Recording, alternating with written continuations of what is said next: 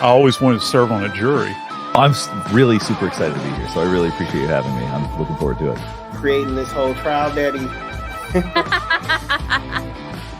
want to give a big shout out to the 13th Jury Podcast and Brandi. Yeah, I applaud you guys. Keep doing what you're doing. That every time you run into Phil Barber, you should reach for it.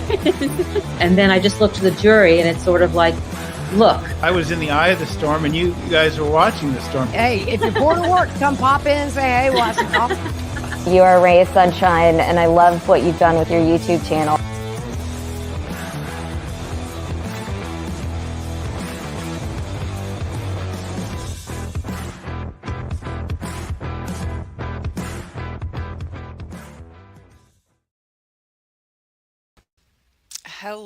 Hello, and good morning. I am still fixing my lighting, excuse me. I'll figure it out. The sun is still down, so where I am, so my lighting is not that great.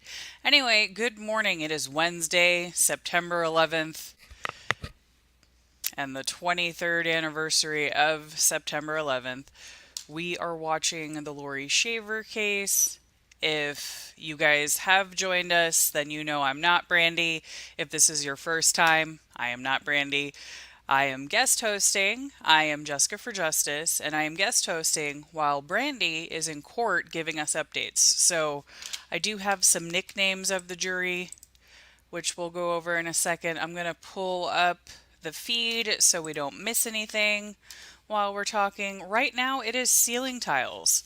So a lot of ceiling tiles. So definitely not missing anything. All right, so I can't see the chat right now. I'm pulling it up. Excuse me, I'm a little slow this morning. I set an alarm, but my alarm didn't go off. Thankfully, my cat vomit alarm did go off this morning. So that's what woke me up. The cat vomit alarm. I'm sure if you have a cat. Oh, calm down. I'm trying to get the chat open, and then I had double play. So sorry if you guys got an echo for a second. All right, I see. Oh, gift subs already. Thank you so much. Wow, we're off to a great start this morning.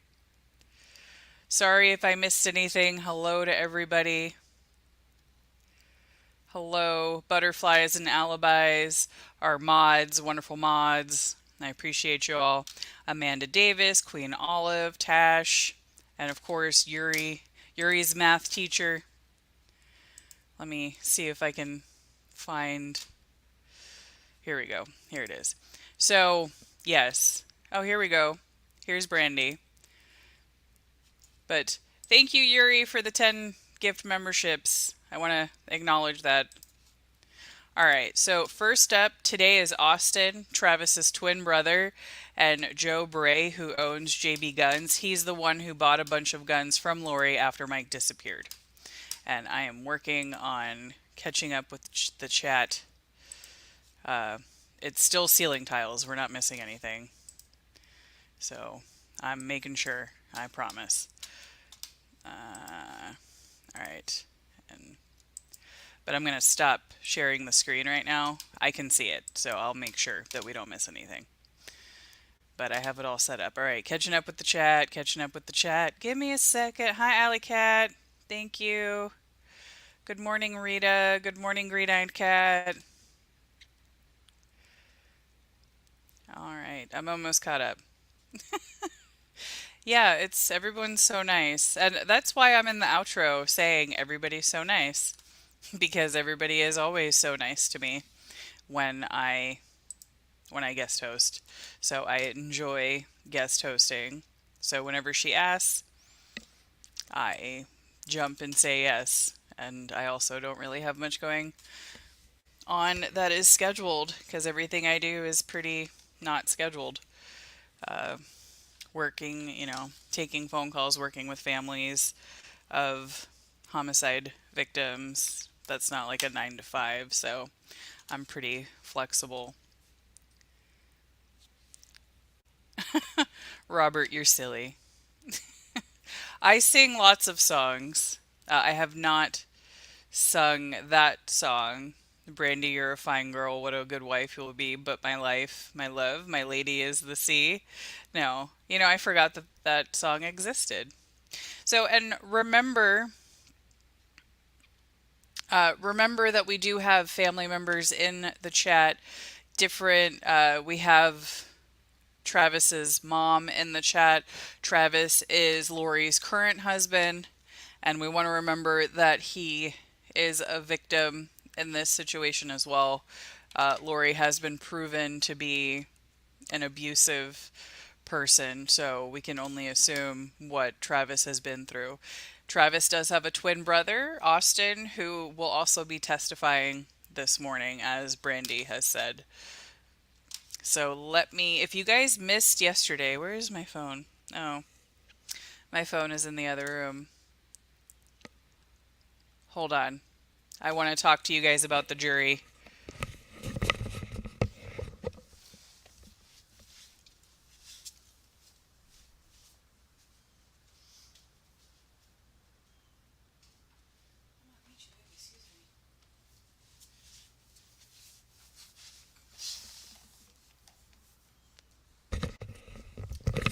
Okay, and we're back, and I have my phone.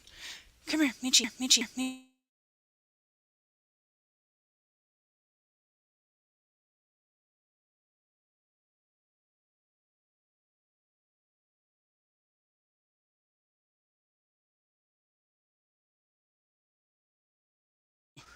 Oh no, it lost connection to the mic. Let's see. Are we back? Yes, we're back. Okay. All right. Yes, Travis is definitely her victim too. And yes, I have a blue lava lamp. So, while I'm looking up about the jury, so my dog is going to be 13, and she's been extra anxious, so she always has to be with me. And I put a blanket underneath my desk, and she doesn't want to use the blanket because she doesn't like touching stuff that's not hers. I'm trying to make it soft. Anyway. Oh yeah, I have lots of stuff behind me. So if you guys can't tell, I love Ghostbusters. I have 2 little Stay Puft Marshmallow Men here. And then this, one of my friends made. It's my dog as the Stay Puft Marshmallow Man, and then me as a Ghostbuster. And then stay humble, be kind, work hard, justice matters. What a wonderful world it would be if people had hearts like dogs, and then a bunch of books. All right. So, we're going to recap about the jury real quick. Was it your cat's vomit alarm or your cat's vomit alarm? Well, the cat vomited and it woke me up, so it definitely alarmed me. All right, so breakdown of the jury. There are 8 jurors, 2 alternatives. There's 3 men, 5 women. And the first woman, Brandi didn't get a good look at. She is in her late 40s, maybe. There is another gentleman that looks like a young Don Cheadle. I hope I'm saying that right. Then there's one that looks like Solange. And I still don't know who the guy from the arthritis commercials are. I'm going to have to look that up because I have no idea who that is. But apparently the next one is a guy from the arthritis commercials. Another one looks like a middle school PE teacher. He isn't, but he looks like one. Next one looks like me, but with lighter hair. So she is dirty blonde Jessika. Which I am naturally dirty blonde. This is not my natural hair color.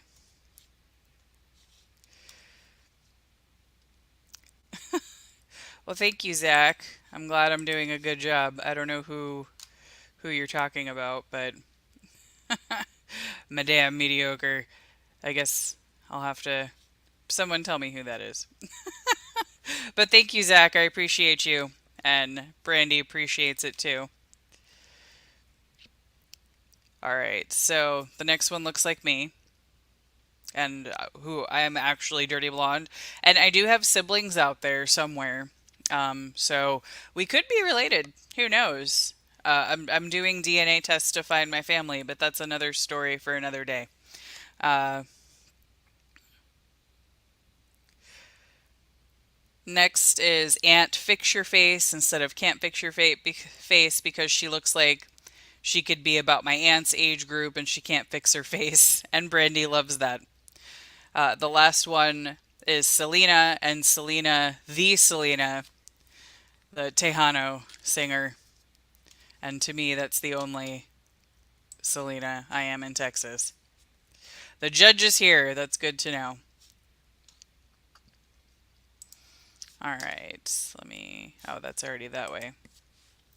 Well, we're ready and raring to go.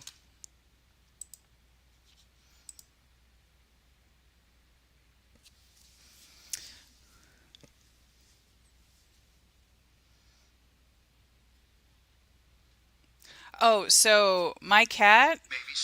Oh, here they come. Oh gosh. Me, hold on.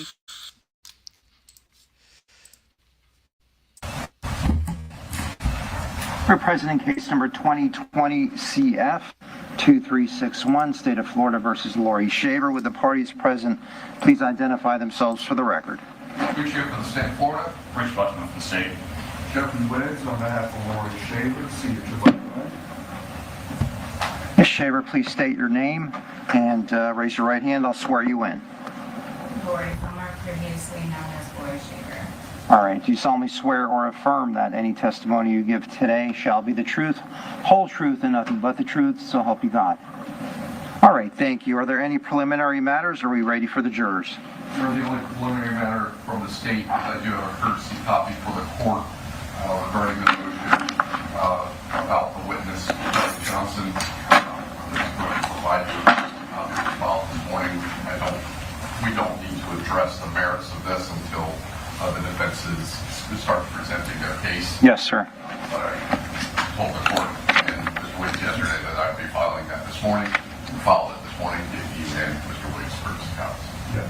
Judge, I've taken up at this time. The state is seeking to exclude Ms. Johnson as the minor's guardian in this case. Judge Singletary had signed an order appointing Ms. Shaver as counsel on behalf of the minor child. Ms. Johnson on behalf of the minor child. She's aware, the state was aware that the child had a guardian appointed. And the concept was, and the understanding is, that somebody's representing the child and somebody would need to appear at the time that she testifies to vouch that her testimony is free and voluntary. We had filed, in addition to that, a motion to appoint a psychological, sociological expert for analysis of the minor child to request payment by the state. We did that requesting that there be evidence to be offered in the court that nobody's tampered with the child, that the child's testimony is free and voluntary. The state objected to that. The state objected to Ms. Johnson even being appointed. Judge Singletary saw fit that Ms. Johnson be appointed in the cause. So the state has all along known that Ms. Johnson is a representative of the child, was likely to be called on behalf of the child, and there's no prejudice that the state has inured to the representation that Ms. Johnson has not formally been listed as a defense witness on the defense witness list. They were on notice the whole time that Ms. Johnson's involved in the case and representing the child. As I advised the state yesterday at the court, that the competency of any minor is always an issue, and somebody has to vouch that the child or the minor's testimony is free and voluntary. That's why we sought the additional appointment of a psychological expert so there'd be all alleviation of any doubt that the testimony is free and voluntary. And I stated to the court as well that Ms. Johnson's testimony would be called for a limited purpose, and that is to advise the court that she's gone over the rights with the minor child. She's spoken with the child, that the child appears the desire to testify free and voluntary, that there's been no coercion, no tampering with the child, and all testimony and interviews have occurred in her presence. So her presence is very limited in this case, all of which the state has been aware from the very beginning. And would Ms. Johnson be available for proffer? She'll be available probably tomorrow. Judge, we told her that we believe that the state's going to rest and she'd be available tomorrow. All right, that's what the state was suggesting in their motion, correct? Yes, sir. All right, so what time? Could we have her proffer at 8:30 tomorrow morning? Sure. Mr. Wiggs? That's fine. All right.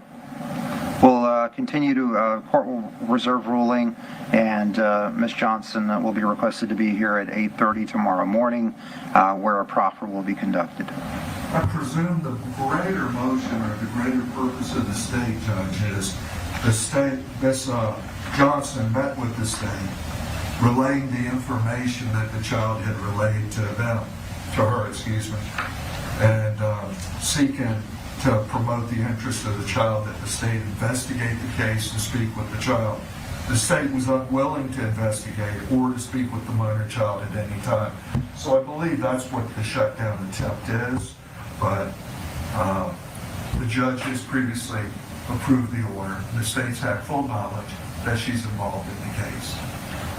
Yes, sir. Your Honor, Mr. Wiggs has insinuated this on multiple occasions of the state's refusal to talk to her. We deposed her. We subpoenaed her. By way of subpoenaing her, we gave her immunity for her statements, knowing what Mr. Wiggs said she was going to say. So these references that the state refused to talk to this child is patently false. It's on the record that there is a deposition of her where I questioned the witness about what happened in an official setting once the witness, and that happened after the witness was listed by Mr. Wiggs. So saying that the state never talked to her, refused to look into this, refused to do it, is just false, and there's record activity that shows that that is not true. And what they did, Judge, is late in the game they spoke to her, way after we originally proffered to the state what she would say.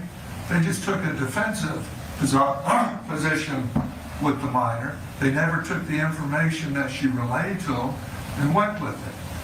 The information that we had relayed to the jury in our opening about Mr. Townsend's involvement. They never did a thing with it. So the only thing they did is they took a defensive deposition late in the game. The court will reserve ruling, and the matter will be addressed tomorrow morning at 8:30. Thank you. All right, thank you. Any other matters? One other matter, Judge. Ms. Felmer brought to my attention, looking at social media, some of the state's witnesses have been on social media, monitoring social media, and those witnesses were Kendall Davidowski, Kendall Windsor, I think her name is now, and Rebecca Filmer. We have screenshots of their communications and that they were looking at it and commenting on it on social media yesterday, long after the rule of sequestration has been voted. If I need to approach the court, show the court the screenshot. Have you shown the state? Have you shown the state? Please show the state if you would.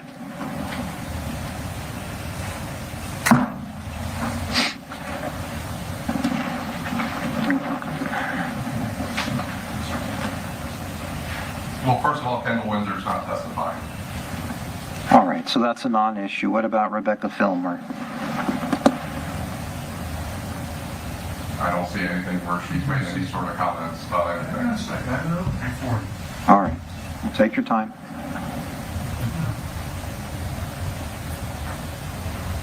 This is supposed to be 4 hours ago from yesterday, which is like daylight podcast. And there's 3 of them on her. We're on court 2 day is yesterday. We can address it when Ms. Filmer testifies. All right. Then are there any, court will reserve ruling. Are there any other issues? Yes. That's it, Judge. All right, we'll call the jurors in. Thank you. Please call the jury.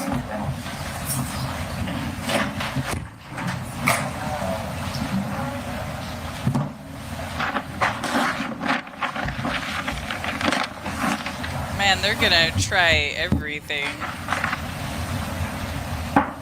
They're monitoring everybody.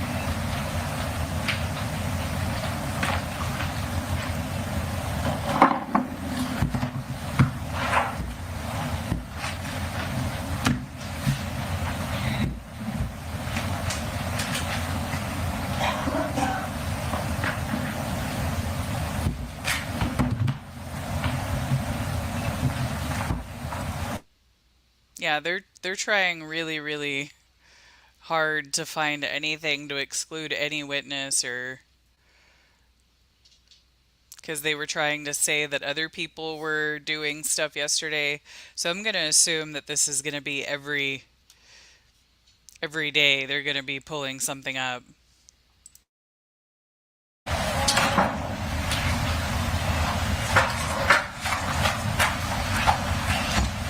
Good morning. Please be seated. I see that all of the members of the jury have returned. And a question for all of the jurors. Have you spoken to anyone about the case? Okay. Have you spoken to each other about the case? Okay. Everyone has indicated no to those questions. And have you interacted with any of the attorneys? Okay. Everyone has indicated no. Have you viewed any media concerning the case? Okay. Everyone has indicated no. Have you conducted any research regarding the case? Everyone has indicated no. Thank you very much. Thank you again for your time, attention, and patience today. State, you may proceed. State calls Robert Seha.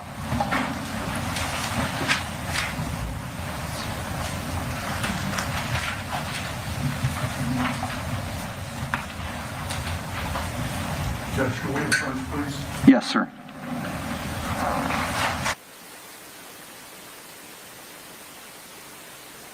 So I guess they're watching us.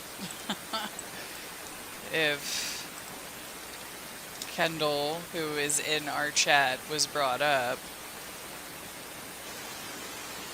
she's doing absolutely nothing wrong. She's not a witness. And we are here to support you, Kendall. I know that today is going to be a tough day, but we're all here for you. And fuck that. Fuck Laurie. Like, they're trying literally everything, and I'm sorry that they brought you up. Whoop.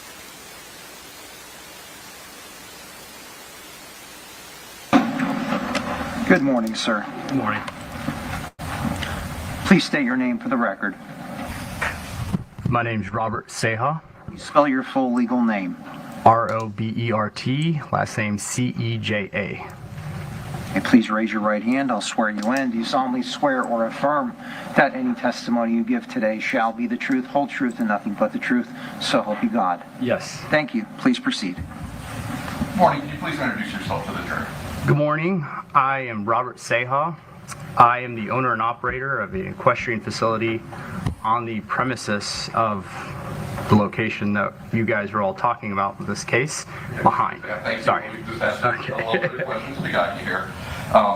When you're talking about you operate that facility, was that a piece of property which was a neighbor to the Shaver residence? Correct. And through that, did you meet Laurie Shaver? Yes. And do you see her in the courtroom today? Can you identify her by something that she's wearing? Yes. Right over here in the black blazer. Okay. Which seat is she in? In the middle. Okay. Now, did you ever know Michael Shaver? No. Had you ever met Travis Filmer? I have. Okay. Now, when did your business move into that property? 2016, operations started to begin. Okay. And do you remember what month? The summer months. Construction phases happened a couple months in the summer months, and then started getting heavily right between the summer to the Now, at some point, did you purchase a firearm from Laurie Shaver? Yes. And what was the circumstances that happened? Circumstances where I got a text, would you be interested in a firearm, or someone that you know of? And who was that text from? Laurie Shaver. Okay. And did you express potential interest? Yes. And can you describe the firearm that you would sell? Yes, it's a pink .38 special with black handle and a little bit of chrome or gray. Did you end up purchasing this one? Yes. Now, at some point, law enforcement had come on to the property for a couple of days executing a search warrant. Were you aware, or did you ever see that activity? Yes. Do you remember when the purchase of that weapon was in relation to that search? Approximately 3 months, 2 to 3 months beforehand. Okay. And did you end up purchasing that weapon? Yes. Showing you it's previously been marked as State's Exhibit R for identification. Going to go ahead and just pass. A pair of scissors here. Let's go ahead and open it up with the seal there.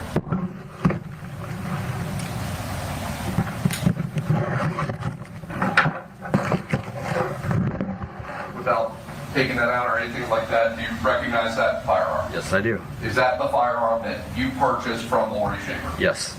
And the color and other features of it are distinctive to you? The colors match and very distinctive.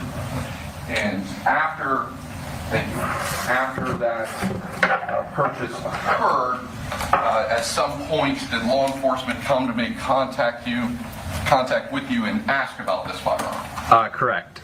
And at that time, did you turn this firearm over to law enforcement? I did. Your Honor, this time the state moved State's Exhibit R into evidence at State's 26. Judge, again, we renew our objection. It's not relevant. It's not probative to any material fact in this case. This gun has not been linked to this crime in any form or any manner. All right, the objection is overruled. States R will be entered into evidence as States number 26. Thank you. No further questions. Thank you. Mr. Wiggs? Yes. Morning, Mr. Seahas. How are you? Seha. Pardon me? Seha. Seahas, okay. Excuse me. When you purchased this gun, no statements were made by Ms. Shaver indicating it had been used in any crime or any ill-motive purpose, correct? Correct. Okay. Do you know if Ms. Shaver had ever sold any other items from her residence? Not to my knowledge. Okay.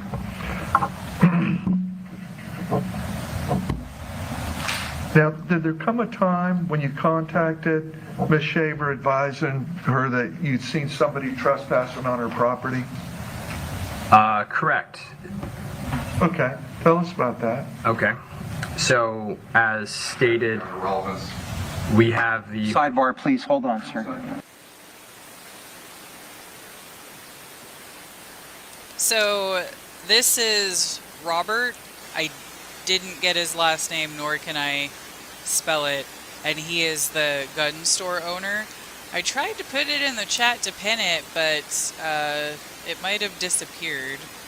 I don't see it in StreamYard to be able to pin it, but this is Robert. So this poor guy was waiting to testify yesterday and got sent home because obviously he didn't get to testify. What is the issue with this? Yes, Magnolia Gypsy, he does. The defense's normal questions are, were you there for the demise of Michael Shaver?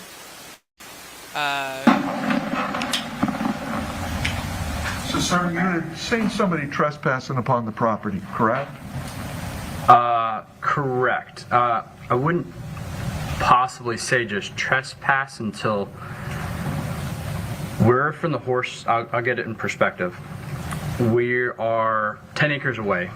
On the other side, I see a human silhouette. I don't know at that time if anyone was supposed to be there or not, but from the current situation of, I believe that Laurie was off the property, no one should be there. At that point, I would assume it would be on the terms of trespassing, but not 100%. But you knew Laurie was off the property at that time or away from the residence? Correct.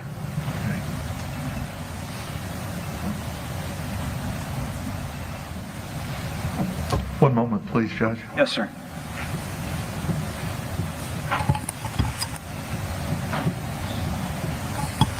No further questions. Thank you, Judge. All right, thank you. State? Just say when did that happen? I cannot recall. Was it 2019, 2020, 2021? It would be in the realm of 2018. Okay. And so sometime in 2018, but you don't know when. Springtime, possibly around 2018, if I'm recollecting around there. And you didn't see this silhouette carrying anything or doing anything? No, as 10 acres is, depending on where you're at, about 660 feet to 1,000 feet away. It's a little bit harder to see. Mm-hmm. And you actually don't even know who this person is? No clue, nothing. And you are just assuming that this person was not supposed to be there?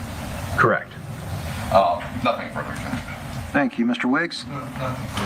May the witness be released from his subpoena? Yes, sir. All right. Thank you for appearing, sir. You're released from further testimony. Have a good day. Your next witness, please. State calls Joseph Bray. Maybe this is the gun store owner. I mixed them up.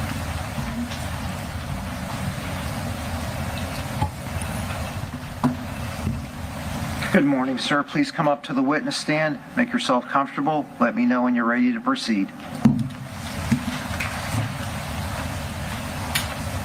Yeah, most of these witnesses are nothing burgers so far, and I mixed up the witnesses. So this was, I think this is the gun store owner.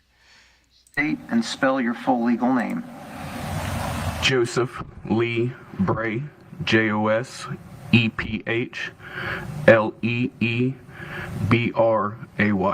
Please raise your right hand. I'll swear you in. Do you solemnly swear or affirm that any testimony you give today shall be the truth, whole truth, and nothing but the truth, so help you God?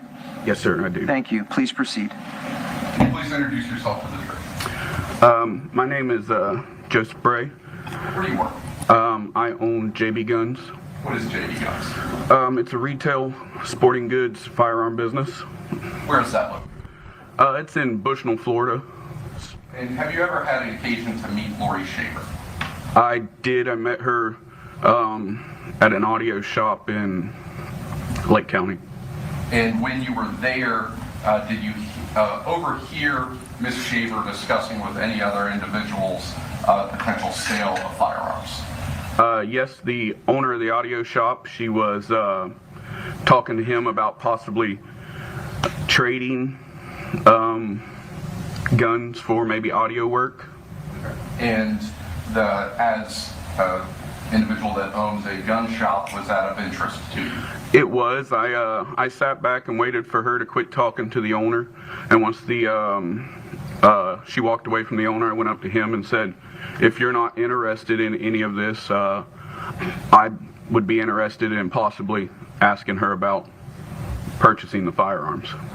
And did you ultimately, are you aware whether or not she did in fact sell any of those firearms to the audio shop? I believe she did trade one firearm to the audio shop owner. Did you end up purchasing any firearms from her? I did, yes, sir. And the how many firearms and what was the price that you paid? I purchased 9 in total from her, and I believe we agreed on $1,000. And what kind of firearms did you purchase? There was a little bit of everything. There was a AR-15, there was a few Colt revolvers, older revolvers, Maverick 88 shotgun, an old 410 bolt action shotgun, an old FN 1900, and there was a Marlin Model 60 and I believe a Winchester 94. And at some point, did you reach out and tell law enforcement about these firearms that you had purchased? I did, yes, sir. After I saw the news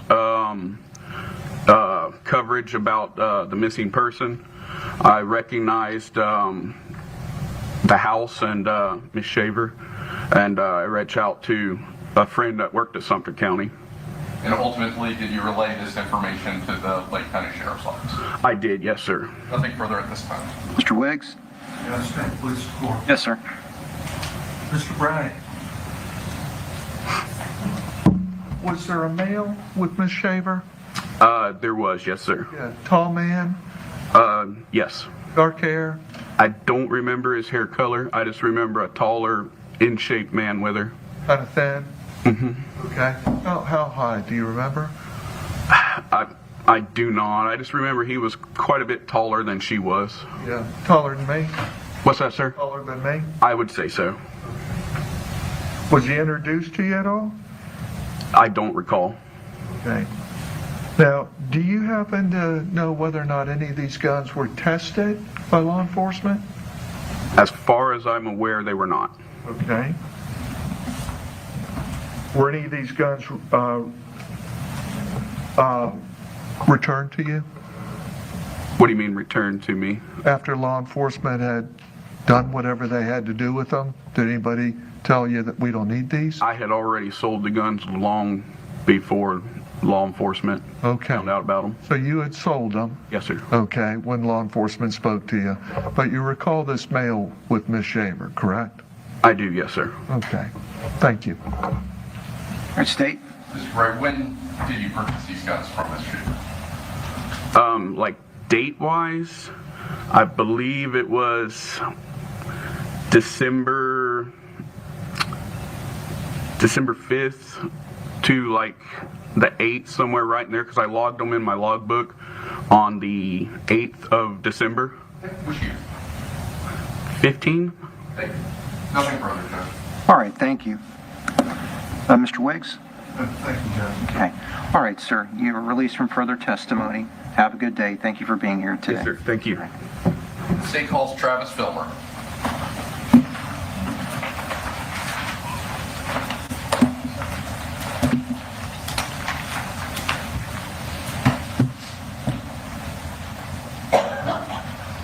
All right, good morning. Please come up to the witness stand. Please be seated. Make yourself comfortable. Let me know when you're ready to go.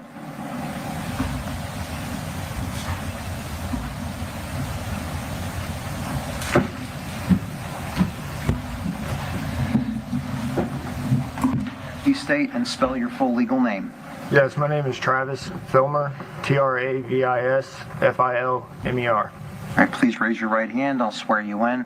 Do you solemnly swear or affirm that any testimony you give today shall be the truth, whole truth, but the truth, so help you God? Yes, sir. Thank you. Please proceed. Morning. Please introduce yourself to the jury. Hi, my name is Travis. I'm Laurie's husband. And are you a convicted felon? Correct. How many times have you been convicted of a felony? I have 2 charges against me. 2 convictions. Would it help refresh your recollection of that if I showed you your judgment, sir? Sure.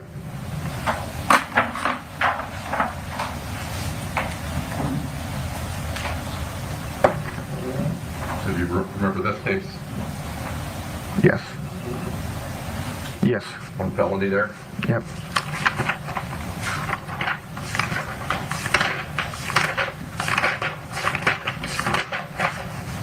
In this case, 2 felonies there. Oh, so when I was 18, that was 2? So that's total 3. Okay. Yeah. You agree with that? I do. Now, you said you're Laurie Sheaver's husband. Correct. Can you identify her and point her out in court today, please? Laurie's right there. And which seat is she sitting in? The second. And how did you meet Ms. Shaver? I met Miss Filmer at through my brother. He knew her from the gym, and he introduced us at her residence at a get-together that he had put together with his now current wife. And when was that get together? Late January 2016, I believe. And why did your brother put together a gathering at her house?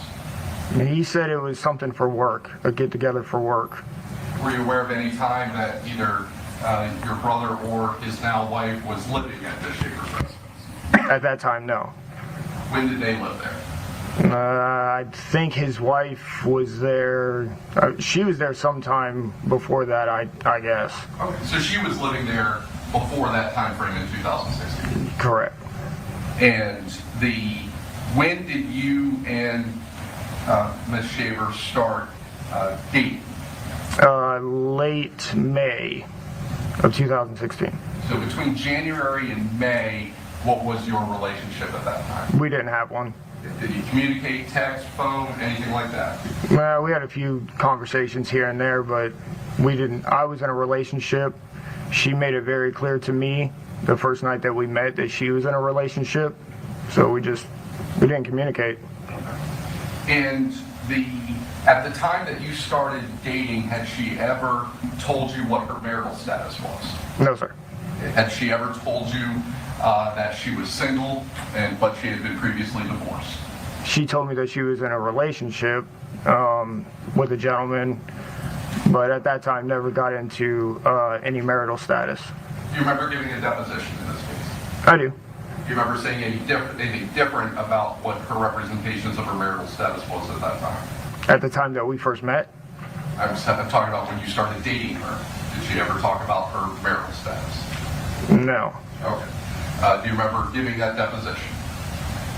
I remember having a deposition, correct.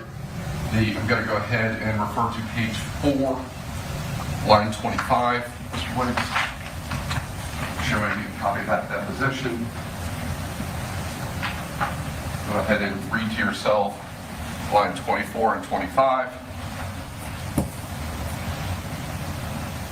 Yeah, that didn't happen at that time. Had she ever told you that she was divorced? Yes, sir. All right. What was her ex-husband's name then? Michael. And what did she tell you about the whereabouts of her ex-husband at that time? She just told me that they were divorced and that he wanted nothing to do with the family, did not know where he was, and he was not around.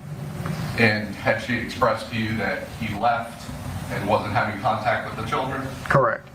And how long did you date until you moved into her home? A few months. Do you remember about when you actually moved in, what month it would have been? Probably July, late July. And who all was living at that home at that time? Laurie, her two kids, and Becca.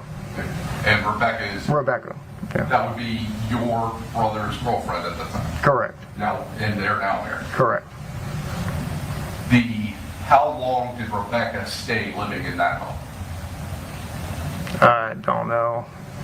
Did she end up moving out around December 31st, 2016? I have no idea. Okay. And in December 31st, 2015, did you have some sort of commitment ceremony with Laurie Shaver? I'm sorry, you just said December 31st, 2015.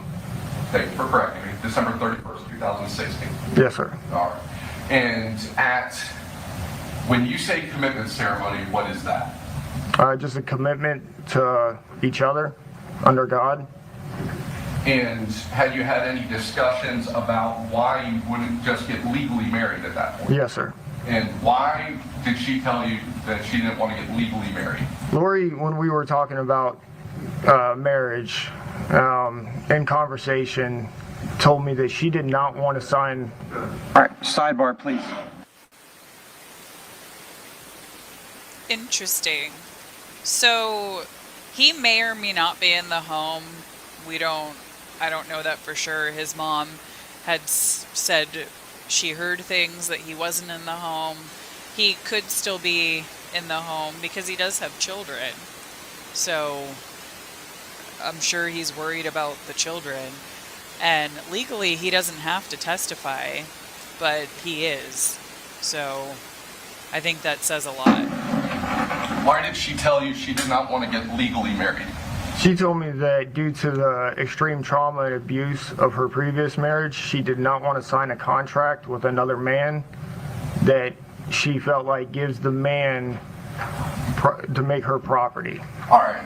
Do you remember giving a deposition where I asked you a very similar question? Yes, sir. And at that time you said she didn't want to get married because she had financial issues. 100%. Okay. So not what you just said. No. But financial. Together with what I just said. All right. I'm going to go ahead and show you that deposition. Just going to go ahead and ask you to reference that section where you're talking about that. I'd ask the state to advise them the page and line that they're referencing. Yes, please recite the page and line number. Thank you. It is page 8, lines 8 through 11.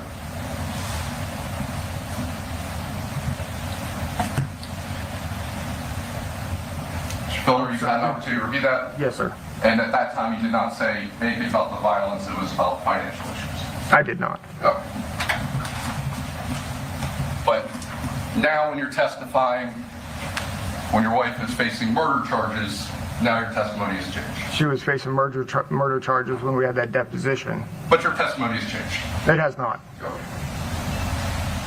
Now in September of 2016, did you help pour a cement slab in the backyard of the residence where you are now living? I did. And who helped you with that? Laurie.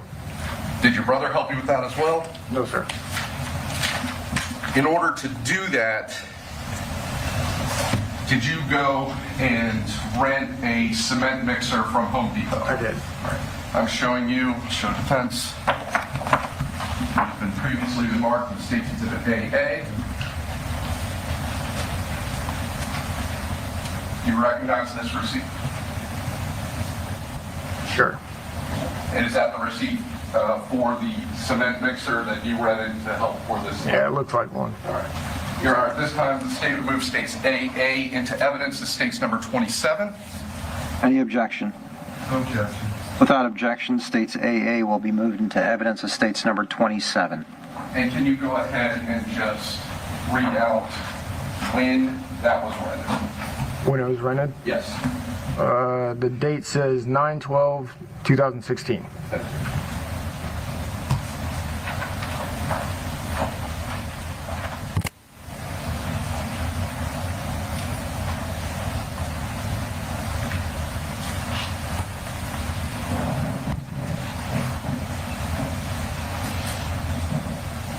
At that commitment ceremony that you referenced in December of 2016, what was Laurie wearing?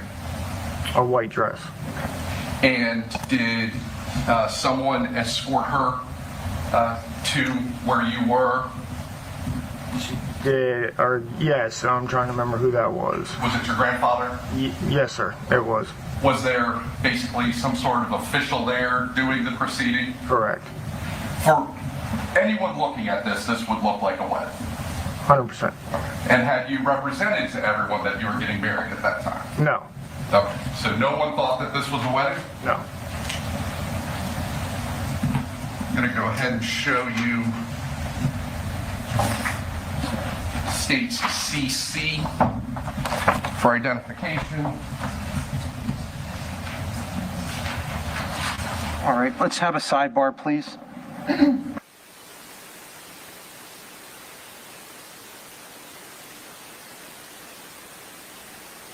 I wonder what the next sidebar is about.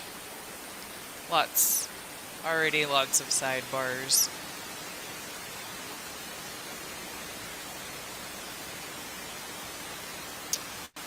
Yeah, that's the question. How did the body get in there? Who did the foundation, etc.? Yeah. There's a lot of unanswered questions for the defense. All right, thank you. As a housekeeping matter, State's AA exhibit or item of evidence number 27 is now properly marked for identification purposes as State's BB Bravo Bravo and has been entered into evidence as State's number 27. All right, please proceed. Thank you. Showing a witness what has been previously marked as State's CC. Do you recognize that photograph? Yes, sir. Is that a photograph from this commitment ceremony? That is.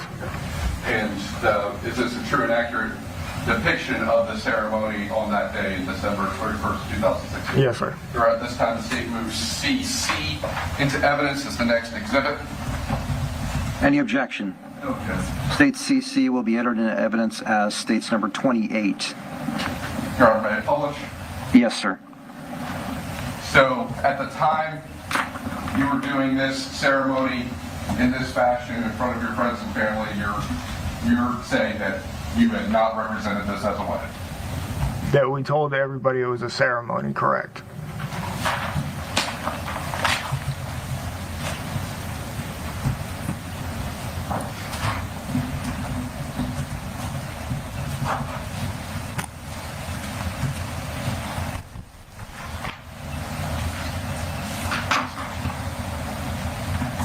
Now, in 2018, law enforcement responds to your home, and eventually skeletal remains are found in your backyard. You remember that? I do. And at that time, did you ask Miss Shaver how that body got back? I did not. So this person that you were in this committed relationship with, that had told you that her husband had just left, just had no contact with the kids, there's a body found in the backyard, and you don't ask her a single question. That's not exactly what happened. Laurie called me on the day that the detective showed up at the house. I was at work. I had just gotten off work, and she called me sobbing, crying, and I asked her what was wrong. She proceeded to tell me that detectives had shown up at the house and they were asking about Michael. She then told me that they had left. I told her I will be home shortly. I worked real close to where we were living, and I got home, walked in the house. As soon as I walked in the house, a detective knocked on the door. He proceeded to ask me if I knew anything about Michael. I said, no, I've never met him. I couldn't even tell you what he looks like if you showed me a picture. And which detectives did show me a picture. I was like, okay. They just told me, we'll be in touch. And that was that. I walked back in the house. I told Laurie, I said, it looks like something serious is going on. You need to get an attorney. But specifically, you did not ask her anything about the fact that that body was from the backyard. Correct.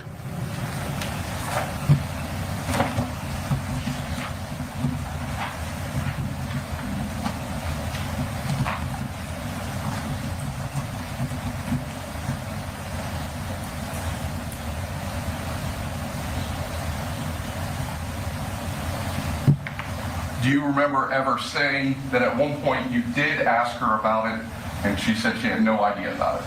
No, sir. No.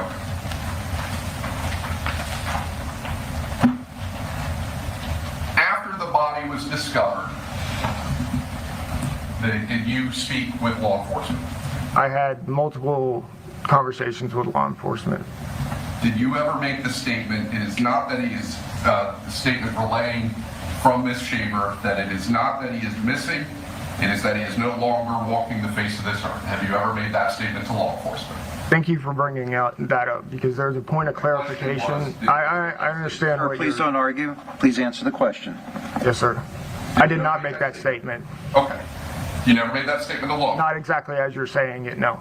Did you ever make that statement to Robert Prober? Not as you're saying it, no. And who is Robert Prober? He's somebody that I have done work for. Is he a friend of yours? No, sir. Have you known him for a long time? I have known of him for a long time. You have no issues with him, though? I do not. you are now officially married to Ms. Shaper, correct? Correct. When did that occur? 2020. Do you have any children with her? I do. How many? 2. What are their names? Erilyn and Samuel. Has your relationship with your brother and your family changed in any way since you started a relationship with Ms. Shaver? Not since I started a relationship with her, since this investigation started. Has there ever been a time where Ms. Shaver used your phone to text your brother where she was acting as if she was you? Not to my knowledge. Have you ever told anyone that she did that? No. Nothing further, Judge. Mr. Wiggs? Yes, please, court. Yes.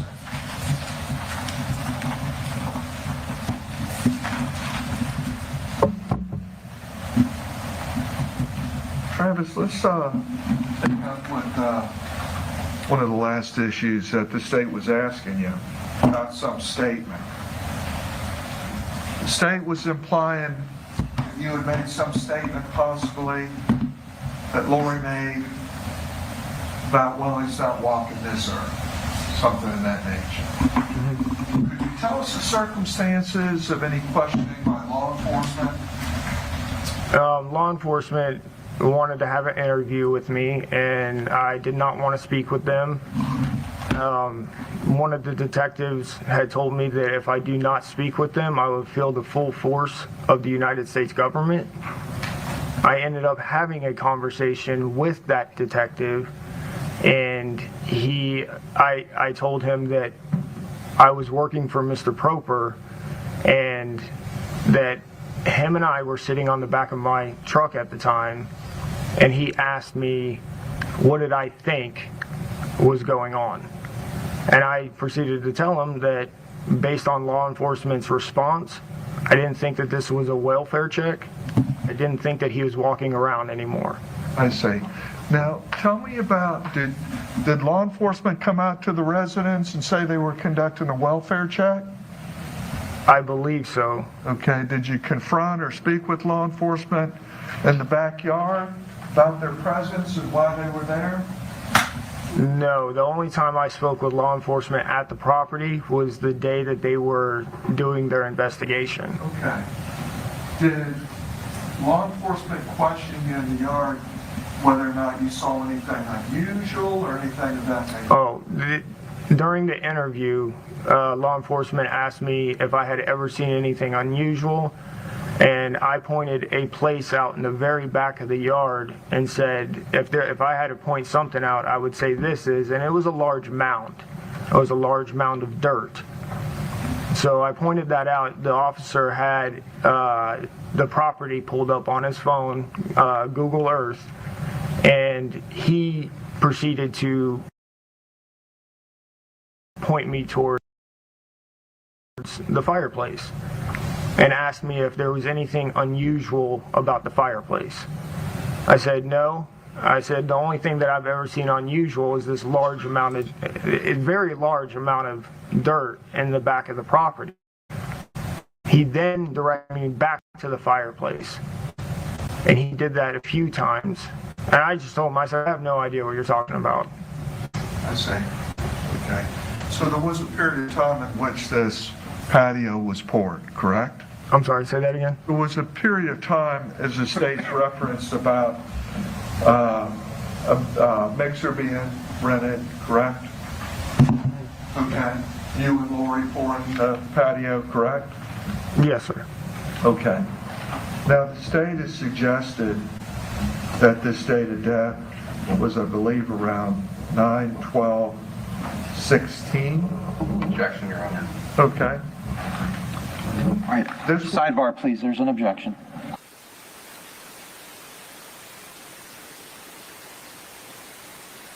Of course, another objection. And, we have to remember that Travis has been with her for years, and she has a history of abuse, so I would assume she's doing the same thing to him. There's children in the household. He has kids with her, And there's also Mike's children in the household.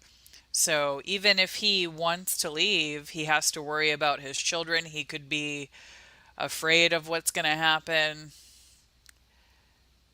There's a lot going on in his situation. Men can definitely be in these situations just as much as women. And she met him shortly after he got out of prison. So he's trying to acclimate to the real world. And if we've watched Love After Lockup, you know, a lot of us have watched that together, then you can see the manipulation that happens and how tough it is for them to get back to the real world. So just remember, you know, and for all we know, he could be planning on leaving, but he's scared for his children. There are kids involved. Hello, Elaine. Thank you. Appreciate you. And we got to remember, his mother is also in the chat. So be kind. We have no idea what he's been through. And we have no clue. So just remember all of that. And let's hope she gets to... Exactly, Elaine. Let's hope she goes to prison and he's able to get the children and get away from her.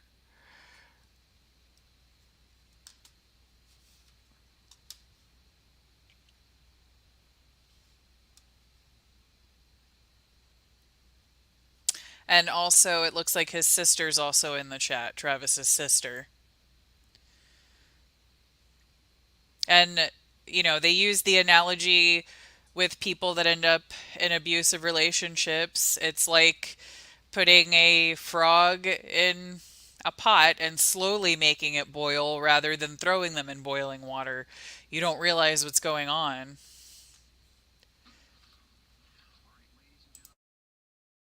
Specific date was stated on the record. Please disregard that date. Thank you. Thank you, Judge.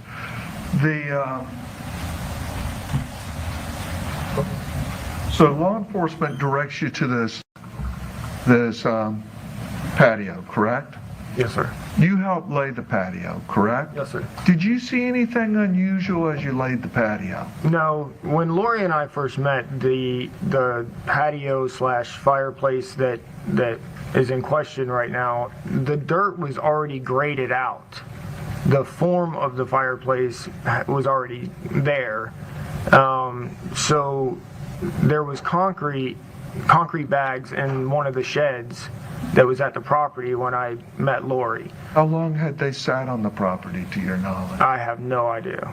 Were they there several months or what? After Laurie and I met? Yeah. Oh, it was months. Did there appear to be any hurry to lay a patio? No, sir. In fact, the only reason why we decided to lay the patio was Isabel, Laurie's oldest daughter, her birthday's in September. So we were going to have a large get-together, a birthday party, and the area around the fire pit was all mud. So we decided, well, the concrete's there in the shed, we're going to go ahead and lay that so people don't have to stand in mud during the celebration. Okay. The mixer that you rented, did you use a credit card or cash? I don't remember. It could have been either or. There wasn't any effort to try to conceal your whereabouts, disguise your presence in there, correct? No. Anybody substitute their presence for you? No, sir. Did you ask anybody other than taking care of this personally? No, sir. Okay.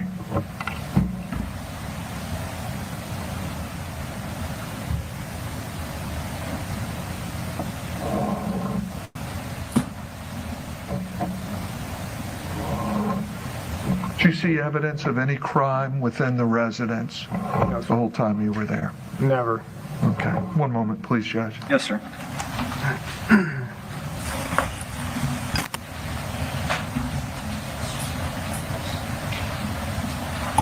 all I have. Thank you, Judge. Thank you, sir.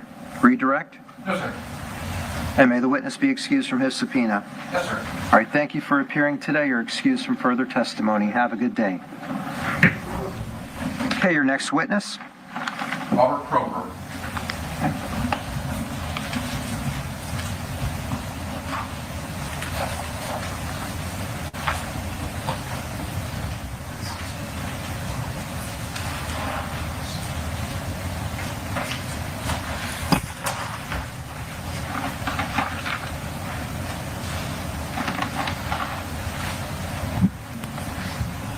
Good morning, sir. Please come up to the witness stand. Please be seated, make yourself comfortable, and let me know when you're ready to proceed.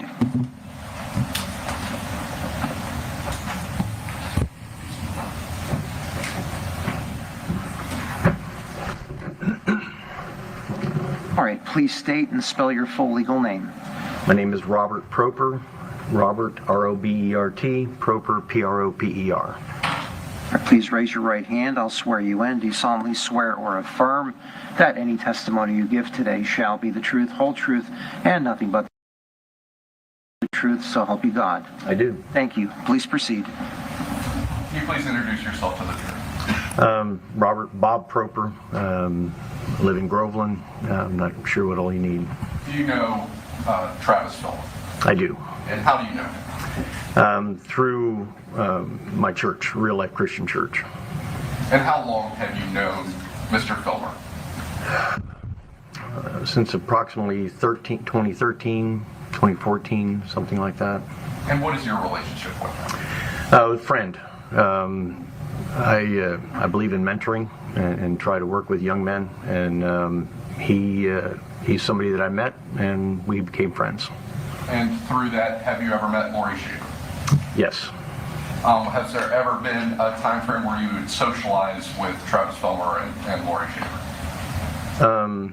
Well, we did have some small group sessions together with other couples. We did financial counseling and some marital type relationship counseling. And do you have any personal knowledge about when their relationship started or when they moved in together or anything like that? Not specifically, no. And had she ever made any representations about what had happened with her prior husband? That she was divorced and he was gone. Now, at some point, an investigation starts and law enforcement is on the Shaver property, and the remains of Michael Shaver are found. Did you have any conversations with Travis Filmer about what was going on at that time? Not specifically about those actions. My interaction with him was a little bit different than that. At any point did he tell you any statements about what Laurie said about her husband? Objection. Sidebar, please.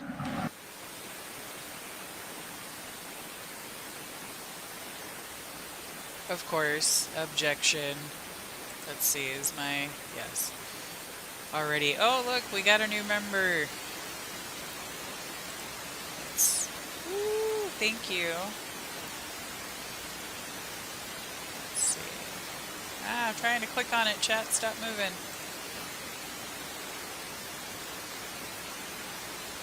Yeah, so her husband, Laurie's husband, just finished testifying. I believe. It's okay. All right. Ezra, please. Okay. And I believe his brother is going to testify too. We'll see.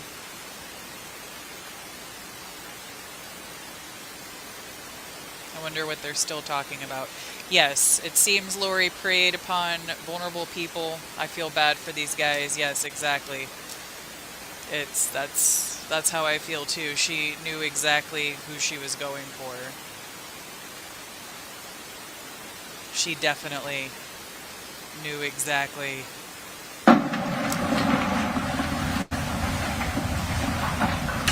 Did Mr. Filmer make a statement that he said represented from court here? Yes. Yes. What was that? We were discussing Mr. Shaver's disappearance, and he made the statement basically that it wasn't a matter of he was missing, he was no longer walking the earth. Nothing further, Judge. All right, Mr. Wiggs? Yeah, and please the court. And was that Mr. Filmer's opinion? He's the one that told me. Yeah. He made some statement to you that, well, maybe he's not walking this earth, correct? He told me that it wasn't a matter of missing, that it was a matter of he wasn't walking the earth. That was what he speculated. That was his statement to me. What he speculated, correct? His statement to me. Argument. It was his statement. Overruled. Please continue. I'm sorry? That's what you speculated his thought process was, correct? No, sir. Did you get any statement in writing from this man? I had no need to. Did you have a counseling session with him? I'm not a counselor. I'm a friend. Do you do any counseling? Not professionally. Okay, do you do any premarital counseling? Not professionally. Okay, well, I mean, you don't hold a degree. Correct. Do you unofficially hold yourself out and do any kind of counseling?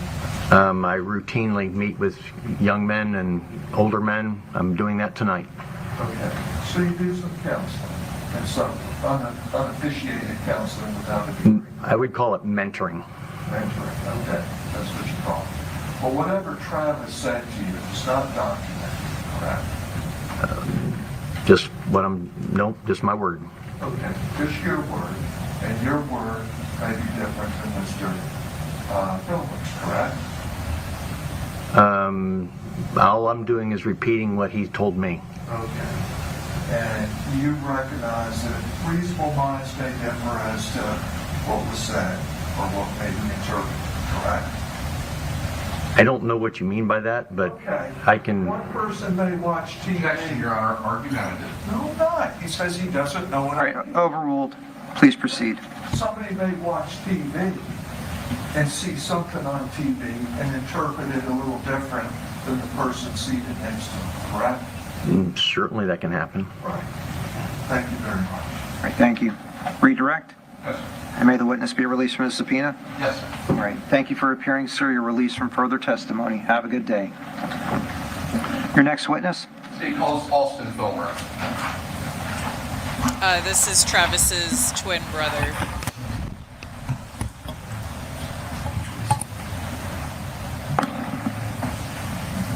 That's your twin brother? Yes, sir. Come on up for a sidebar. Thank you. So this is Travis's brother that's going to testify next, and Kendall, who is Travis's and Austin's mom, and she is in the chat.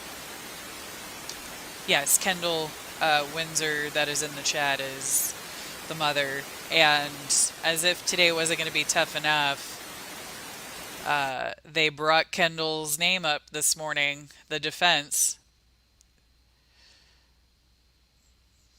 saying that she's been talking on social media, but she's not a witness. And also, Travis and Austin's sister is in the chat. So let's make sure that we're showing support to the family.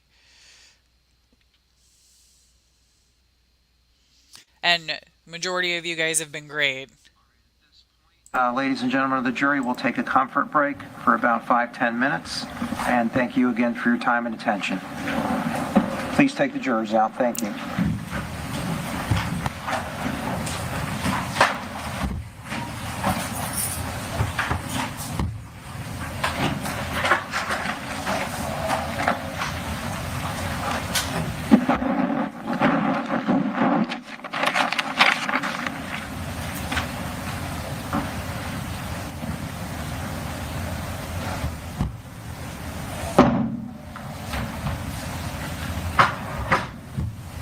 All right, please be seated. All right, sir, I'm going to make a preliminary inquiry. I'll swear you in. Please state and spell your full legal name. My name is Austin James Filmer, Austin, JAMESFILMER. Please raise your right hand. Do you solemnly swear or affirm that any testimony you give today shall be the truth, whole truth, and nothing but the truth, so help you God? Yes, sir. All right, sir. And are you married? Yes, sir. Who is your wife? Rebecca Urbanowski. Okay. And so Rebecca Urbanowski, not Filmer. Correct. She didn't take my last name. All right, sir. And have you at any time seen your wife, Rebecca Urbanowski, conducting any research regarding this case? No, sir. Okay. Did you see your wife viewing any media concerning this case? No, sir. Okay. Have you done any research concerning this case? Have you viewed any media concerning this case? No, sir. Has your wife Rebecca spoken to you about conducting any research in the case? No, sir. Has she spoken to you about making any comments on social media about the case? No, sir. All right. And does the state wish to inquire? Okay, Mr. Wiggs. Do you know if your wife's been looking at any social media? No, sir. Okay. Thank you. All right. Is that to the satisfaction of the parties? All right. Then let's take a 5-minute comfort break while the jury's out. And Mr. Filmer, you're welcome to leave the witness stand if you wish. And Okay. We'll call you back. Okay. As soon as the break's over, we'll call you. All right. We're in recess. Yes. Okay.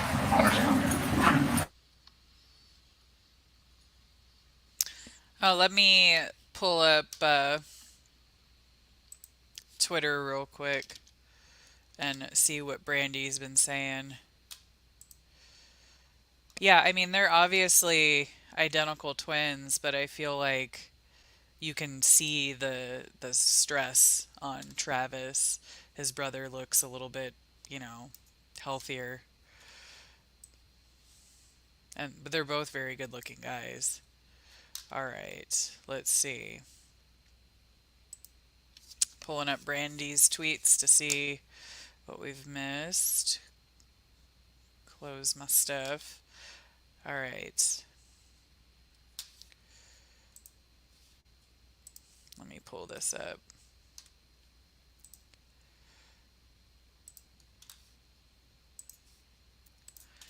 All right. So, jurors are watching the interaction between Wiggs and the witness right now. One just smirked and one shook his head. I don't think that went over the way Wiggs hoped it would. And so that was the last witness, not Austin, the church witness. So, let's see, any other information going a little out of order? Yeah, so Joe Bray and Robert, I don't know how to say that, both purchased guns from him. That's why I got confused. I thought he was the gun store owner too.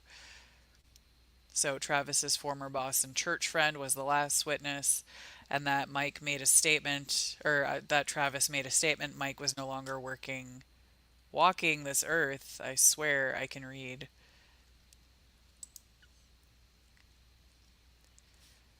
So we thought that Austin was going to go first. His twin brother, who spent a lot of time at the Shaver home after Mike's disappearance. So haven't missed too much. But if you're not following Brandi on Twitter, I would definitely do that. Because she is giving updates in the chat on Twitter. So when we can, I'll show it on the screen while we're waiting. But right now we get to look at a clock. So they should be back in about 3 minutes. Because in the beginning, the defense had brought up his wife, Austin's wife, saying that she was doing stuff on social media, had seen some stuff, so that's why they're asking that. They also brought up Kendall Windsor, who is Austin and Travis's mom, but she's not a witness. She's been in the chat here with us. Yeah, I'm not really sure what the defense's angle is right now. Uh,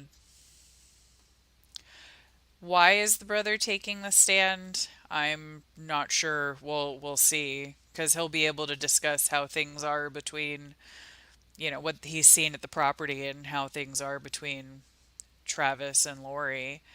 And Travis has been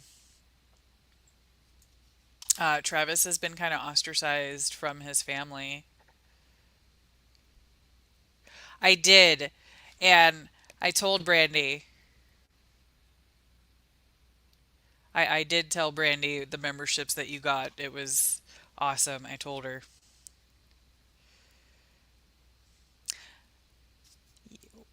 Yeah, yeah.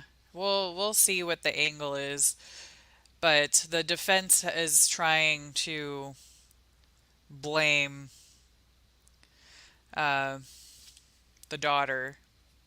So Austin is older than Travis by 4 minutes. So the daughter is testifying later. So tomorrow morning they're going to discuss some stuff about the daughter's testimony. They had talked this morning a lot about the child, which annoyed me. Yeah, her Missy's Angels has a good point. Her first victim that we know of is Michael. Second victim is the ex-married lover that she blames for burying Michael. Third victim is her current husband, and the fourth victim is the kids. I absolutely agree. And her poor child has thought that she's killed her dad for the last however many years. If imagine having that, imagine thinking that you killed your father. Because the kid says she doesn't remember her dad, so if she doesn't remember him, how could she remember killing them? It doesn't make any sense. And that's coming from the family. So, yes. So, Laurie and Travis did a commitment ceremony type of thing.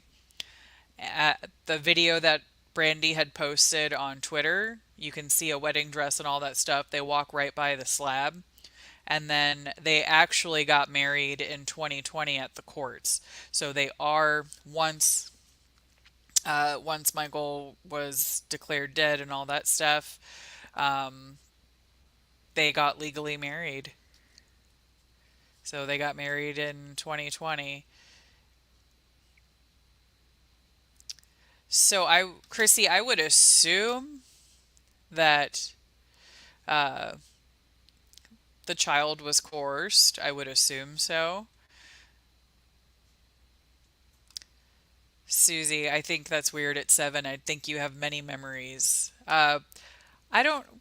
Trauma messes with your brain. My memories of being a, a child are not very good. I don't really remember anything from when I was a kid, but at 16, I probably would have had better recall of that. She's 16 now. So we don't know how traumatized the kids are and how easy they are to manipulate, which it's when you have a parent like that, it's very easy for them to manipulate. Yeah, it's possible the daughter witnessed everything, and the way that our brains work, maybe she blocked it out. Who knows? But right now, the defense is saying that the 16-year-old, when she was 7, defended her and killed her father by shooting him. And then the ex just happened to come along and see that and take care of it and bury the body. So,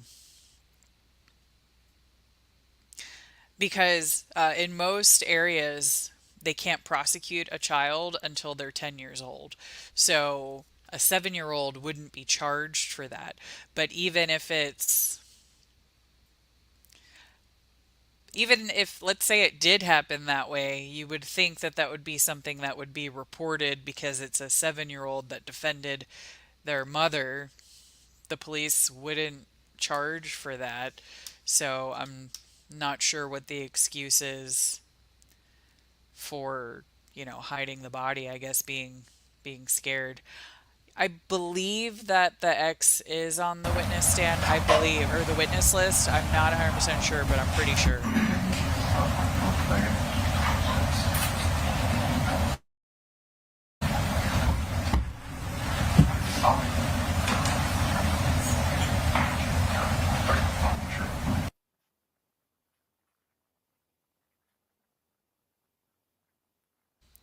So Travis and Laurie are still married. And so there was a guy in between Michael and Travis that was also married. And she's saying that that one helped her bury the body. The 16-year-old is Isabel. So Isabel is on the witness list, and they were discussing all of that this morning about the testimony. Go, take your time.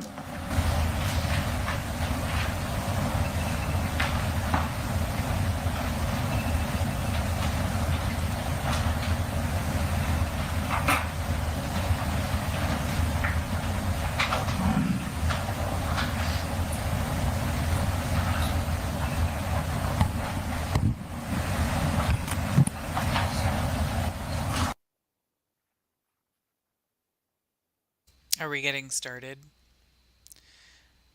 If the mods could put the chat or put the link for Brandi's Linktree or Twitter. Somebody was asking for the link. Anybody that wants any of the links, they're also in the description of the video. So if you don't see it in the chat, Brandi does have the links in the description.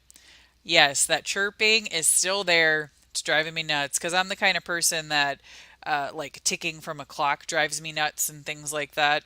So to me, it sounds like somebody's iPhone alarm is constantly going off, but I'm guessing it's probably something shaking near the mic, like the AC or something. So Wiggs is the defense attorney. That's the gentleman who's back of the head that we see right now. Is it rude to tell the dental hygienist to shut up so you can listen? I mean, are you able to respond if they're doing anything? I hate that. I hate when they talk to me. Yes. Yeah, there was more than one guy in between Travis and Michael, but I was just making it clear that there was somebody else in the middle. There's probably more that I'm not remembering too. There's a lot going on with this case. Even watching the recap and me sitting here watching the trial with you guys, I'm not remembering everything, or I'm not remembering everything, and there's just so much to follow, and I think the defense is purposely making it confusing.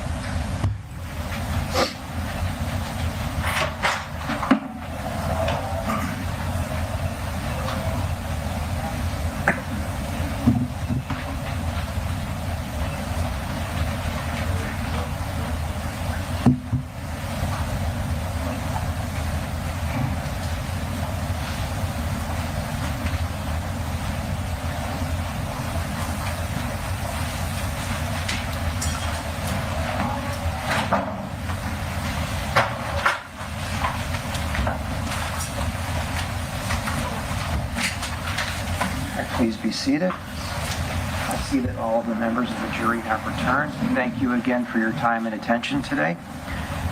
Mr. Filmer, please state your full legal name. My name is Austin James Filmer. Okay, please raise your right hand. Do you solemnly swear or affirm that any testimony you give today shall be the truth, whole truth, and nothing but the truth, so help you God? Yes, sir. Thank you. Please proceed. Please introduce yourself to the jury. My name's Austin Filmer. You know Travis Filmer? I do. How do you know him? He's my brother. And are you older or younger? We're twins. So are you older or younger? I'm 4 minutes older. All right. Do you know Laurie Shaver? I do. And how do you know her? She's married to my brother. You see her in the courtroom, and can you point her out? I do. Right. She's sitting right there. Blonde hair, black jacket, polka dotted blouse. Now, when did you first meet the defendant? It was actually at my place of employment, December 2015, I believe. And where do you work? I work at a fitness center in Claremont. At the time, what was that fitness center called? I was Gold's Gym at the time. And has it changed ownership? Not ownership, but names. Okay, what is its current name? Fitness CF. Now, how did you meet her through, well, let me ask you this. Are you married? I am, yes. And what's your wife's name? Rebecca Urbanowski. Did she also work at that same facility at that time frame? Yes, sir, she did.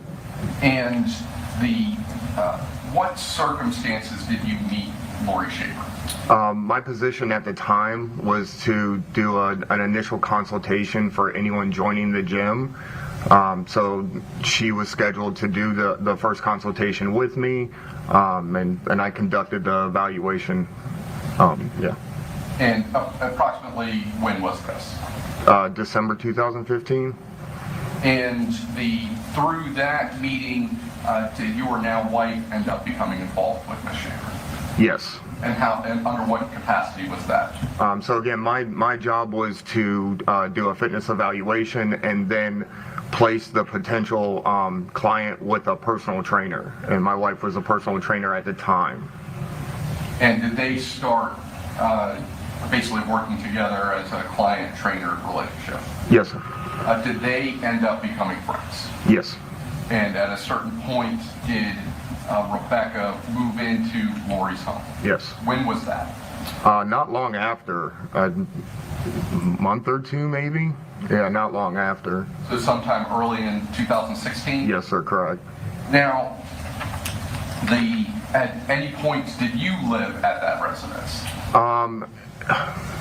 Not per address, but I was there a lot, and I spent a lot of time there. Okay. And that was because your girlfriend at the time was living there? Yep, correct. And how long was Rebecca living at the Shaver residence? At least 6 months, at least. At some point, was there something that you believe to be a wedding in December of 2016? Yes, sir, correct. Did Rebecca stay living at the home until that time? Yes. Now,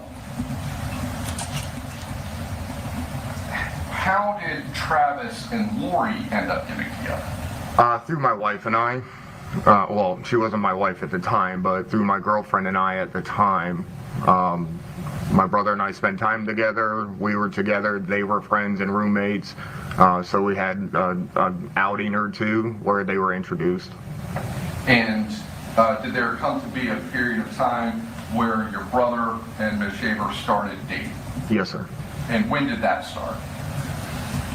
Let's see. Becca was there February, so I have to say maybe April, maybe. And now we're talking 2016? Yes, sir.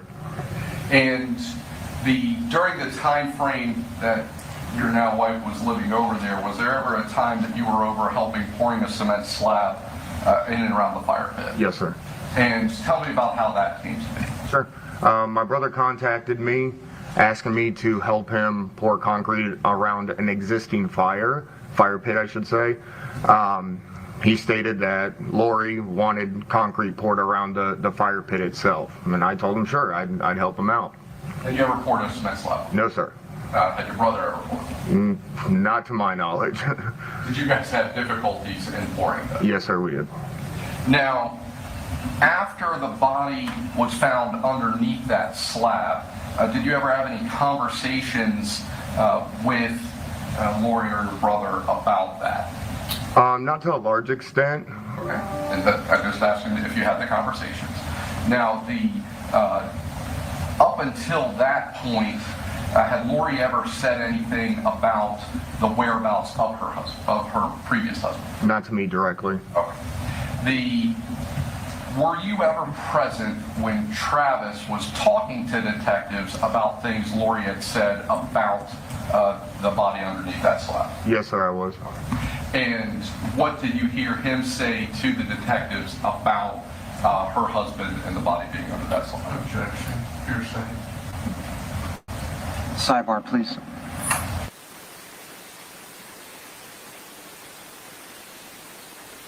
What a horrible thing to find out that you helped cover up a body without even knowing. That's horrible. And yeah, that's definitely a traumatic thing to find out. She involved so many people in this. It's a ripple effect.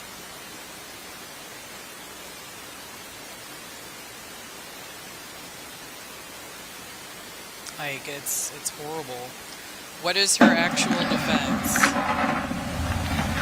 What did you hear your brother say to the detectives about that? So the conversation from the detectives was a conversation that my brother had with another gentleman, and they asked him details of Michael's whereabouts, if he's known anything about their whereabouts.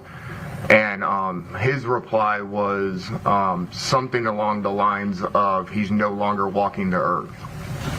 Now, since Laurie became involved with your brother, has your relationship with him changed? Extremely. And how so? For the negative. And do you have as much contact with him? Not nearly as much as we used to. Are you able to visit him as much? No, I cannot go over there. And has there ever been a time that you received text messages from your brother that you thought were unusual? Yes, sir. And why did they seem unusual to you? I know the language that my brother and I use when we're speaking to each other. We say things like bro and dude. I have received texts where that language was completely changed. It was more of a direct language than anything. Yeah. And have you ever asked him about those messages and whether or not he sent them? Yes, sir. And what did he tell you about that? He told me it was not him and that I was blocked on his phone. Has he ever made any statements about Laurie making those texts to you? He has told me that she blocked me on his phone, yes. But as far as the text messages that you said were unusual. All right. Sidebar, please.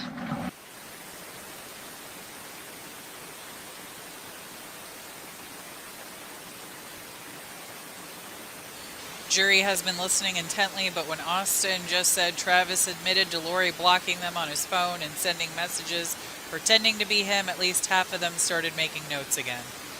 Not a good look to ostracize your partner from their family and his twin. So I'm glad to see that the jury is also not liking that.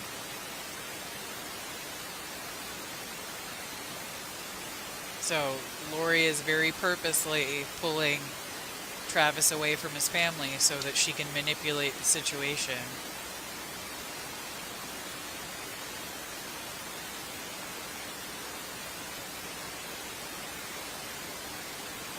I wonder what else they're objecting about.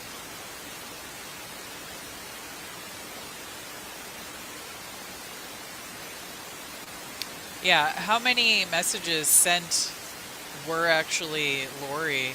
Sounds like a lot of messages. So it doesn't seem like there's a lot of evidence, but it's slowly connecting all together.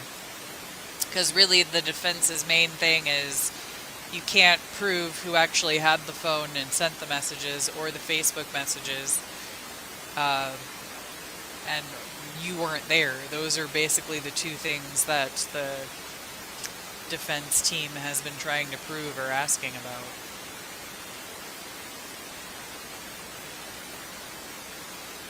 Objection, the jury is taking notes.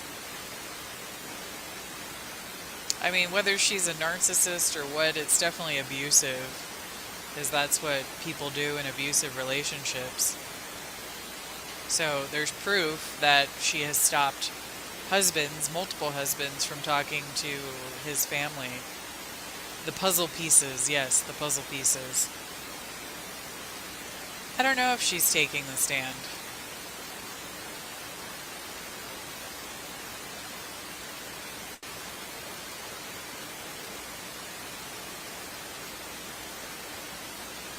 Yeah, and Filmer, the specific text messages I'm referring to are the ones that you thought were unusual and were out of character for your brother? Have you ever asked him about the source of those texts? Yes, sir. And what did he tell you? That Laurie was the one that sent those texts. Okay. Now, the December 31st, 2016, did you attend a wedding ceremony at the Shaver residence? Yes, sir. And who was that between? My brother and Laurie. And had they represented that ceremony as anything but a wedding to you? No, sir. Nothing further, Judge. Mr. Wiggs? You're talking about an email you received, correct? An email? Yeah, or text. A text, yes. Okay, so you get a text on one day. Your brother denies he sent it, correct? Yes, correct. Okay. You never witnessed a homicide in this case, correct? No, sir. Okay. You were not present to testify here about any event of violence that may have occurred, correct? Correct. Okay. All you're saying is you got an email on one day and your brother tells you Laurie sent it, correct? For the questions that were asked, yes. Thank you. Redirect? No, sir. Or may the witness be excused from his subpoena? Yes, sir. Thank you for appearing today, sir. You're excused from further testimony. Have a good day. All right, your next witness? This lady called Wilma Nicholas.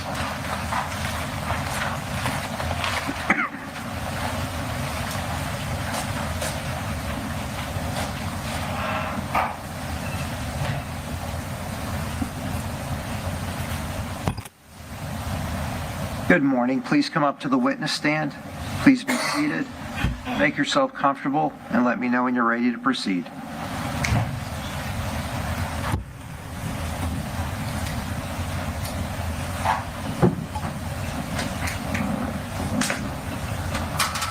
All right. Please state and spell your full legal name. Wilma Nicholas.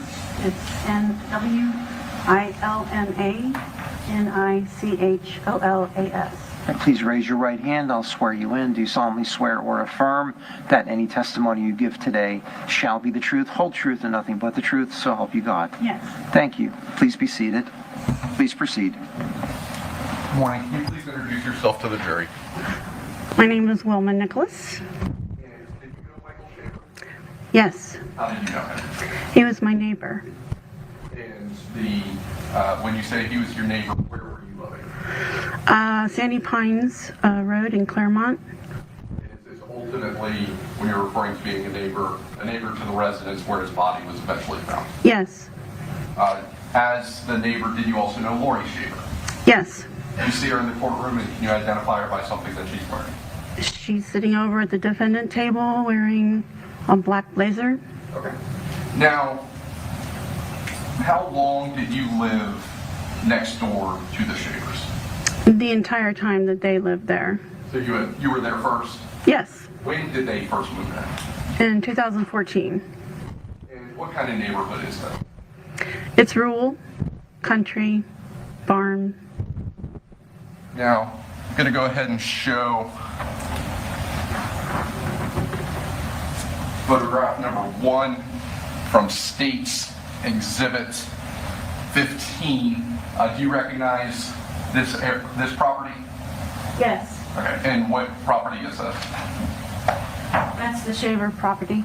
Can you just step down and point without touching on the screen where your property is in relation to that? Sure.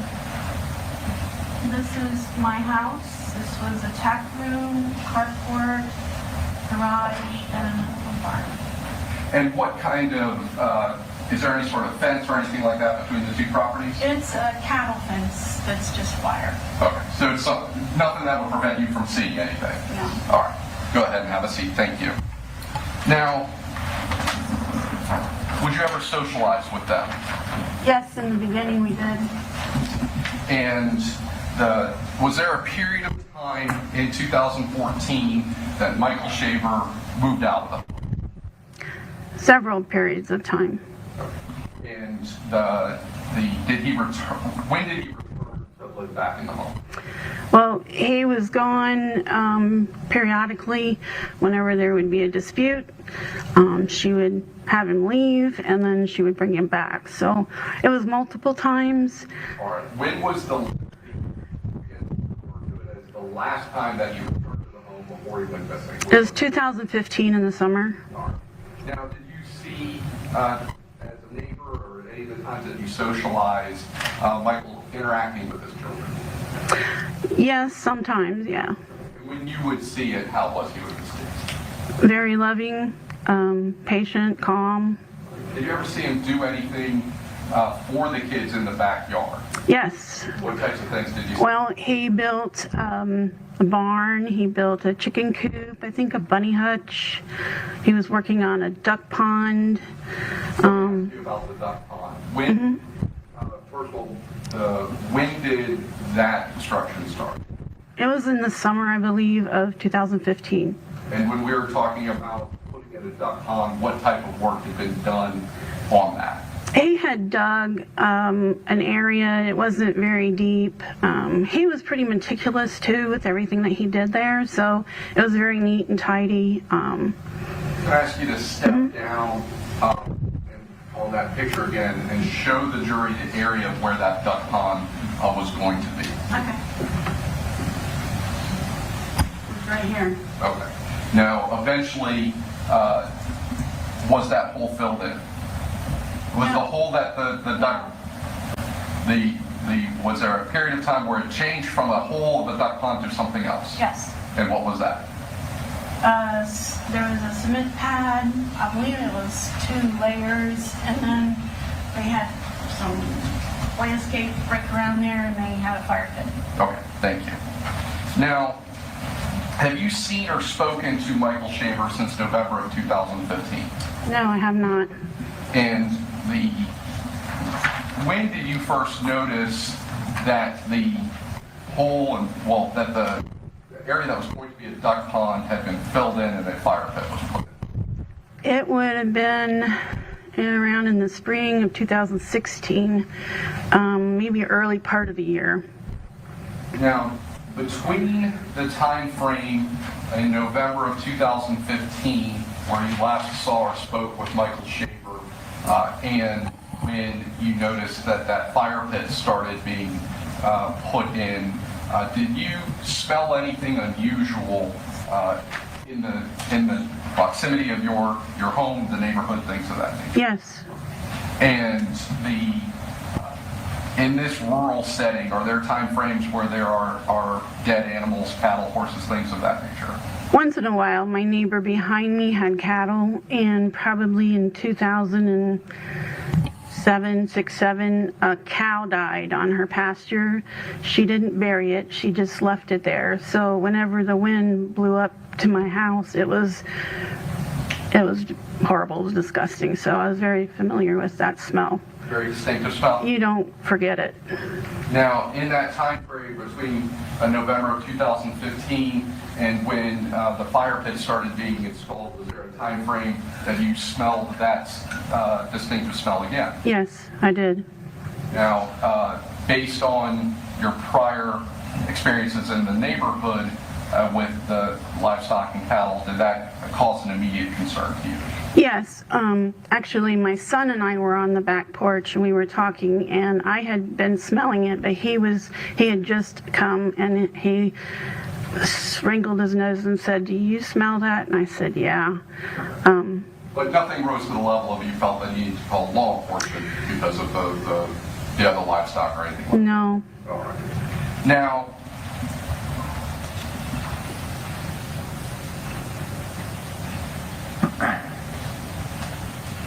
at some point, did that area that was being used as a fire pit have a cement slab put in? Yes. And do you remember when that was? It was around in 2016. I believe there's 2 layers of cement that was done. The first one, I think, was in the beginning of the year, springtime. And then later on in the year, during the summer, I know it was an area that they actually launched fireworks off of during the 4th of July. So I believe it was covered by then. Nothing further, Judge. Mr. Wiggs? Yes, ma'am, please support. Yes, sir. Ma'am, you testified that you had smelled a dead cow in that area, correct? Many years ago, yes. Okay. And the Shavers also had pigs, correct? Not at that time. Well, tell me what time it was. Pigs came in probably later in 2016, I think. Okay. I think there was one potbelly pig that was in and out of the house, and I'm not sure exactly when that arrived. Okay. Now, you never had dinner with the Shavers, did you? Yes. Not dinner. Yeah, we did. You sat down? Yes. How frequently would you go over there? I didn't go to their house to have dinner. We had invited them over to our place it was an Easter barbecue cookout, and I'd made Easter baskets for the 2 kids and my grandson, and they went and hunted eggs that day. You never had dinner at the Shaver residence? Not inside the house, no. And in fact, looking at this photo, this is your house, correct? Correct. And there's not a clear line of sight between your house and this fire pit, is there? Yes, there is. There's a clear line of sight? Yes. The jury can look at that and see a clear line of sight? Yes. Okay.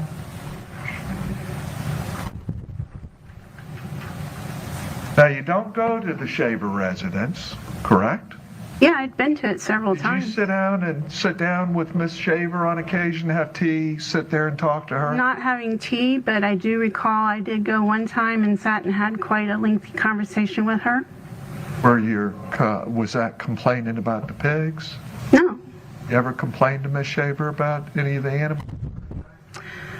No, not to her, no. Did they ever kill a pig over there? I don't know. They had animals that died frequently over there. Okay, so they had animals on the property. Mm-hmm. They had some pigs, correct? Yes. Okay. And there was a neighbor behind y'all with horses, correct? They came in 2016 and started a horse farm back there. Okay, so we had horses in the area, a lady with the cow that died. We had the Shavers next door with some pigs, correct? There were not pigs there at the time. Okay, okay. So, do you know the date of death of Michael Shaver? No. Okay, so when you say at the time, you don't know when Michael Shaver died, do you? I do know there was a period of time in 2015 and there weren't pigs there at that time. They have any rabbits or other animals? They did have rabbits, and I believe that came a little later. Okay.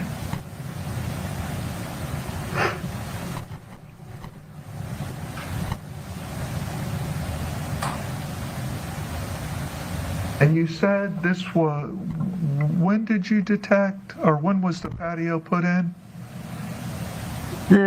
I believe some cement was poured sometime around in the spring of 2016. I did not see it being poured. So you never saw it pour. We see there's not really a clear line of sight from your house, correct? Yes, there is. Okay. One moment. Yes, sir. One moment. Yeah, he's got nothing. That's all I have. Thank you, Judge. Okay. All right, thank you. Redirect? Nicholas, Yes. can you explain to the jury why you're saying you have a clear line of sight over it? Well, in the back side of my house, I had a really large deck porch, and from there I could see directly over. Also, as I mentioned, it was a carport, which was completely open all the way through. I'll go ahead and photograph number 4 from Steve's exhibit, number 15. Can you just kind of show the jury the areas that you're talking about? Yes, go ahead and set that. Okay, this, you can even see right here, it's open. You can see the front end of a car. That was open. This was probably 10 feet wide. And I was always over in this area because I did have horses. I did have a barn that used to be right here that was an open barn. It was a pole barn that didn't have walls. It was just a roof, basically. And so when I would come over and feed the horses here, I could see everything that happened along here. And I'll go back to photograph number 1 from State's Exhibit 1. Does this photo, the area over on the left side, show your total property area, or is it? No, just half of it. Okay. So can you just demonstrate to the jury the rest of where your property would be on there? Well, this is my property starting down here all the way, and then it was a whole 5 acres, and then it was further on over that way. The whole thing was only enclosed by cattle fence. Nothing further, Judge. Thank you, Judge. All right, thank you. May the witness be excused from her subpoena? No, she's subject to recall and rebuttal. All right. And thank you for testifying here today. Interesting. Please remain at the courthouse. Would you like the witness to remain at the courthouse? Or? No, we'll tell her when she needs to come back. All right, please be available for recall. Thank you. Have a good day. Your next witness. Excuse me, Megan, please.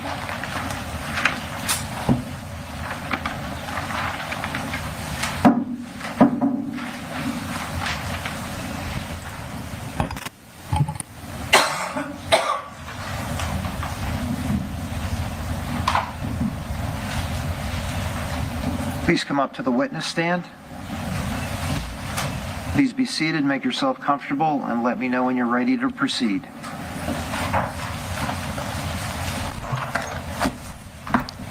Yeah, Wilma was great. We like Wilma. Austin was also a good witness.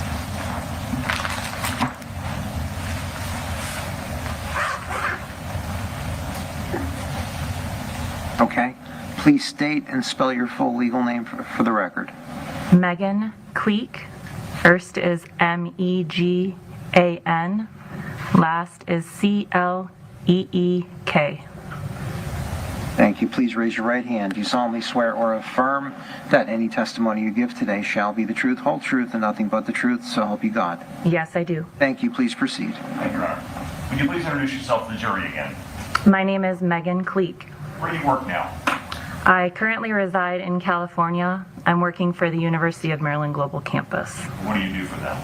I'm a student advisor. Where did you work before that? Before that, I worked with the Maryland State Police as a member of the firearms section of their crime laboratory. What did you do for their crime lab? The position of a firearms examiner within a crime laboratory is responsible for the receipt, evaluation, examination of evidence specific to firearms examination, drawing conclusions based on those examinations, documenting via report, and testifying in court as necessary. How long did you do that job for Maryland? I was with the state of Maryland for about 1.5 years. Prior to that, where did you work? Prior to that, with the Florida Department of Law Enforcement in a very similar capacity. Can you describe to the jury your training and experience that allows you to do the job you did both for Florida Department of Law Enforcement and for Maryland State Police? I have a bachelor's degree in criminal justice from Michigan State University. I'm also a graduate of the National Firearms Examiner Academy, which is hosted by the Bureau of Alcohol, Tobacco, and Firearms. I also participated in formalized training programs with the Oakland County Sheriff's Office and the Virginia Department of Forensic Science. How long have you been in the field of firearms analysis? Approximately 15 years. Did you also go through continuing education requirements while you were at the Florida Department of Law Enforcement? Yes, I did. Can you estimate about how many examinations you have done on firearms? Thousands of examinations on firearms. Have you been asked, in many of those examinations, probably most, to examine a firearm and determine whether or not a fired projectile or a spent shell casing is connected to that firearm or is fired from a firearm? Yes, that is correct. For those jurors who are not familiar with firearms at all, Can you first kind of explain to the jury what is involved in that type of an analysis? The purpose of firearms identification is the examination of fired ammunition components, most often bullets and cartridge cases, for the purpose of determining whether or not they were fired in or from a specific firearm.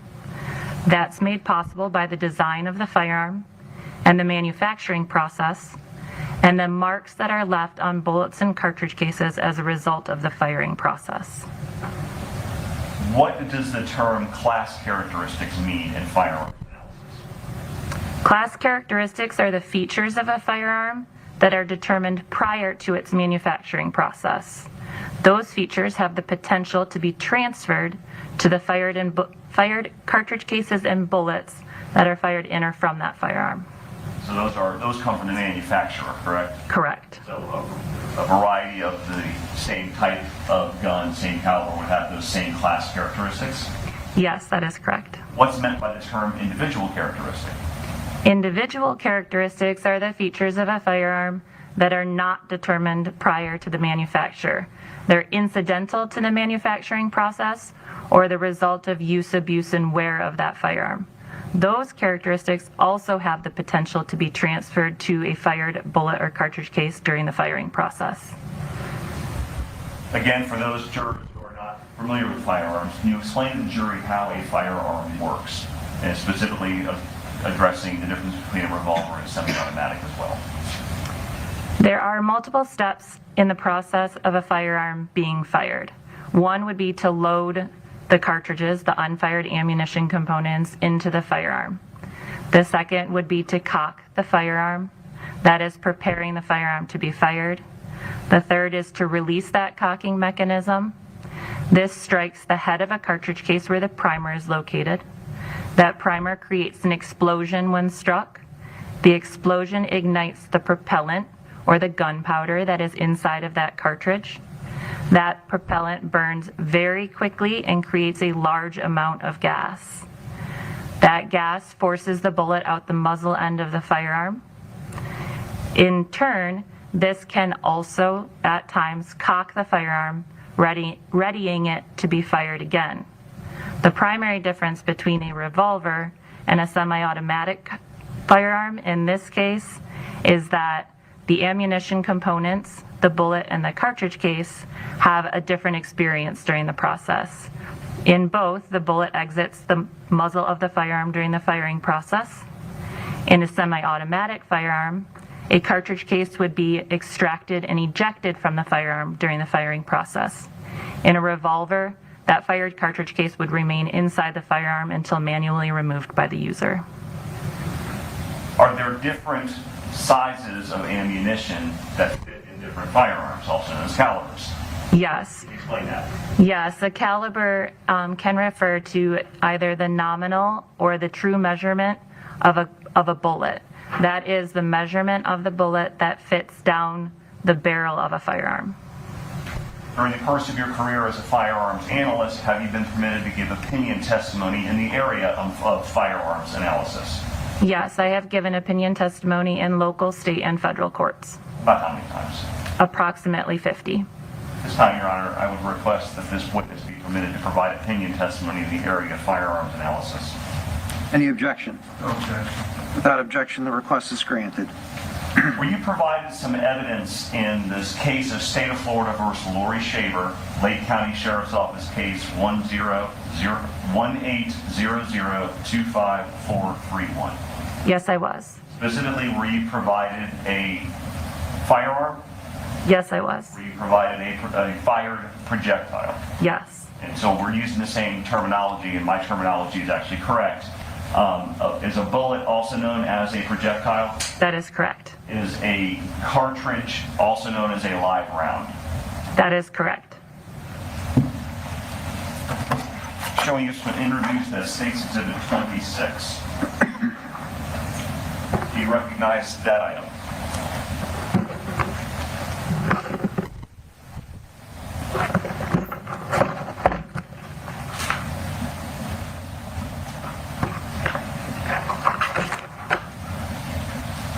Yes, I do. How do you recognize it? Both the container and the item are marked with a unique laboratory number, an item number, and my initials. Is that firearm currently unloaded? It is. Is there actually a protective device inserted in the barrel of it to make sure it can't be used? There is a zip tie through the cylinder that prevents it from being locked into the firearm, yes. Can you describe for the jury, and if you can show it to the jury as you're describing it, describe the firearm?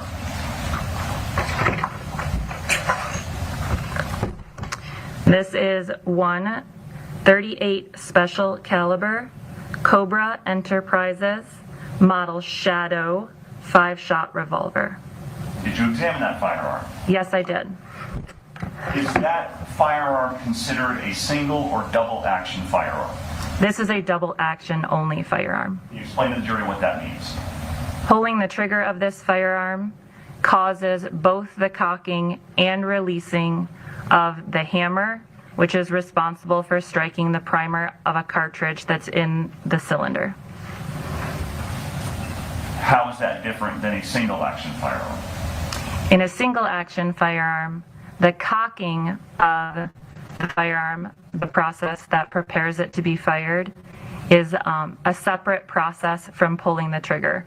It's resultant of either manually pulling a slide to the rear or from the shot before causing the firearm to be cocked. Does it require more effort to fire a double action firearm? It does require a longer or more aggressive trigger pull, as it requires both the cocking of the hammer and the releasing of the firing mechanism. And what's meant by the term trigger pull? Trigger pull would be the weight that is required to pull the trigger fully to the rear, cocking and releasing the firing mechanism. When you examined this firearm, did you perform any kind of a trigger pull analysis? I did not. At the time, did Florida Department of Law Enforcement do that type of testing? It would not have been required on this particular examination. Okay. What did you do with that firearm to begin your examination of it? The first step in the process of examining a firearm is to evaluate its design and its function. This is for safety purposes. So I documented the make, the model, the caliber of the firearm. I also documented how it would function. And what were your results of that? That's where I determined, again, that this is a Cobra Enterprises firearm. It's a model Shadow. It's a double action only function. It has a cylinder that holds 5 cartridges. And I apologize, that's it. Did you test fire it? I did, yes. What's your purpose in actually firing the gun? The purpose of firing the firearm in the laboratory is, one, to determine its function. The second is to create known test fires. These are known exemplars, bullets and cartridge cases that I know, because I processed the firearm, to have been fired in and from this specific firearm. Did the firearm function as it should when you fired it? Yes, it did. I'm assuming when you fire the gun and retrieve those test fires, do you fire it into like a water canister of some sort? Yes, it's a large tank of water. Are you then able to take those fired projectiles and compare them to other projectiles provided to you by law enforcement? Yes, creating known test fires allows me to compare unknown bullets and cartridge cases to, again, exemplars that I know to have been fired from a specific firearm. Did you do that in this case? Yes, I did. Can you explain to the jury the process you take and what you do when you have this known test fire that you personally fired and you make an attempt to compare it to a projectile provided by law enforcement? The first step in the examination of known test fires and the examination of evidence bullets and cartridge cases is to examine those items independently. The test fires were examined and compared to one another to determine reproducibility of the marks that are created during the firing process. Likewise, the evidence bullet is examined independently. It's examined for the presence of class characteristics, which we mentioned earlier, and then for the presence of individual characteristics. The purpose of this examination is to first determine, is it possible that a fired bullet or cartridge case was fired in an evidence firearm? If it is possible, Then a microscopic comparison of individual characteristics is completed. What kind of markings are left on a projectile after it's fired out of the gun? The class characteristic markings that are left on a projectile as the result of firing would be the land and groove impressions. These are the helical grooves inside the barrel of a firearm that produce the spin to a bullet, much like we throw a football with a spin, a bullet is fired with a spin. These helical grooves have a certain number, a certain direction, and a certain width. And those direction, width, and number will differ between firearms. These are the class characteristics, again, that are transferred to a bullet during the firing process. There are also individual characteristics that are transferred to a bullet during the firing process. These are called striations. They're resultant of the manufacturing process in that those helical grooves are cut by a tool into the barrel of a firearm. They're unique to that firearm in the sense that the tool wears during the firing process, and those striations also wear in the firearm as a result of its use, abuse, and wear over time. I'm assuming when you test fired the gun and retrieve those projectiles from the water tank, they're in very good condition. Yes, the purpose of firing into a water tank is to recover projectiles in a good condition. Because they are in good condition, are you better able to see those individual markings left by the firearm on the projectile as it's fired? Yes, a part of the early comparison process when looking at test fires compared to test fires for the purpose of determining whether or not there are reproducible marks on a fired bullet is that process that was mentioned is because they are in good condition, those marks are easier to compare to one another. Were you also provided a projectile recovered from the skull of a Michael Shaver? Yes. Showing you what's been introduced into evidence to State's Exhibit 20. Did you recognize that item first?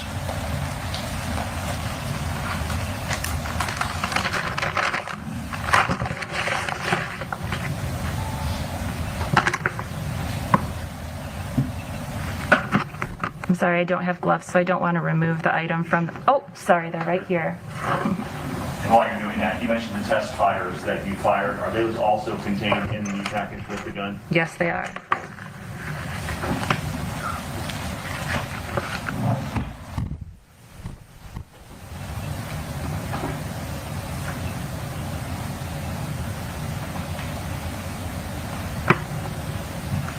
Yes, I do. How do you recognize that item? Again, the packaging and the item are marked with a unique laboratory number, an item number, and my initials. Did you examine that projectile recovered from the skull that you just looked at? Yes, I did. Can you describe to the jury what condition that projectile was in when you first looked at it? The projectile was in very rough condition, both its shape and material that was surrounding the projectile upon its receipt. Because of the condition of that projectile, and if you consider that projectile was located in the ground for some period of time, could that affect the markings left on that projectile by the firearm that fired it? Yes, the condition can very much obscure the marks that are left on the projectile as the result of having been fired. Despite the damaged condition of that projectile, were you able to determine the caliber of the projectile or caliber class of the projectile? Yes, I was. And what is meant by caliber or caliber class? Caliber, again, can be the nominal or actual measurement of the diameter of a bullet. It can also be the measurement of a bullet that would fit down the barrel of a firearm. In this case, the caliber was determined to be 38 caliber class. That means it belongs to a family of calibers that are very similar, but there was not enough information in this case due to the damage of the bullet to determine an actual caliber.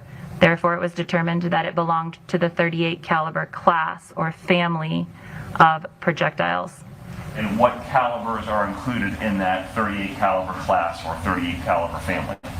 This is a 38, a 380, a 357, or a 9mm. Did you examine that damaged projectile to determine whether or not it could have been fired from the firearm we looked at earlier, that pink and black Cobra revolver? Yes. Again, going back to the early steps of a comparison, first we determine the class characteristics of a firearm and the class characteristics of a fired ammunition component. If the class characteristics of the two agree, then I can move forward to a comparison of the individual characteristics. In this case, the class characteristics present on the fired bullet and the class characteristics of the firearm agreed, allowing me to move forward to a comparison of individual characteristics. And what do you mean by the class characteristics of the bullet agreed with the firearm itself? What are you talking about? The class characteristics agreement would allow this projectile to have been fired in this particular firearm. That means that the caliber is the same, the number of lands and grooves, or those helical impressions, agree, their direction of twist, and their width are in agreement. So the number of lands and grooves, the direction of the lands and grooves, and the width of the lands and grooves of that firearm is consistent with the fired bullet you looked at. In addition to the caliber, yes. Okay. So all that was agreed, all that was consistent. Correct. You then proceeded to do the individual examinations to look at those individual characteristics. Yes. Can you explain to the jury how that process worked? An examination of individual characteristics is a microscopic comparison of the striations that are left on the surface of a bullet as the resultant of the firing process. In this particular case, the individual characteristics left on the test fires, which were compared to each other first, were not well defined, and it was a very difficult process. I did move forward to the comparison of the individual characteristics between the test fires and the evidence bullet. However, the result of this comparison was an inconclusive result. I could not determine whether or not this particular bullet was fired in this specific firearm.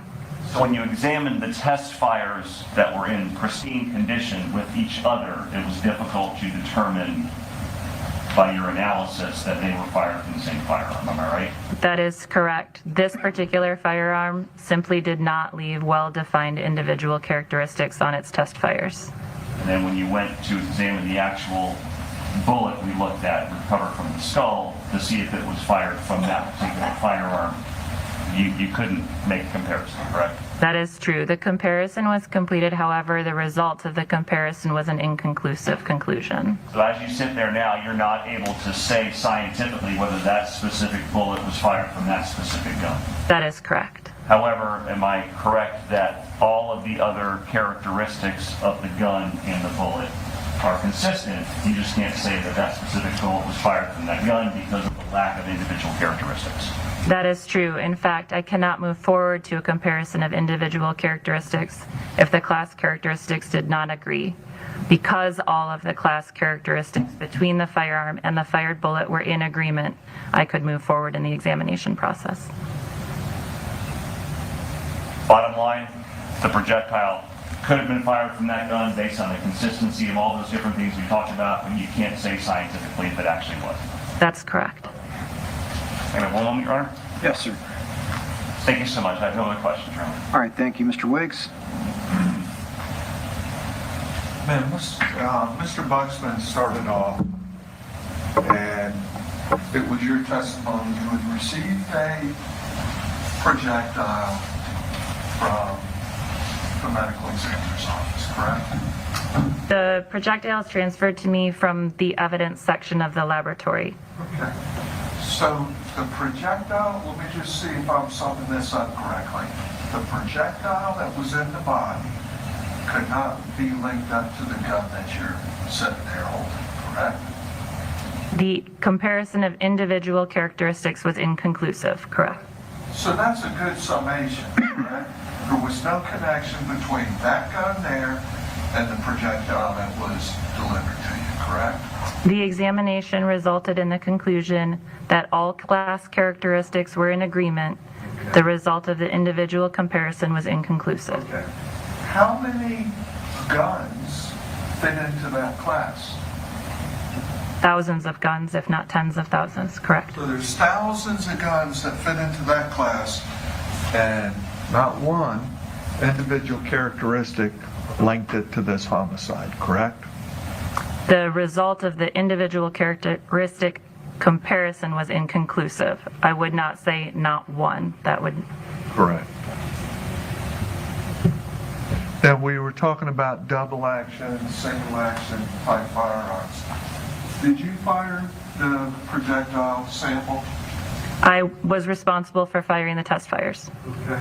What's the poundage, the amount of force that's required on that gun to discharge a projectile?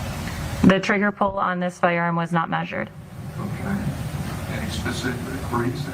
That was not part of the policy or procedure for an examination of this type. Did law enforcement ever contact you at any time and request it? They did not. State Attorney's Office ever contact you and request that? The state attorney's office would not contact me directly. Okay. When you have a double action pistol as well, you can pull the hammer back and lock it, correct? Not in a double action only firearm, no. Okay. Can you pull the hammer back, lock it, and then discharge it by the trigger? In a double action only firearm, no. Okay. Single action. In a single action firearm, a hammer can be pulled back and locked into position. Okay. And then it can be released by a separate trigger pull, correct? Yes. Okay. So once the hammer is locked back, does it require less force on the trigger on that type of gun? That is a question that could not be answered because the trigger pull of this double action only firearm was not measured, and I do not know the trigger pull of a single action. One could or could not be heavier than the other. Anything prevent a child from firing that gun? I would not be qualified to answer that question. Okay. Well, you've been in the business how many years? Approximately 15 years in firearms examination. Okay. And you don't know anything about trigger pulls and capacities? I don't know anything about a child pulling a trigger. Okay. 1 second, guys. Yes, sir.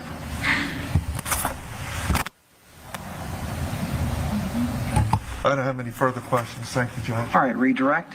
No, Your Honor. Thank you. May the witness be released from her subpoena. Yes, sir. Okay, thank you for testifying here today. You're released from further testimony. Have a good day. Thank you very much. Yes, ma'am. And your next witness. Hey, Boss Tara Mitchell. Okay.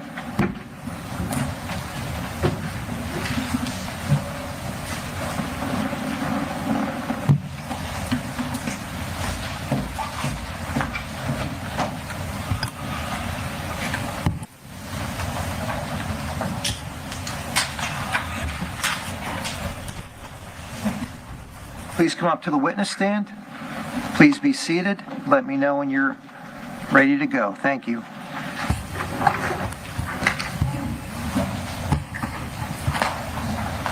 Good morning.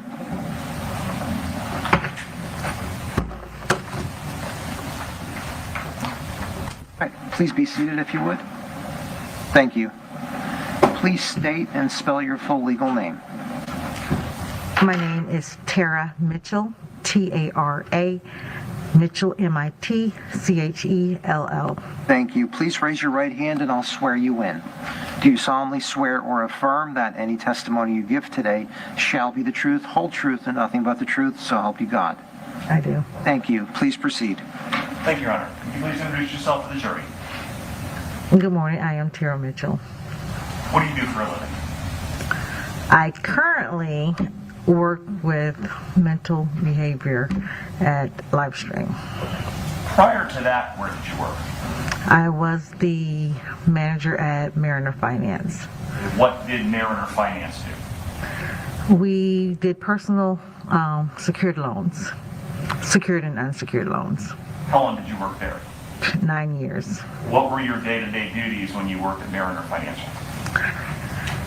To solicit and collect and distribute money to those that need. I want to direct your attention back to November of 2015. Were you working at Mariner Financial in that same capacity then? At that particular time, I was an assistant manager.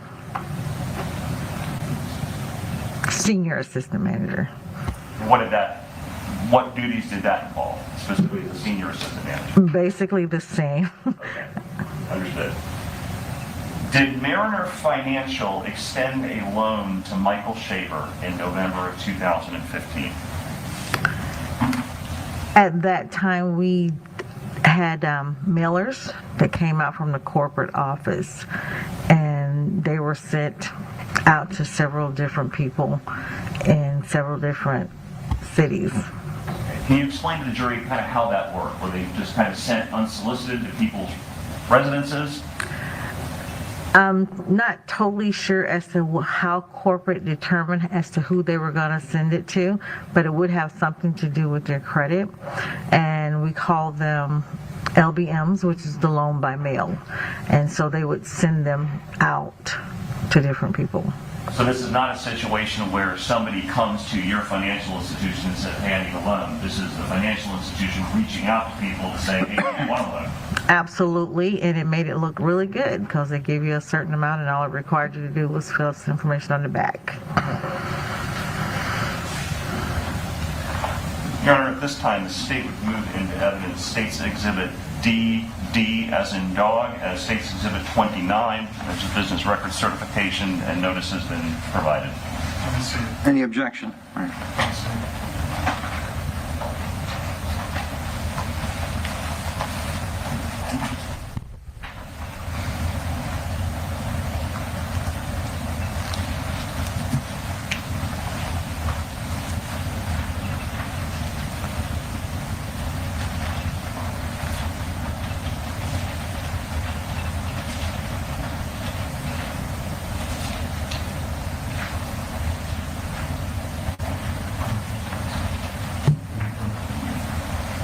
All right, sidebar, please.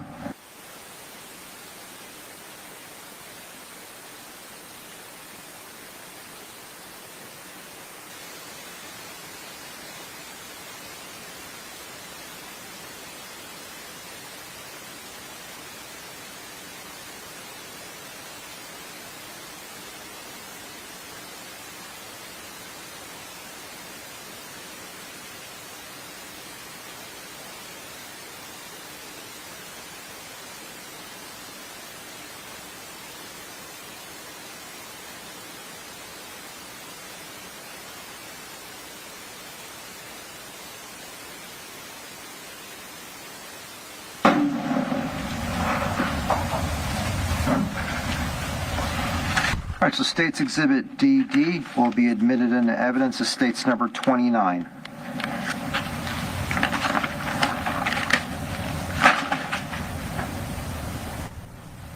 Using the process that you just described, was a loan extended to Michael Shaver via mail? Yes, it was. And how, in what form would that loan have been extended to them? A check was mailed directly to an address that was attached to his social. And that's all it would require for them to do is fill the information out on the back and submit it to a bank or deposit it. So a check is sent to Michael Shaver's residence in the mail, basically is a loan check. Yes.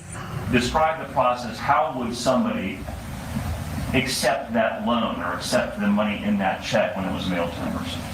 They would be required to sign it on the back, put their telephone number as to how they could be reached. I'm going to show you what's introduced to State's Exhibit 30.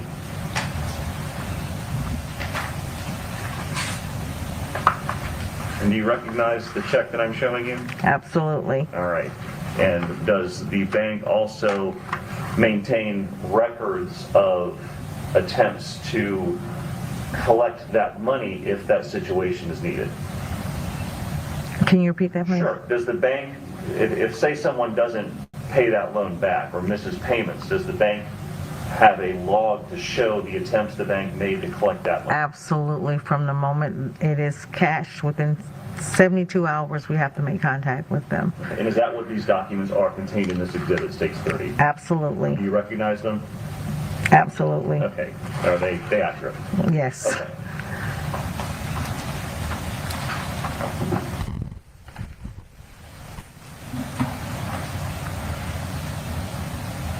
So I'm publishing the check that we just looked at.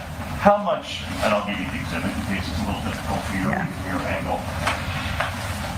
How much was the check for that was sent to Michael Shaver's residence? $2,539. And to what address was that check sent?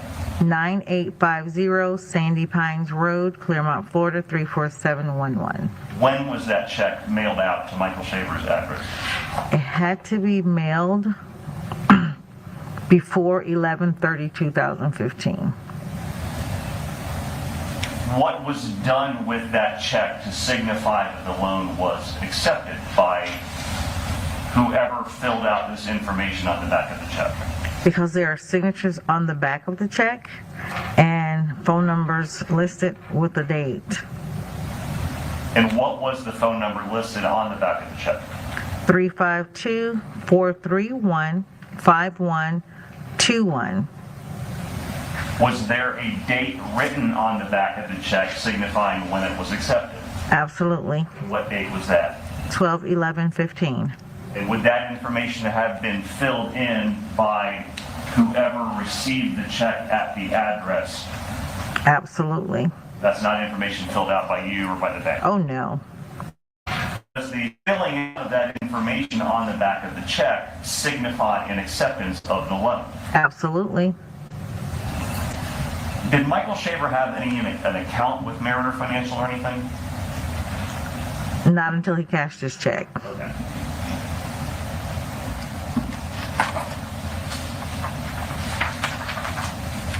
What were the terms of the repayment of this loan? For instance, if the loan was accepted, what would be the monthly payments to be made? 30 monthly payments of $122.89. Were any of the monthly payments made in this case regarding this loan extended to Michael Shaver? Absolutely not. All right. Was there ever any personal or phone contact from Michael Shaver to the Mariner Financial Institution regarding the repayment of this loan? Absolutely not. What was done to try to reach Michael Shaver from Mariner Financial to get this loan paid off? We first did solicitation talk calls to have him to come in, but we never made contact. And after 30 days being delinquent, it goes into collections, and we start collection calls on a daily basis.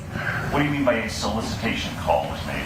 When LBMs, the loans by mails, are sent out, there's really no real contact with the customer other than what is written on the back of the check. So to make it more of a personal, we solicit an extra $500 for coming into the bank and signing up to come over onto a Mariner paper, where so we're able to have better access and know a little bit more about the client. Okay, so you reach out to the person who accepted the loan and say, hey, why don't you come on into our bank? According to the number that they put on the back of the check. Okay. When is that done in relation to the acceptance of the loan and you getting information that the loan has been accepted? Within 24 to 72 hours, we're notified that a check has been cashed. So it automatically appears in our system of new loan by mails. And that when you reach out for these solicitations and say, hey, come into our bank? That is correct. Was that done in this case? Absolutely. Was any response received by the bank from Michael Shaver? There were no answering of the phone calls. When the time for the first payment came due, you had already indicated that no payment was made. What did the bank do, or you do, to try to make contact with Michael Shaver? We started reaching out with the number that was on the back. We will use free websites where we can look up to try to find if there's any other numbers that's attached to the name. Did the bank continue to try to reach out to Michael Shaver for a lengthy period of time? Oh, absolutely. It doesn't charge off until 180 days. What do you mean by charge off? We have no payments. So unfortunately, The bank hasn't either. yes. Okay. Let me direct your attention specifically to February 17th, 2015. Did you specifically try to call the number that was listed on the back of the check? I did. And what happened when you did that? A female answered the phone and stated she had just gotten that particular phone that Friday before. Basically indicating, I don't know what you're talking about, this is the wrong number. Absolutely. Did you have any personal knowledge as far as who you were speaking with? I had no idea. Was the loan eventually turned over to collections when payments weren't made? We keep it up to, yes, it was. It's within the Mariner financial system that was turned over to a different department. At that time, after 180, it goes to a higher level. Did anyone by the name of Laurie Shaver ever contact Mariner Financial about this loan? No. If that would have happened, would there have been notes in your... Absolutely. Did you eventually speak with a Sergeant Tammy Dale from the Lake County Sheriff's Office? Yes, I did. Once you spoke with Sergeant Dale, what was ultimately done with this loan? It eventually charged off. Meaning the bank? The bank, we could no longer do any more collections on it because in our local level. Thank you, ma'am. Wiggs? Did law enforcement take that check from you? No, the check is given to the bank. Okay, but I mean, did law enforcement get a copy of that check? We do have access to it. Well, I didn't ask them if they have access to it. Did they come by and request a copy of the check? I cannot determine at this particular time if they requested it at that time or not. Okay. You don't know that fact, right? And do you have any video of who entered the bank, who set the account up, or anything like that? Because it's a loan by mail, they never enter our office. Okay. So nobody came down to the bank to your personal knowledge, correct? That is absolutely correct. Okay. Do you know if law enforcement ever took a copy of the check to do any kind of handwriting analysis? That's beyond my knowledge. Okay. Thank you. All right, any redirect? No, Your Honor, she can be excused. All right, thank you for appearing today. You're excused from further testimony. Have a good day. Thank you.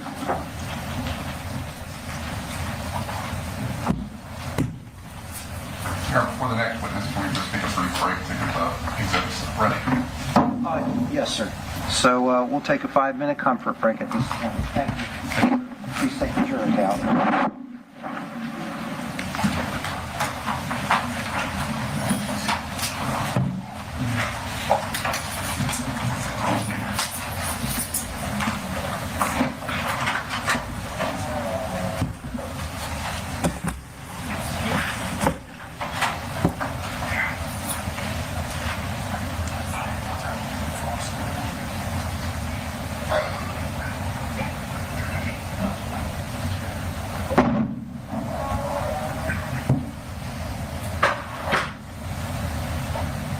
All right. Thank you. Yes, sir.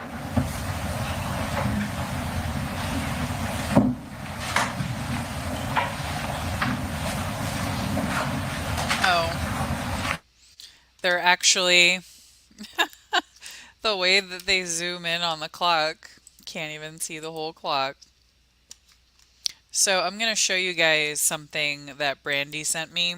So Wilma had taken some photos of the property so you could see what she sees from her property of Laurie's property.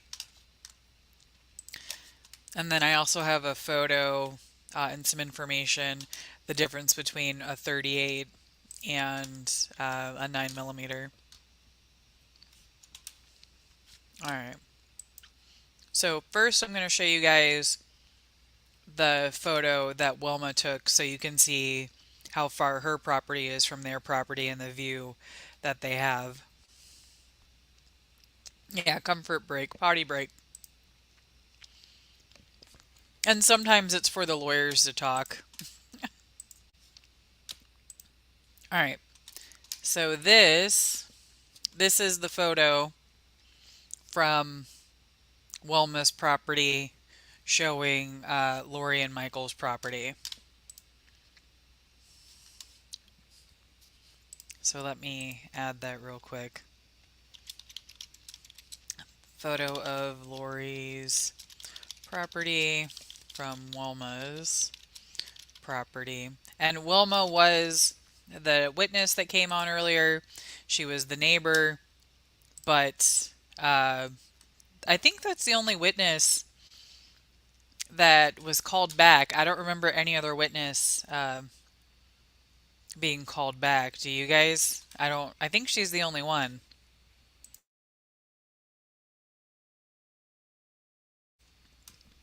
Well, let's hope that the bathroom is close and that there's a lot of stalls since there are a lot of women. I have no idea where the concrete slab is, but there is a, let me see if I can find it. Brandi put a video on YouTube that shows the concrete slab and Travis and Laurie getting married. Well, fake married the first time. Let's see. Okay, so I'm gonna show you guys Brandi's Twitter too. Hold on.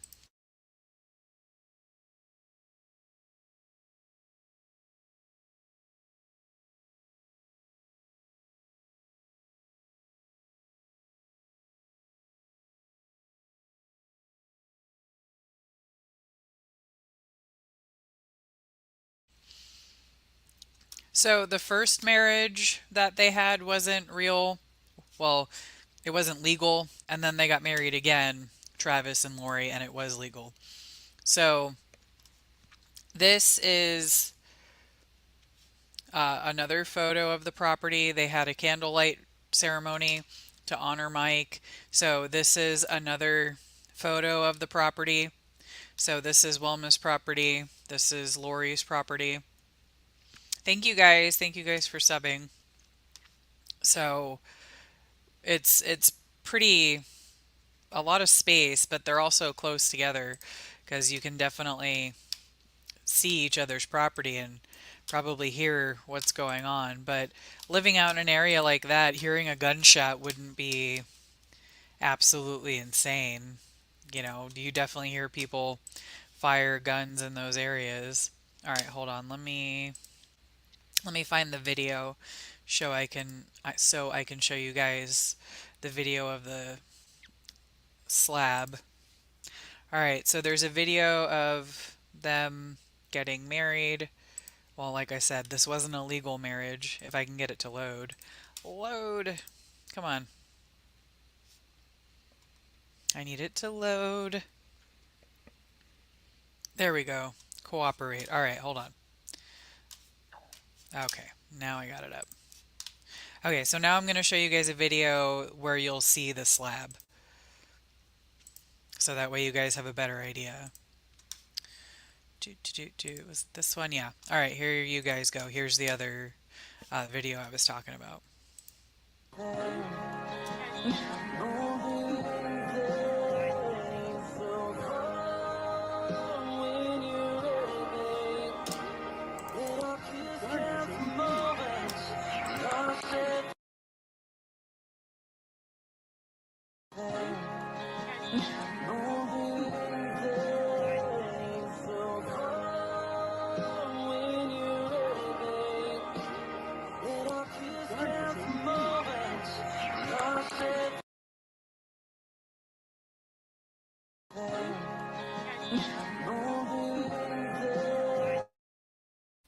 So hopefully this gives you guys a much better idea of the property.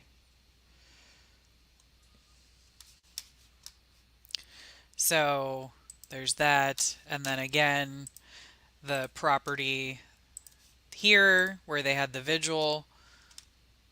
So they're on Wilma's property. And then the other photo that I showed of Wilma's property towards Laurie's house. So it's a pretty rural area, but they're definitely close enough to see and hear stuff. And she would have noticed the concrete being poured and all that stuff, because I definitely pay attention to my neighbors. So I would notice something like that. I think Wilma pays attention. Let's see. Brandi says there's a detective in the hall. He might be next, but not positive.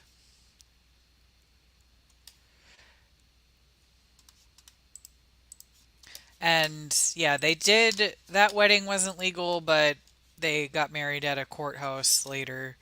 So, and then I'm just gonna. Yeah, Wilma was a great witness. I thought so too. And I'm just going to show you guys, yes, Laurie is out on bond. I'm just going to show you guys some differences between a 38 and a 9mm so you guys have an idea. So they are very similar. They're very, very similar. The difference is 38 is normally, well, this kind of 38 is normally a revolver, 9mm isn't. 38 Special has a rim, 9mm doesn't. 38 Special is taller, but 9mm has a larger capacity. They're both common rounds used. And then just some information about when they came about, 1898 and 1901. And then you can see the difference in the sizes. So you can see the different weights that they normally are, and then the PSI. So you can have a better understanding of what the difference between those two are. All right, let's see, what did Brandi say now? Oh, good. Well, I mean, I don't have to see the kid. I'm totally okay with that. But I would rather not see the back of Laurie's head. I've already seen it oh so much. I feel like they've only shown the back of the defense, the attorney and Laurie. I wish that they would show us something else.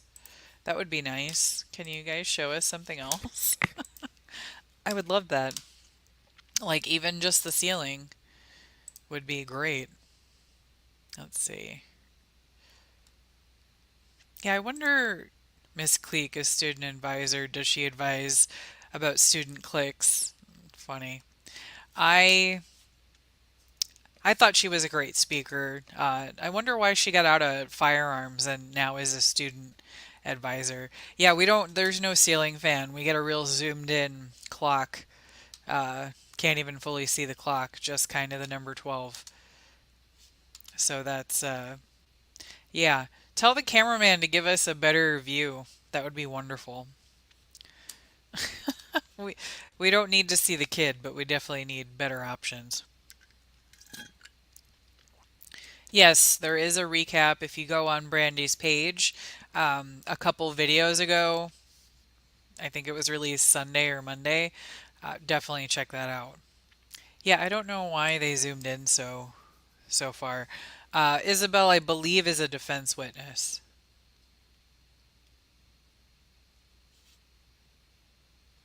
Yeah, definitely check out Brandi's video. Let me see. I can pull up the link, but it's only a few videos back. Let me see. Man, there's so many trials going on right now. And then, of course, today is 9/11, which is the 23rd anniversary of 9/11. I was in college and definitely remember that day. Yeah, they're not showing any of the faces, really. It's just the side and the back, well, at least of the defense and the other attorneys. The witnesses we see just fine. It's an odd setup. Yeah, so Travis and Laurie, the wedding that we just watched, wasn't legal. They got married legally in a courthouse a couple years later. They are definitely legally married. And he did touch on that during his testimony. Yeah, I feel really old that I was in college for 9/11. But I was also talking to some people younger than me. Like 9/11's always been something discussed and talked about in school, and I was already out of school. Oh Lord.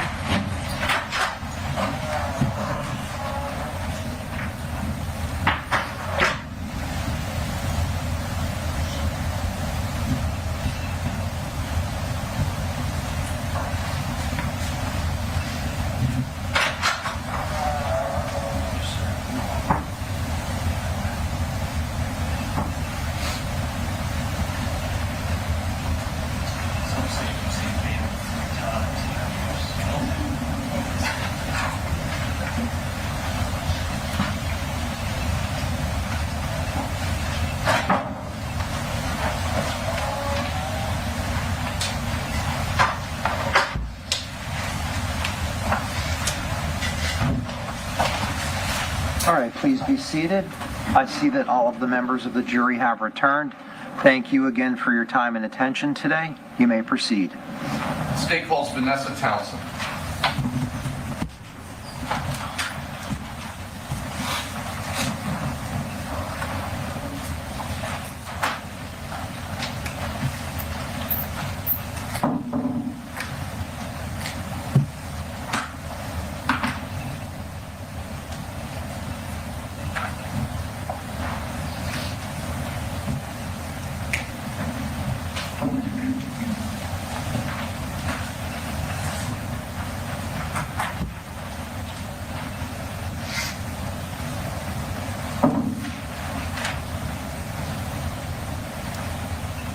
I do really like the bailiff's hair.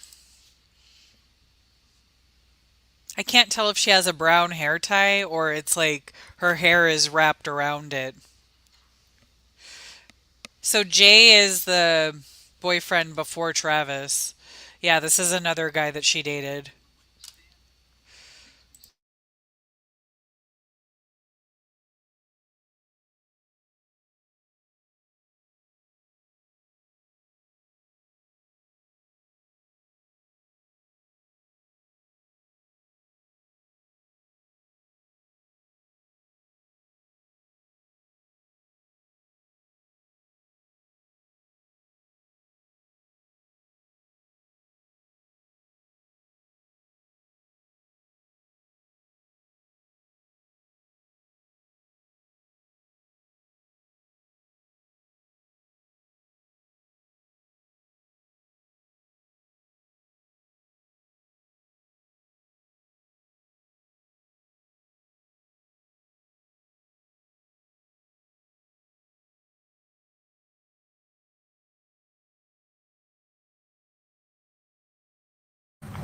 How old is your child?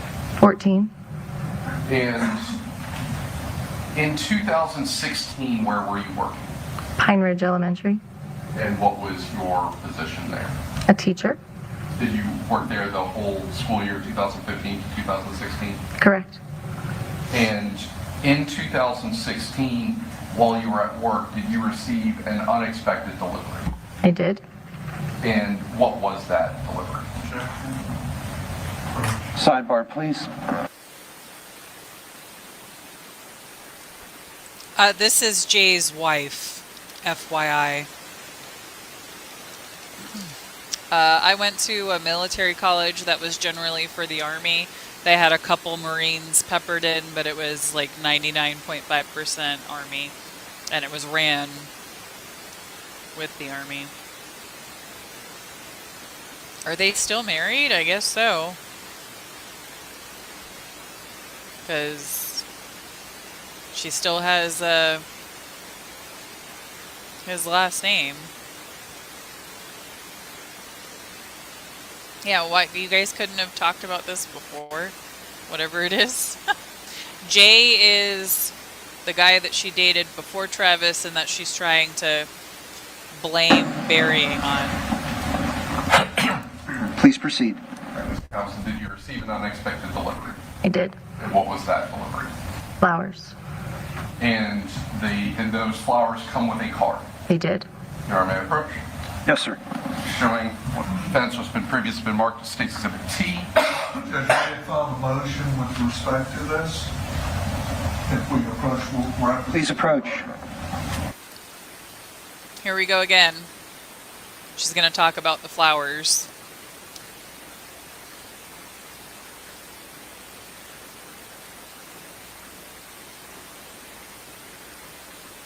Yeah, I feel like, yeah, they probably discussed all this, but he's going to keep trying. The defense attorney's, has a job to do. Okay, yeah, so someone said, yes, they worked it out.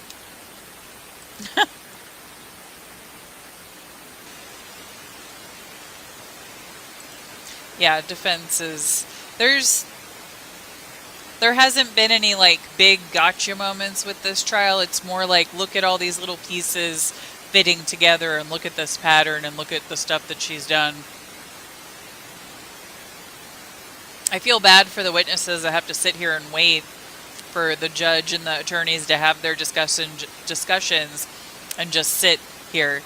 This is Jay's wife. Jay was with Laurie before Travis. He cheated on his wife with Laurie. And she's the woman that Laurie sent flowers to let her know that her husband was cheating on her.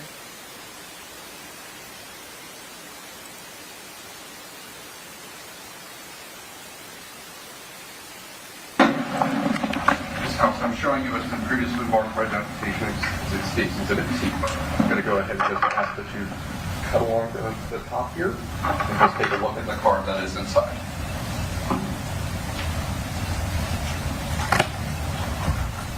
Here comes the actual paper that was sent. Without showing it to the jury, so you just go ahead and look at the card. Sorry. That's okay. In the envelope? Yep, you can pull that out. Oh.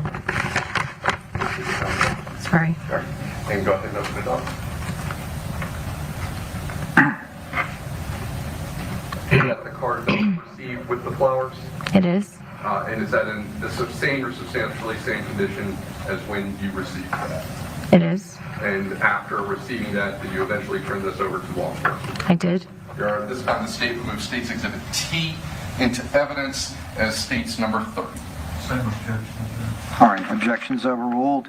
State's T will be entered into evidence as State's number 30. Now, did that, the card that came with those flowers, did that include a message? It did. And can you go ahead and read that message to the jury, please?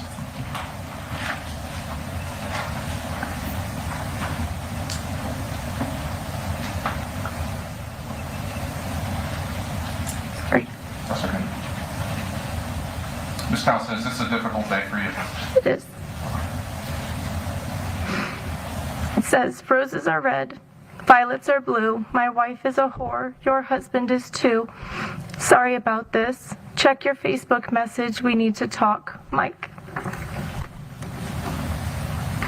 Now, up until this point, had you ever had any interactions with this particular Mike or a Michael Shaver? No.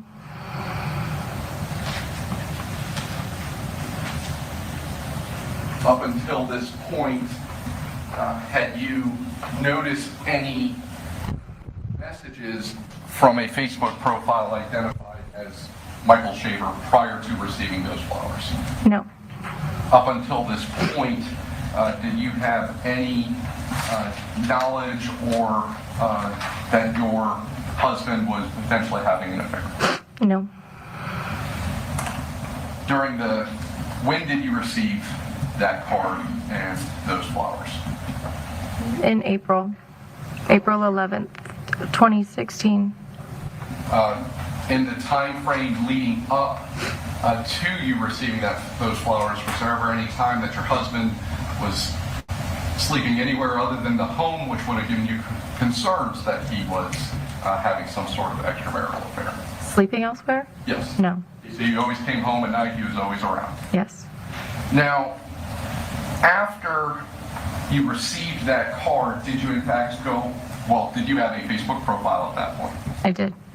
And after receiving that card and that message, did you go onto your Facebook profile and realize that there had been either a friend request or some sort of messages from Michael Shaver's Facebook account? I did. And once you saw that request had come in and those messages had come in, what did you do specifically as it relates to Facebook? I contacted the person back. Did you accept this friend request to be able to look at these messages? I did. And did you go through the messages that had been sent to you up until the point that you had received those flowers? Yes. All right. I'm going to go ahead and show Defense State's Exhibit EE. Thank you. Just need one. Thank you.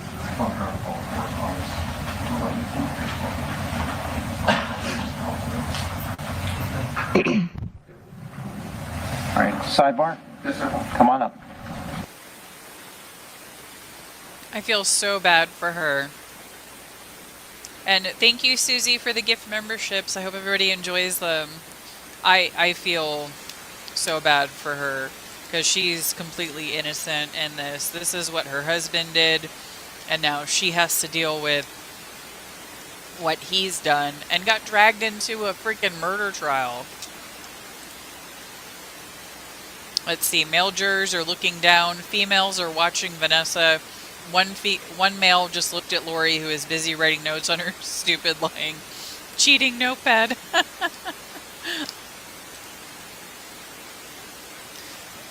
Those flowers were the day before her wedding anniversary.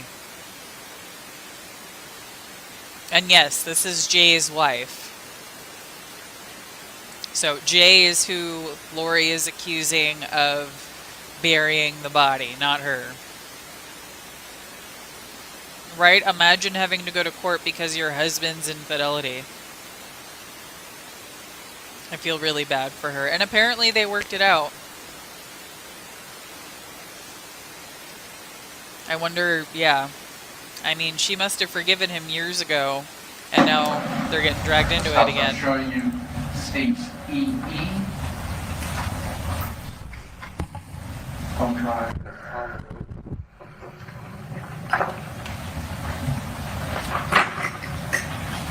You recognize that thumb drive? I do. And what does that thumb drive contain? The messages from the Facebook account. And does that contain all the messages that you received from Michael Shaver's Facebook account, including any still screenshots of text messages, these Facebook messages we're referring to here, and along with photographs that may have been sent to you? Yes, to my knowledge. And how do you recognize that is what is contained on that thumb drive? I dated and initialed it. And you reviewed that information before doing so? Correct. Your Honor, at this time, the state moves States EE into evidence, as I believe number 31. Yes, sir. Objection is overruled. States EE will be admitted into evidence as States number 31.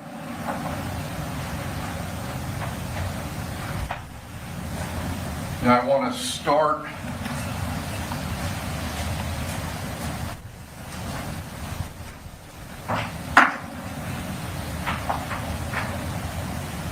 with the actual Facebook messages you received from Michael Shaver's account, showing defense states FF.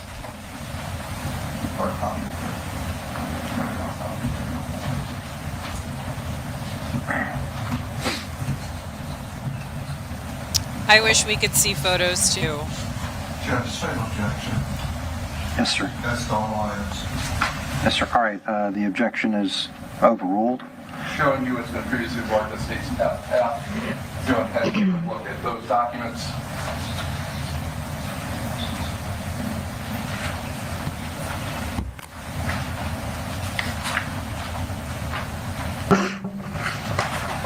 what are those documents?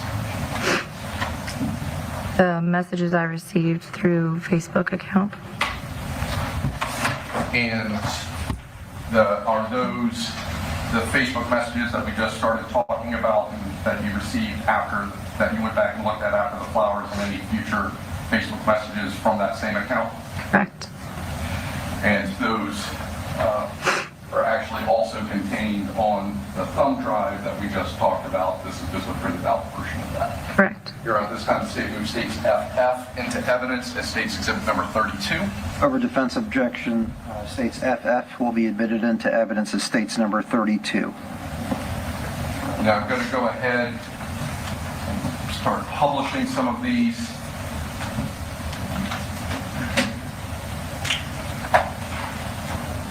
Now, on page, looking at the blue numbers on top, page 2447, is that where the first message that you would have received from the Michael Shaver Facebook account? That's correct.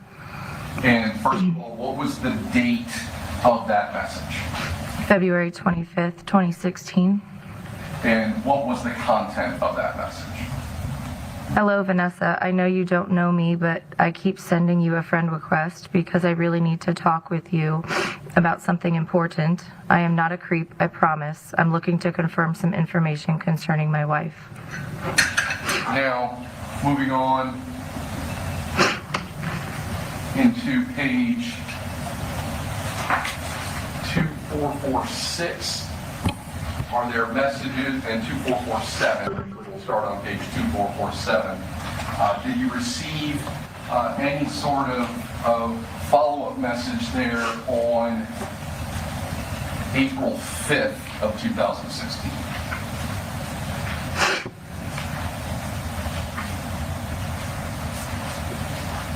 So the message would be on the top of page 2447. The date would be on page 2446. I don't see 2447. I'm sorry. Oh, I apologize.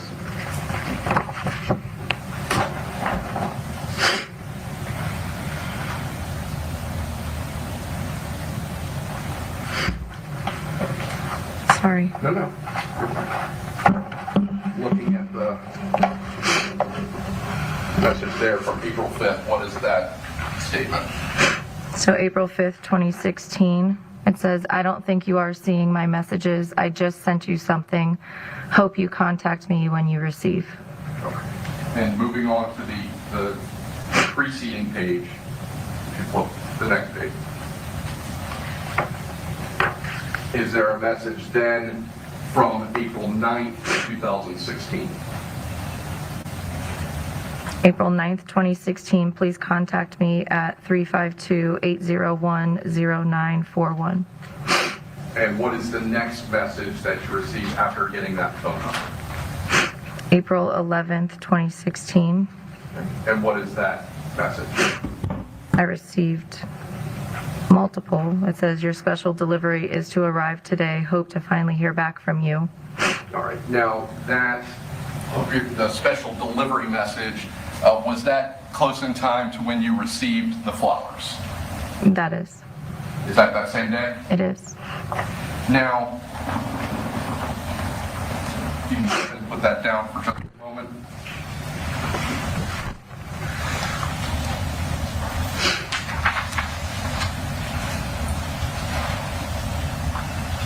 After you accepted the friend request, did you start communicating with this Facebook profile identified as Michael Shaver? I did. And in the course of that, did you receive any sort of screenshots of text messages between your husband and Laurie Shaver? I did. Did you also receive photographs that showed your husband with Miss Shaver? I did. The phone number that was associated with, that was placed in that Facebook record, did you reach out and contact that individual? I did. And how did you do so? I tried to call it. Did that person ever answer the phone? No. So after asking you to call, they never picked up? Correct. They texted me back. And were you ever able to talk on the phone with the person that had given you that phone number? No. And what was that phone number again? Can I look? Yes. 352. I'm showing you it's been previously been marked as State's Exhibit GG for identification. They bleeped that number out, but they didn't bleep it out the last time.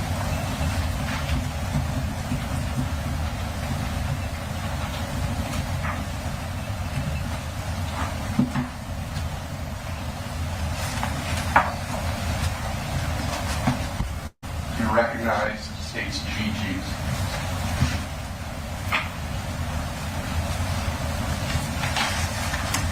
I do. And what is State's GG? Text message. And is that the text message that you reached out or received back from that phone number you just stated? That's the one I received back. At this time, the state moves State's GG into evidence as, I believe, number 32? 33. 33. Says objection, Judge. Objection is overruled. State's GG will be admitted into evidence as State's number 33. Now, also during the period of time that this was going on, did you obtain Laurie Shaver's phone number? I did. And did you reach out and send a text to that number? I did. Did you correspond with Ms. Shaver through that phone? I texted, but I never received a message back. I am showing what's previously been marked for identification as State's RRR.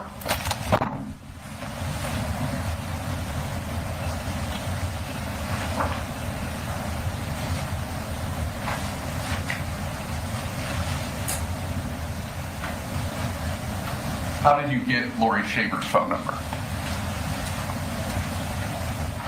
Was it included in the screenshots of the text messages that you received? I don't remember if it was text message or Facebook, but it was given to me through one of those two. I'm showing you what's been previously been marked for identification of State's RRR. Do you recognize that?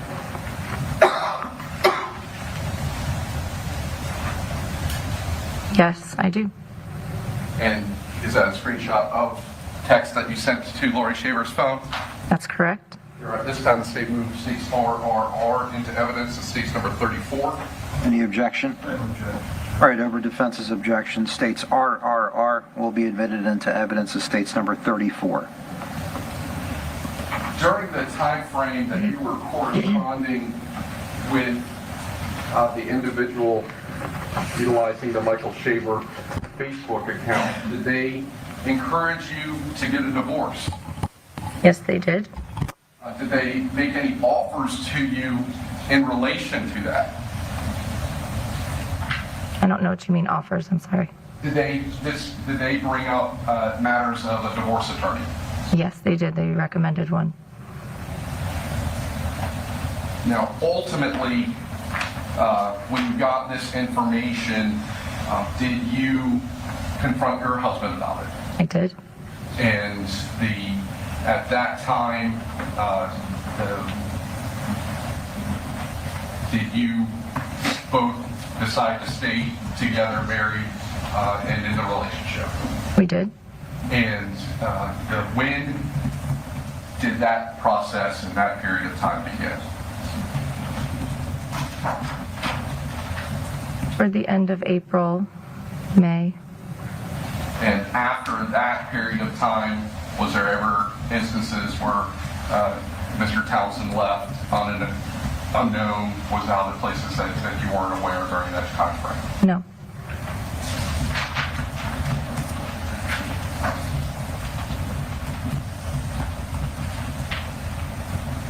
No further questions at this time. All right, Mr. Wiggs? I don't have any questions. Thank you, Judge.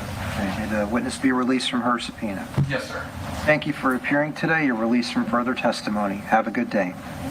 Yes, ma'am. Thank God. Your next witness. Happy for her. There's probably going to be lengthy. I don't know if you want to take a look right now or you want me to bring it. You want me to bring it? Well, by lengthy, how much time do you anticipate? Probably 45. 45 minutes? 45 We'll minutes, break not for that lunch now, linky. then. Okay. All All right, ladies and gentlemen of the jury, this will be a good time to break for lunch. It's almost 11:45. Please return to the jury assembly room by 1 o'clock. Okay? All right.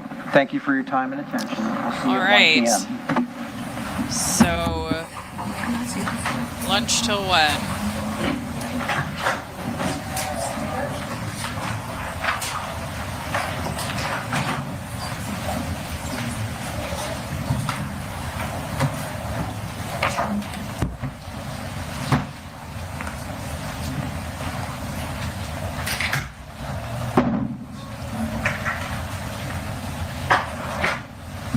All right, thanks everyone. We'll reconvene at 1:15. Are there any matters before we break for lunch? All right, see everyone at 1:15. Thank you. We're in recess. But I do need Jared in here. 1 p.m. Yes, ma'am. I'm in here. Thank you.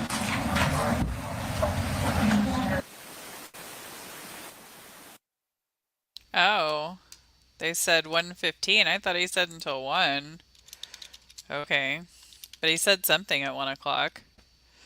Let's see, 1 till 1:15. Okay.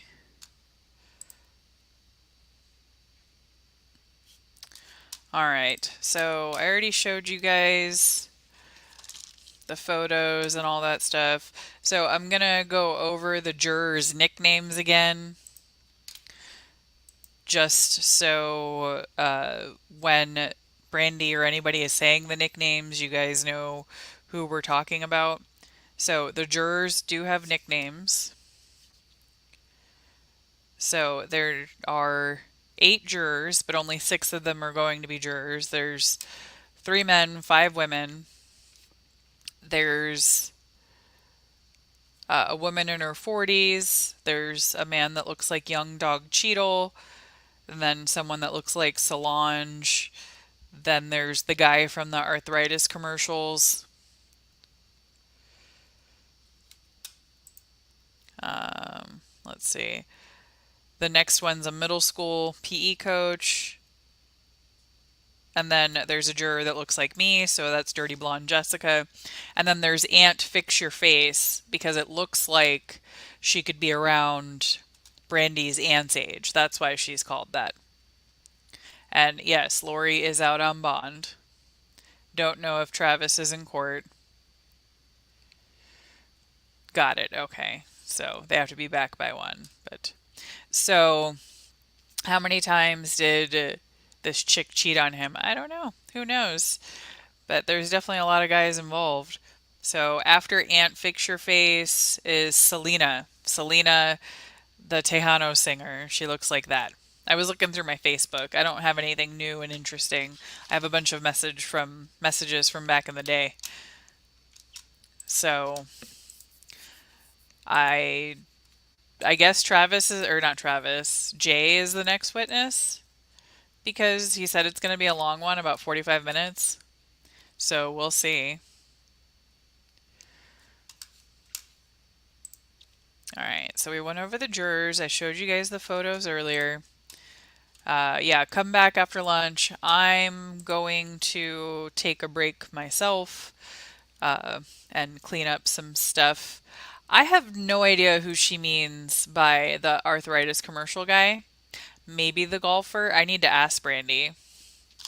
So I don't know if Brandi's going to call in or not. She wasn't able to yesterday. I don't know how many places there are to eat. She doesn't want to taint anything and have a conversation that she shouldn't around a juror. Yesterday she was around a juror. So I don't know if she's going to call in. We'll see. So I'm going to get off the screen and I'll be back around 1 o'clock. And then Brandi may or may not call in. I don't know. I'm going to have my phone and stuff near me. If she does, we'll be back. All right, Kay, thanks. See you guys in a little bit. Bye.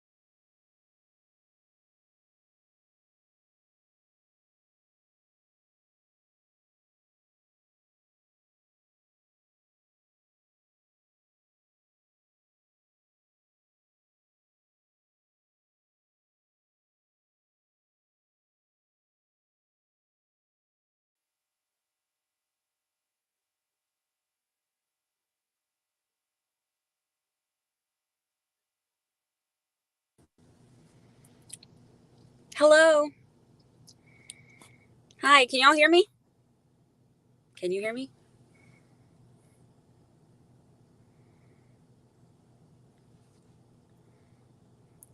Nod once if you can hear me.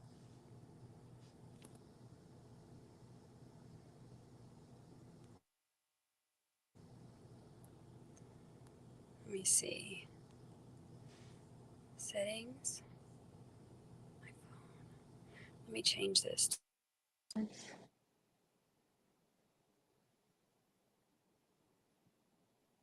Okay. Hi, can you hear me?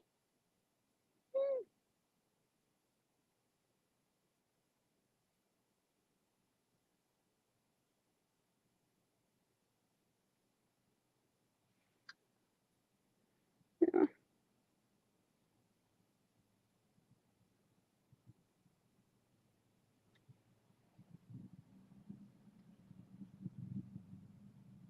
Why can't I see y'all?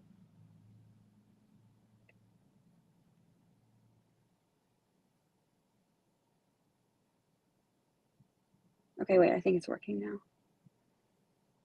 Oh, now I can see you. Okay. Hello.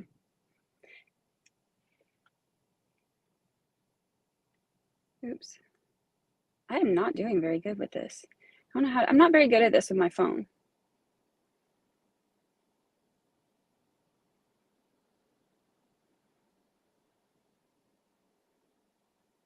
Okay, I think it's working now. Okay, now I can see you. Hello, family. Hello. Look at me. Look, what is the question that that what's his name would ask me right now? Wags would ask me right now. Are you an IT expert? Obviously not, because I am struggling to even work my phone right now. I wanted to, I tried to, it is beautiful outside and the courthouse is beautiful. And I tried to join in a few minutes ago out there, but there are jurors everywhere. So I came to my car because I would never want to risk saying something about that lying murderous hussy in front of them, you know. So I came to my car just to make sure that nobody can hear me. So all those emails. What are your real thoughts? My real I know that I'm shy about telling you. Router is doing just fine. Oh, that reminds me. I need to charge my laptop. I believe that Jay is up next and we have the detectives, but they keep going out of order on what they originally say that they're going to do. So while I can tell you what they're saying, then it changes. So who knows?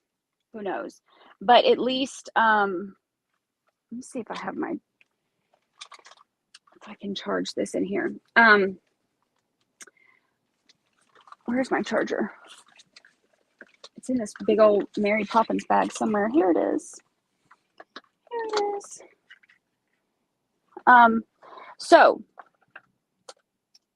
I will tell you about how today has gone. The jury did not like what they were hearing from Vanessa. You could tell that they were not fans of all of that.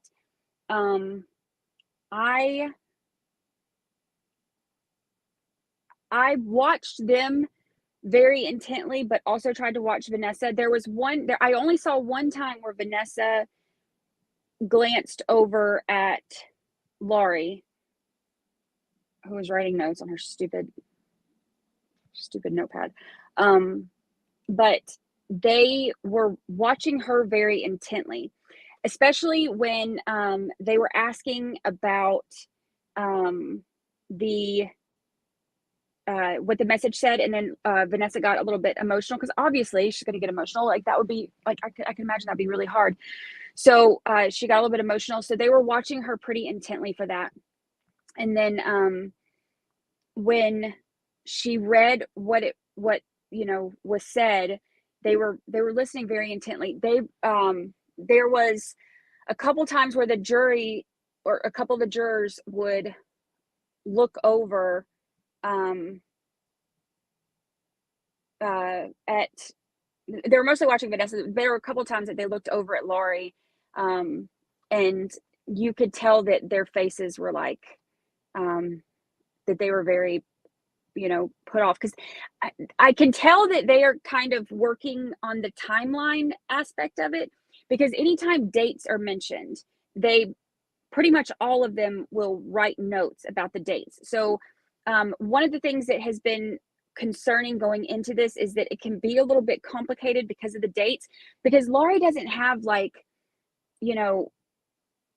time in between all of these dudes. Like, she's just, like, get rid of one, or one gets rid of her, I should say, and then she's on to the next. So I can tell that they are, like, trying to make sure they make notes of that stuff. So, that's good. But they're very attentive and, paying attention. They are much more attentive today with some of this stuff than I saw them yesterday. Not that they were like filing their nails or anything yesterday, but just you can tell, kind of leaned over and paying close attention and stuff like that today. Especially with Vanessa and Travis testifying. So that was interesting. Yeah, no downtime from her downtime. Definitely not. Yeah, but it was, I think I put this in a tweet. I can't remember if I put it in chat. I've been trying to kind of go back and forth. Mostly I'm giving y'all more, and then I'll try to post it on chat after that, or on Twitter after that. But when Austin walked out of the courtroom, it was really kind of sweet when he walked out of the courtroom. When he comes through that little partition thing or whatever and walks through the gallery, Mike's family is sitting right there to the right, and he looked at them kind of as a sign of respect, and kind of nodded or whatever, and they kind of did the same back to him, as just I thought that was a really touching moment, because they are all victims of Laurie in some capacity, obviously for the loss of Mike, that's horrible grief, but Austin has it's a different capacity that he's a victim of her, because he's lost his relationship with his brother. So it was just kind of a nice moment of of respect for them and what they've had to go through, and he did a great job. The jury was attentive with him. There were things that Travis was saying on the stand. You could tell that he didn't, I feel like it seemed like he wanted to backtrack on things he had said previously, or make kind of twist it a little bit to make it sound like it wasn't that, he's not going against Laurie, so I think that some of the ways that he tried to walk back previous statements were pretty obvious that he was trying to walk it back. And I think that some of the things that he said, then I'm glad that they had him testify before Austin, actually, because the things that he said about how, about kind of not knowing about anything about, Laurie sending messages to pretend that it was her from his account. He said, not to his knowledge, or he never knew anything about that or anything like that. So hearing that, and then having Austin get up there and say, yeah, he's the one who told me that it was her. And I think that was a really good move to have Travis go first, because he's going to say what he's going to say. And I think that they knew that. So now they have,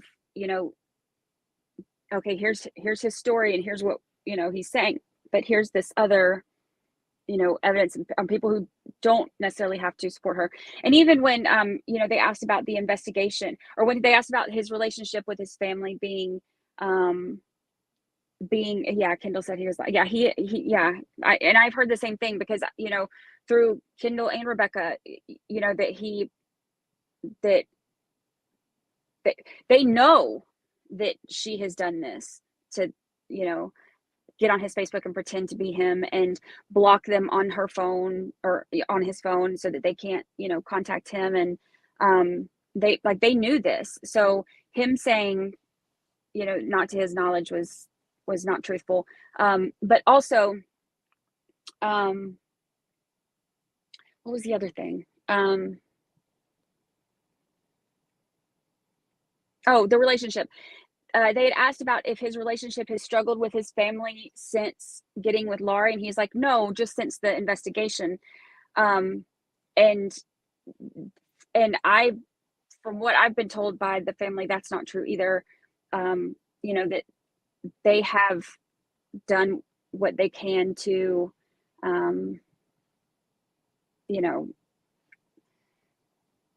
isolate him, or she has done what she can to isolate him away from them and, keep it so that she has complete control over him and he doesn't have anybody in his ear explaining to him, like, you're being controlled. And look, I've been there. Like, I've been the one that was, isolated from everybody else and being, it's like they trick you into, that's a part of coercive control. They trick you into thinking that it's, it's us against the world, like me and you, us against the world, and they're all just against us. They don't understand our love story and blah, blah, blah. And they do that as a way to isolate you. It has nothing to do with your best interest. It is to isolate you so that you don't have people telling you how messed up your relationship is. So, I get that.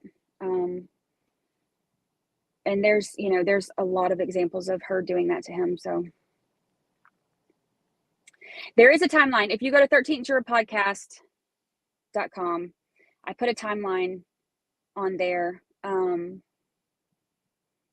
It's not like one of the really pretty ones that I do with all the pictures and stuff. I tried to throw it together as quick as I could. But it's got all the most relevant information on there.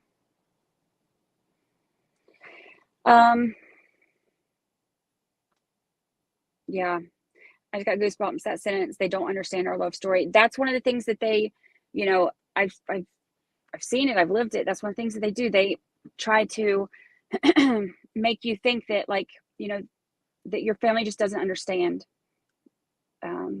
This is our love story. And like, yeah, we, and what's crazy too? I've heard this from so many women that I've talked to,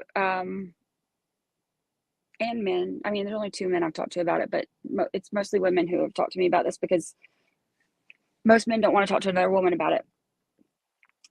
But what's funny that I've heard from multiple people that also happened to me, that one like little clip from the Notebook that goes around about how, like, yeah, we're going to fight and, you're going to be a pain in the ass and I'm going to be, whatever that little clip is.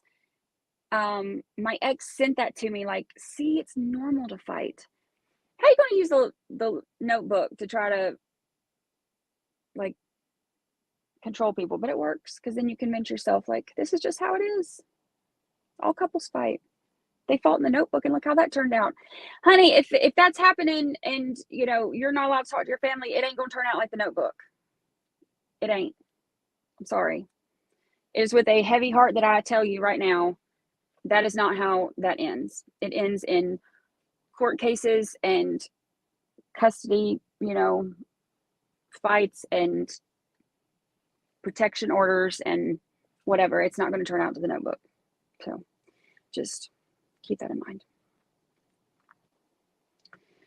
But anyway, they did say too, I heard them asking, I think Isabel may testify tomorrow, possibly. Again, it's changing up a little bit on the exact order they're going in, but she may testify tomorrow.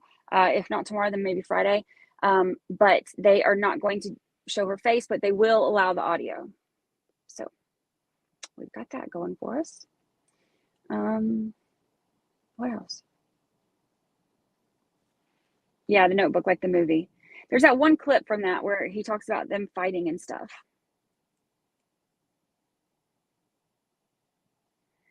Oh yeah, tomorrow they have something I have to discuss at 8:30. Yeah, they're doing a proffer of the guardian ad litem, or not guardian ad litem, the attorney ad litem for Isabel.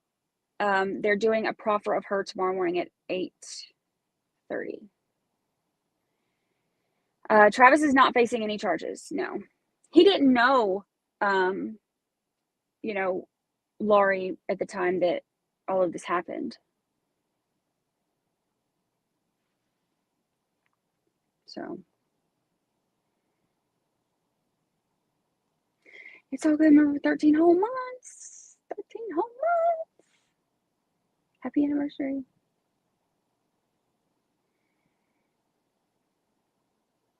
So what are y'all thinking so far?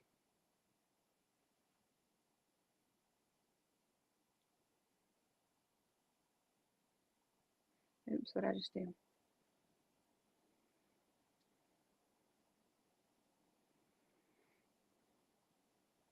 Yeah, I definitely think that she's a controlling mother. 100%. 100%.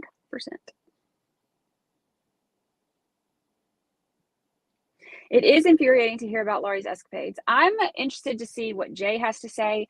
Not that I'm necessarily going to believe everything that he has to say, but it'll be interesting.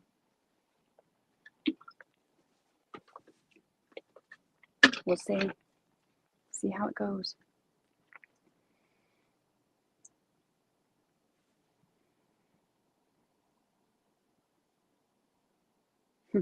I can't stand looking at Laurie. She is not the not the best. I can't stand her. Can't stand her. So whatever. Wretched woman.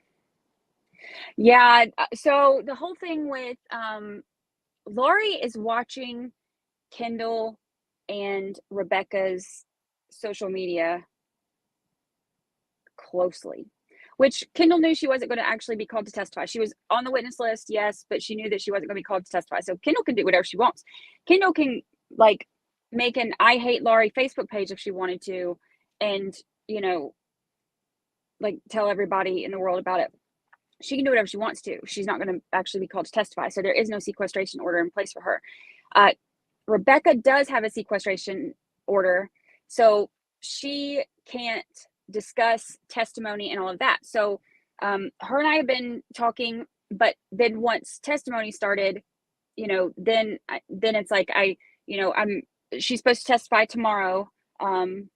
So, you know, once she's testified, you know, then we have plans to speak again, but she knows that she is going to be called to testify. So she does have a sequestration thing. So she knows that, you know, if she sees any articles or whatever, can't click on them and can't stream testimony and all that stuff, all that same stuff they say in every single trial. Like that's the stuff. So, so when they were talking about that this morning, I don't know what screenshots they entered, but like Kendall can say and do whatever she wants to if she's not coming. And I'm not surprised that they are watching Rebecca, trying to keep her from testifying, because Rebecca's got some damning things to, you know, to say. So if I were Laurie, I would want her kept off the stand too, but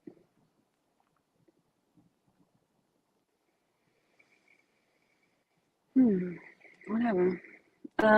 There's nobody on Laurie's side again today. Travis will more than likely be called. Well, they said yesterday that the defense said they're going to call Travis.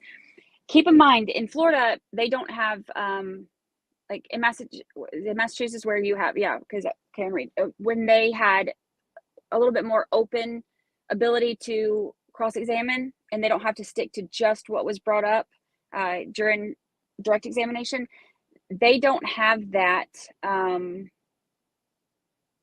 you know, same openness in Florida.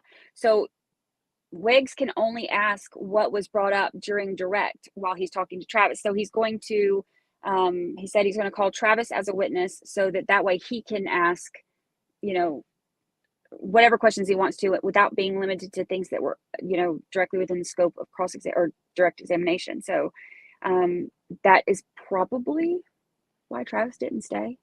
But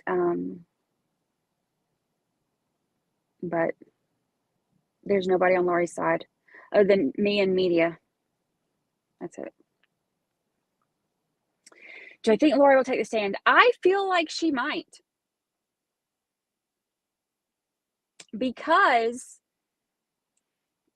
she is a master manipulator and she likes to be in control.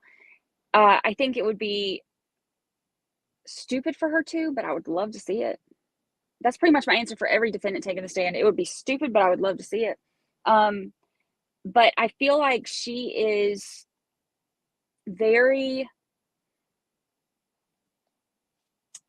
controlling, and I feel like she may be the type to where she feels like if she gets up there and, you know, can just get up there and give her little poor me, you know, I'm just a victim and look how bad everybody else is, spiel, then, you know, maybe she's thinking that some of them will believe it. I don't think so. I think that having Vanessa up there, oh, they were taking good notes too during the, they were very interested in the check stuff, the dates with the check stuff, because remember that Mariner Finance loan came after, 3 weeks after Mike's disappearance. And so that witness did a great job explaining, you know, like this was from a mailer. So we never actually saw, you know, Mike Shaver or anybody else for that matter. We just sent out a mailer, you know, based on credit scores that's accepted. And then we call. And even then they were never able to, you know, get anybody on the phone. So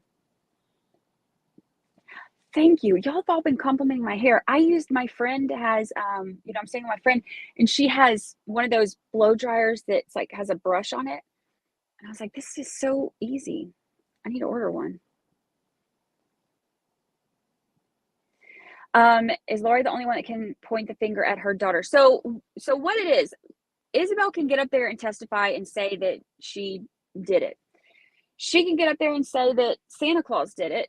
Like, you know, she can say whatever she feels like is her direct knowledge or what she knows. The limitations of things, which is why they're going to have the rebuttal. The limitations of things are Adam, who is going to testify, who is the boss of Travis and of Laurie now too. He's also involved with the church, you know, so that they go to. So he said that in his deposition that Isabel came and, you know, told him they were like in a hallway at his house at a function and said that, you know, she shot him or whatever. So they're limiting that. They're not allowed to ask about that during Adam's testimony. But when Isabel gets up there, she can say whatever she's going to say. And they limited, the defense had asked for an expert to do an examination on Isabel to then determine if she was being truthful and then come to court and testify as to whether or not she's being truthful. And they said that that's not, you know, appropriate under the law. So that was denied.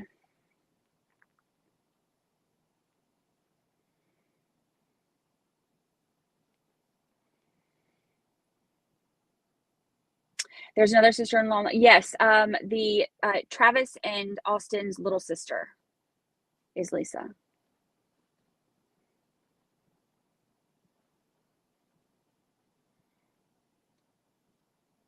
What do you think is going on with the juror who had her head down and her hair on her face? It's just, she has this big, beautiful, full head of hair. And she looks down almost, I won't say like the majority of the time, but she looks down a lot. She takes a lot of notes. So when she looks down, like her big, beautiful, full hair just falls in her face. And on the first day, I think that they just didn't know what was happening. They didn't know that. So when her big, beautiful, full hair falls, it looks like she, is asleep. But then she looks her head back up again. Then you can see her looking around or whatever. But she's always got the pen in her hand. She's always, paying attention. But she does look down a lot. And I think that they just thought that she was either like sick or had her head down or something. So they wanted to check on her and make sure. But she's fine. She's been like that all week. No bed hair. I know. I actually brushed my hair. The trolls will be so mad. What will they talk about? Hello. Does she know me? She and I have never met. She knows of me, but she and I have never met. But I mean,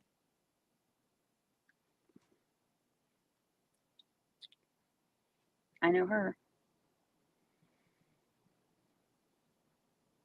I can't wait until the trial's over and I can tell y'all like so much more.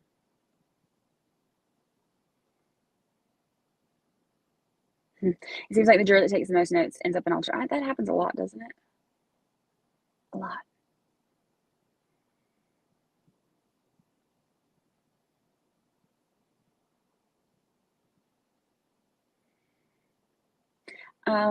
I saw Brandi Carlisle at the Fox in Atlanta.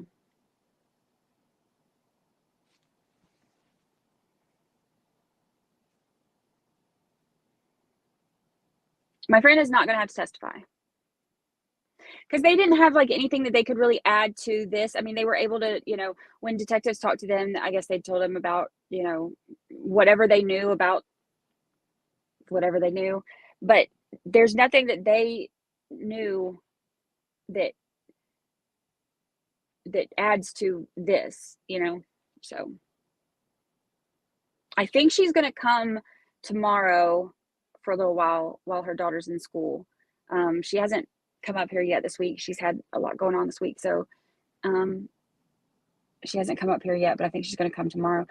She was a little bit nervous about it because, she hasn't seen Laurie since 2020.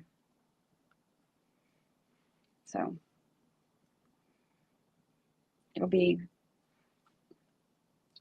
interesting. But oh well. All right, well, I am going to try to get some food in me, and then I am going to go charge my laptop so that I can make sure I make some great notes. Yeah, my friend is freaked out. Yes. She's a little freaked out because she's like, because, Claremont talks, y'all. This is not a big town. It's beautiful town. It's like absolutely beautiful. There's like lakes everywhere and there's Spanish moss everywhere. It's beautiful. I'll take some pictures and I'll show y'all. But it's beautiful. But it's not a big town, and like everybody knows everybody. Not everybody. I won't say everybody, but a lot of people know a lot of people, and I don't know.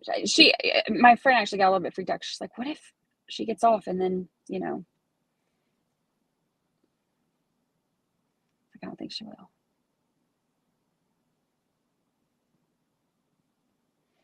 Oh well.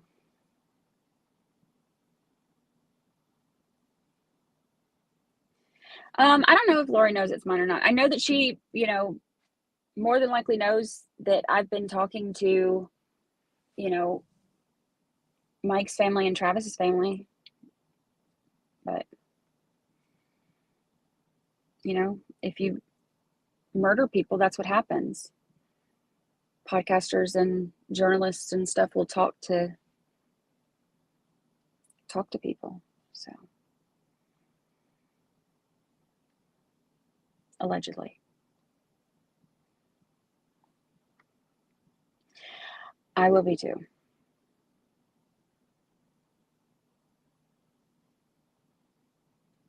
I will be too.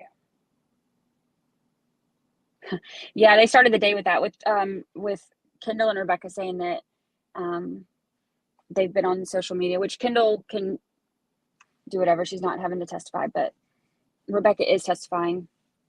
But yeah, but Rebecca hasn't been in chat. Like Rebecca, only Kendall's been in chat, but yeah, they're starting to have that removed.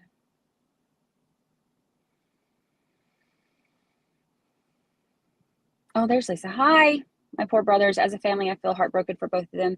We were all once so close, and now we have no communication with them. This is one of the things that makes me the saddest about this, because I, having talked to the family, it is sad. There's a lot of pain that goes along with Travis being so isolated, and them feeling kind of helpless. Like there's not, all I can do is what they can do, and and then wait on him to hopefully see what's going on. So I hope that when Laurie is convicted, that that changes. I hope that, and I was telling Kendall this yesterday, I think, like, I'm hoping that once she's in prison, that separation will help him kind of, it won't happen right away, but being removed from that and not having that over you all the time will hopefully, begin a process of him realizing exactly what was happening and what was going on, and he'll be able to break free of that and, reconnect with his family. So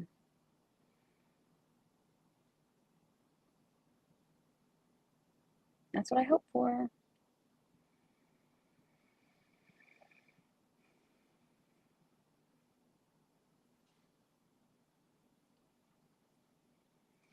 Yeah, he will need his family when she's not there. And they've been there for him through the time that,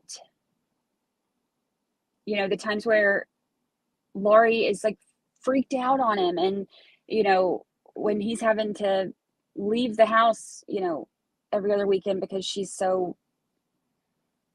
things are so toxic. And, there's obviously a lot of love there between them. I'm hoping that once she's out of the picture, that they can get that family closeness back. So we'll see. We'll see.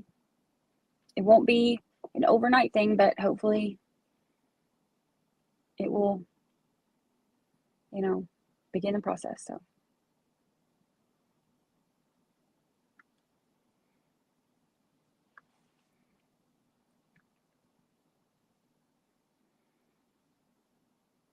there's always hope. Always hope. All right, y'all. I'm going to go get some food and charge my laptop. And we are going to be back in about, 45 minutes, 40 minutes, something like that.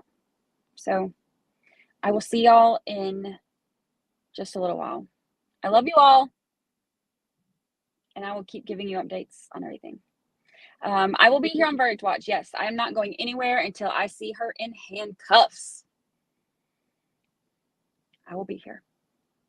And then there's going to be a little Lake County celebration.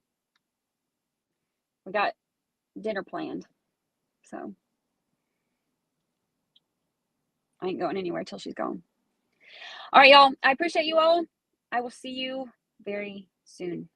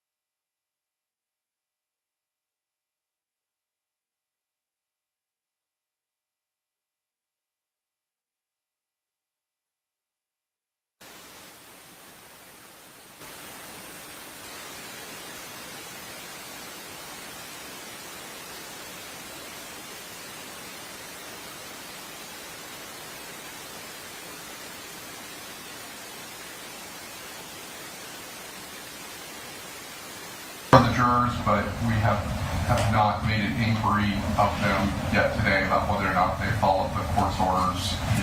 We did? Oh, I apologize. I missed that. Yes, sir. This morning? I apologize. Yes, ready to go. All right, Mr. Wiggs? Yes, sir. Okay. Please bring in the jurors. Thank you.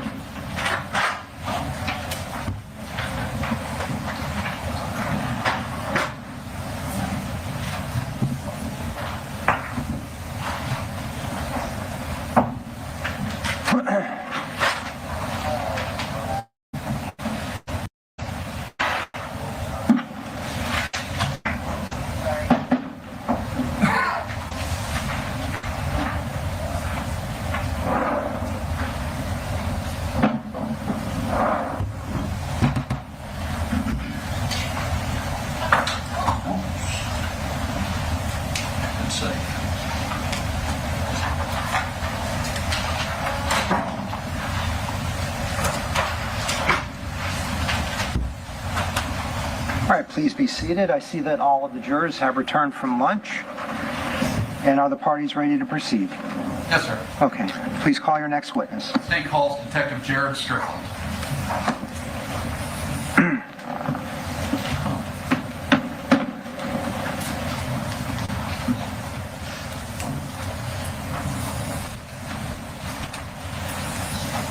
Good afternoon. Please come up to the witness stand. Please be seated. Make yourself comfortable. Let me know when you're ready to proceed.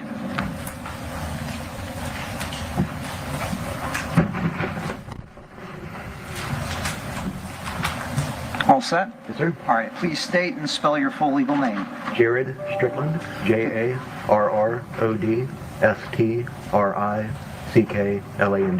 Thank you. Please raise your right hand. I'll swear you in. Do you solemnly swear or affirm that any testimony you give today shall be the truth, whole truth, and nothing but the truth, so help you God? Yes, sir. Thank you. Please proceed. Good afternoon. Can you please introduce yourself to the jury? Sure. Good afternoon. I'm Corporal Jared Strickland with the Lake County Sheriff's Office. And how long have you been with the Lake County Sheriff's Office? Since 2006. And what is your current position or assignment? Currently, I'm a corporal. I'm one of the supervisors within our criminal investigations unit. And how long have you been in that position? Since 2021. Now, taking you back to February of 2017, what was your position then? In February 2017, I was one of our economic crimes detectives. And what is it, when you say economic crimes detectives, what kind of crimes would you investigate? Different types of fraud, credit card fraud, identity theft, sometimes things that deal with computers and electronics. And how did you become involved into the investigation into the death of Michael? Sure. I was asked to start getting bank records, financials from the different people that are involved, and to review those records as well as social media. Now, let me ask you this. When a case, a homicide case in particular, is being investigated by the Lake County Sheriff's Office, is it assigned to just one detective or a whole team working on this issue? Sure. Typically, it's an entire team of detectives that are working on it because we all bring different things to the table. And was your background, training, experience with various forms of financial, social media records and things like that from your economic crimes background useful in the investigation? Yes, it was. Now, as part of the records that you looked into, did you seek out information and documents from Facebook in this case? Yes, I did. And in order to obtain records from Facebook, how do you go about doing that? We have to get a search warrant. And first of all, did you prepare warrants to get information for a Facebook profile associated with a Michael Schaefer? Yes, I did. I'm showing you it's already been entered into evidence. It states exhibit number 10. Wait. It's already in evidence.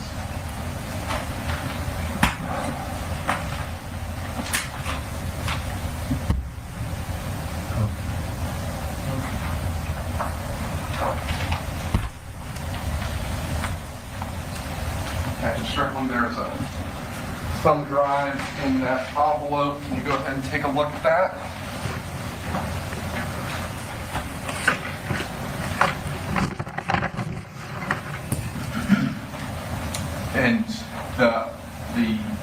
December 10, are those the Facebook records that you obtained through Facebook? Yes, they are. And when you obtain these types of records, particularly we'll start with Michael Shaver's Facebook records, are they sent to you printed out in boxes, or how are they sent to you? They're not. So Facebook has a law enforcement records request portal where they will upload all of that information to, and then we then download it in a zip folder because it's usually quite large. And do they assign it a special number to associate with the request that you've made? Yes, they do. And does that number appear in the records themselves? Yes, it does. And then does that number also appear on the business record certification that's included in that folder? Yes, it does. Now, the records that we're dealing with there are on a thumb drive. Do we have over 3,000 pages on that thumb drive? Yes, correct. Now, as you've gone through, after you've initialed it, you have gone through all of those records, looked at the pictures, things of that nature. Yes, I have.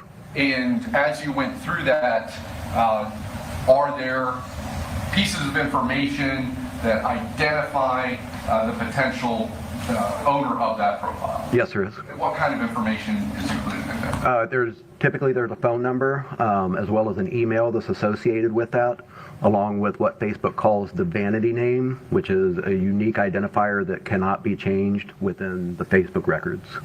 And as you went through those particular records, does that include photos that the user may have uploaded or someone using that account may have uploaded? Yes.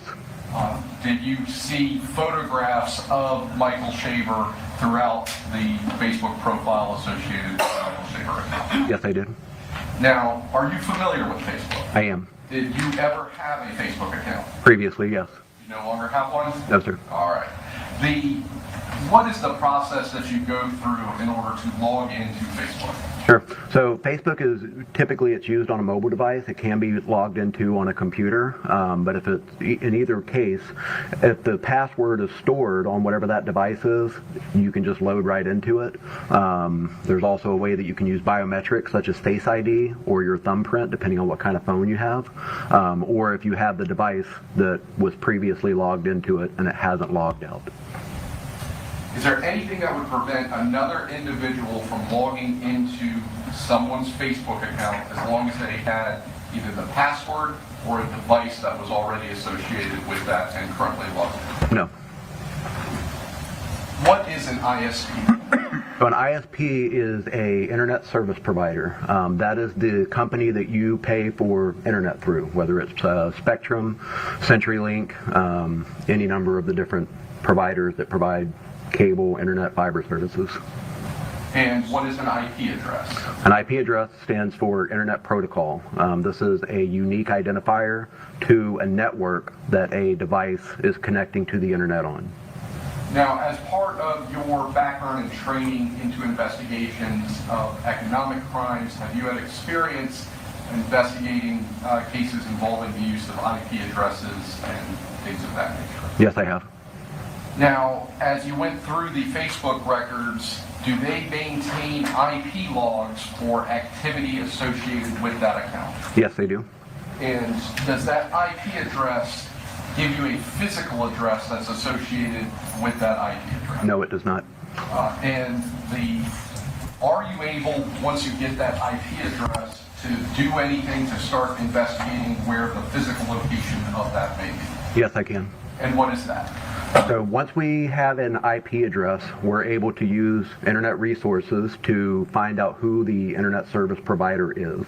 Once we have the internet service provider, depending on what kind of request they want to release records, typically it's a subpoena or sometimes a court order, we can send them a subpoena and they will give us subscriber information, which includes the service location, the names on the account, billing information if we request it, and so forth. And the IP addresses that we are going to be referencing go back to how far back? The IP addresses that we have go back to at least 2015. And when did you become involved with this investigation, start looking into the issues involved with this IP address and things like that? February 2018. When you got the IP addresses associated with the Facebook account, were you able to determine which service provider was linked up with those IP addresses? Yes, I was. And which service provider was that? By and large, it was CenturyLink. And when you went to try to obtain information from CenturyLink to associate it with any physical addresses, were you able to get that information? I was not. Why not? CenturyLink told us that they only keep records for one rolling calendar year.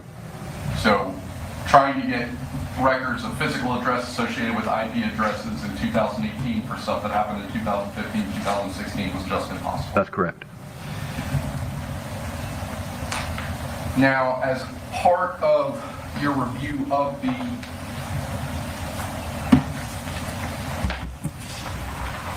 Facebook profiles, did you also obtain a search warrant in order to get the information from Laurie Shaver's Facebook? That's correct. I'm showing the defense what has previously been state speech H.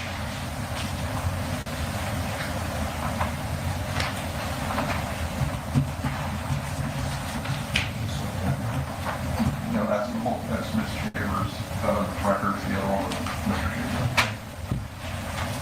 I'm showing you what's been previously, can you go ahead and just put that back in the envelope before?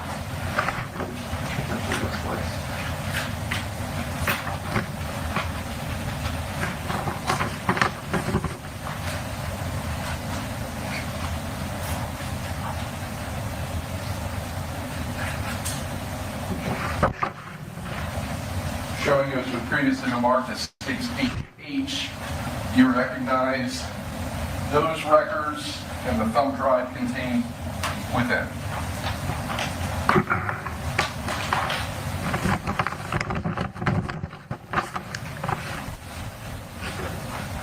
Yes, I do.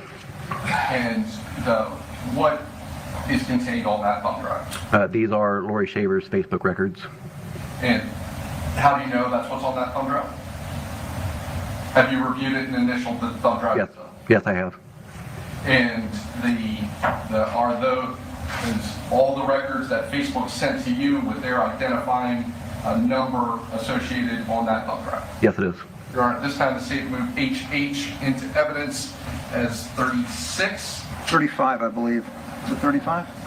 35. 35. Yes, sir. Any objection? Or motion on this on the digital data? Yes, sir. As we've raised before. All right. And the motion, the objection is overruled, and states HH will be entered into evidence as states number 35. Now, similar question, have you gone through all the data that's contained on there? Yes, sir. And did that have information associating it with Laurie Shaver? Yes, it did. What kind of information was that? The same information. It will have the vanity name, which is a unique identifier that is set up whenever the account is established, along with phone numbers and email addresses. Did it include pictures of herself, her children, her home, things of that nature? Yes, it did. And how far back does that activity go? I believe 2015 at least. And that would have been the time frame that you obtained the warrant for? Correct. And the amount of information on that thumb drive, how is that in relation to the records from Michael Shaver? Significantly larger. Based on the activity that you saw, was she more frequent poster on Facebook than the Michael Shaver account? Yes. As part of those records that are already in evidence, does Facebook maintain all of those IP addresses associated with the activity? Yes, they do. And now, does that mean every single time somebody just pulls up Facebook, scrolls, looks at a picture, does something like that, that activity is going to be referenced on those IP logs? Typically, no. What types of things register on the IP log history that you get from these records? Sure. Login activity is one of the big ones. Anytime anybody accesses Facebook on their device, whether it's a phone or a computer, Facebook will log that IP address. Whenever messages are sent, photos are shared, statuses are updated, Facebook will log that IP address for that activity. If someone were to upload photos, change your profile picture, would that type of thing be? Yes. And does the actual IP logs contain information not only that the account was accessed, but the type of activity that was done? Yes, it does. I'm showing you what's previously been marked for identification as states II and JJ.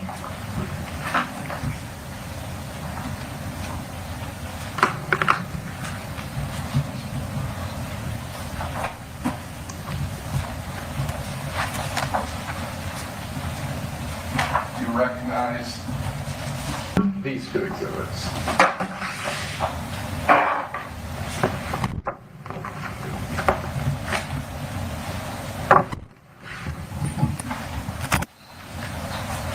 Yes, I do. And what are those exhibits? These are the IP logs for each of the Facebook accounts. And specifically, does II match up with the IP logs for Michael Shaver? Yes, it does. Your Honor, at this time, the state moves states II into evidence to states 36. Any objection? Objection as to the motion that's previously been held on this and the testimony received. Yes, your objection's overruled.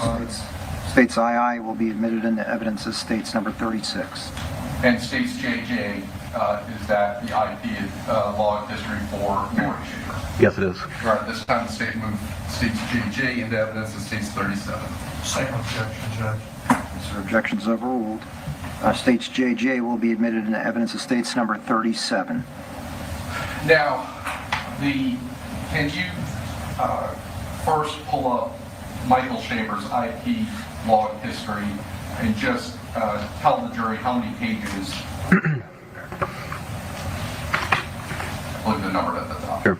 The Michael Shaver IP logs for Facebook span 13 pages. And the Laurie Shaver Facebook account, how long is it? 77 pages. Now, in order to assist the jury with your testimony regarding the information that was contained in those IP logs, was a summary prepared of the information contained in those folders. Yes, it was.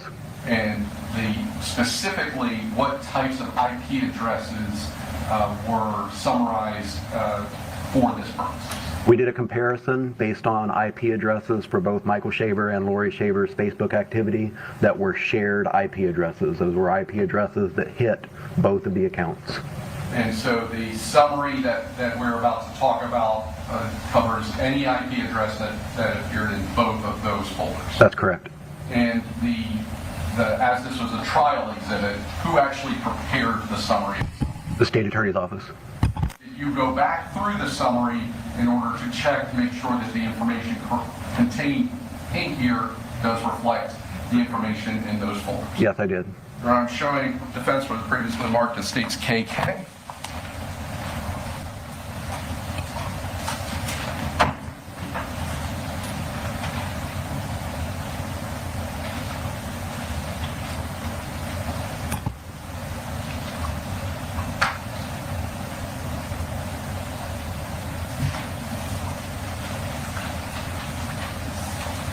Your Honor, second objection to the data log summary as to this is not a business record, it's a summary, it's not been stipulated to, and it doesn't follow the... Come up for a sidebar, please. Thank you.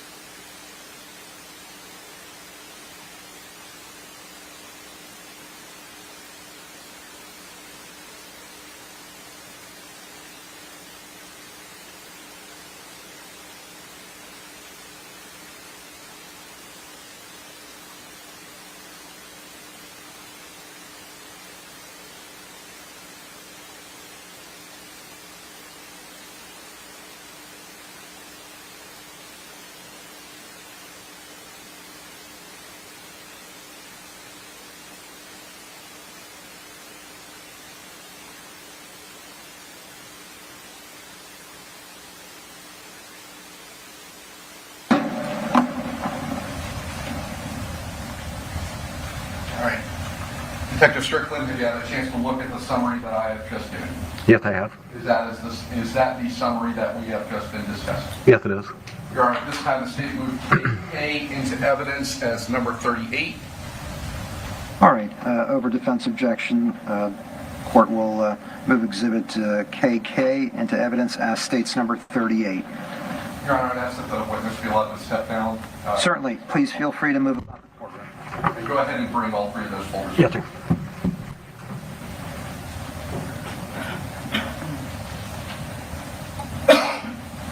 Now, as you went through both sets of IP logs, how many different IP addresses did you find that both the Michael Shaver account and the Laurie Shaver account shared? There were 13 shared IP addresses. Now, if someone were to connect to their home Wi-Fi, and we had multiple people in that home using that home Wi-Fi, would they all register the same IP address? Yes, they would. And similarly, if I went to go visit you, you gave me your Wi-Fi password, and then I started utilizing my mobile device, would I then be utilizing your Wi-Fi? Yes. And then, therefore, your IP account? That's correct. If you were to go to Starbucks, and then you utilize their password and log into their account, would you then have a different IP address located in your phone? Yes. And if you utilize anything on Facebook while you were doing that at that outside area, would that IP address reflect in your record? Yes, it would.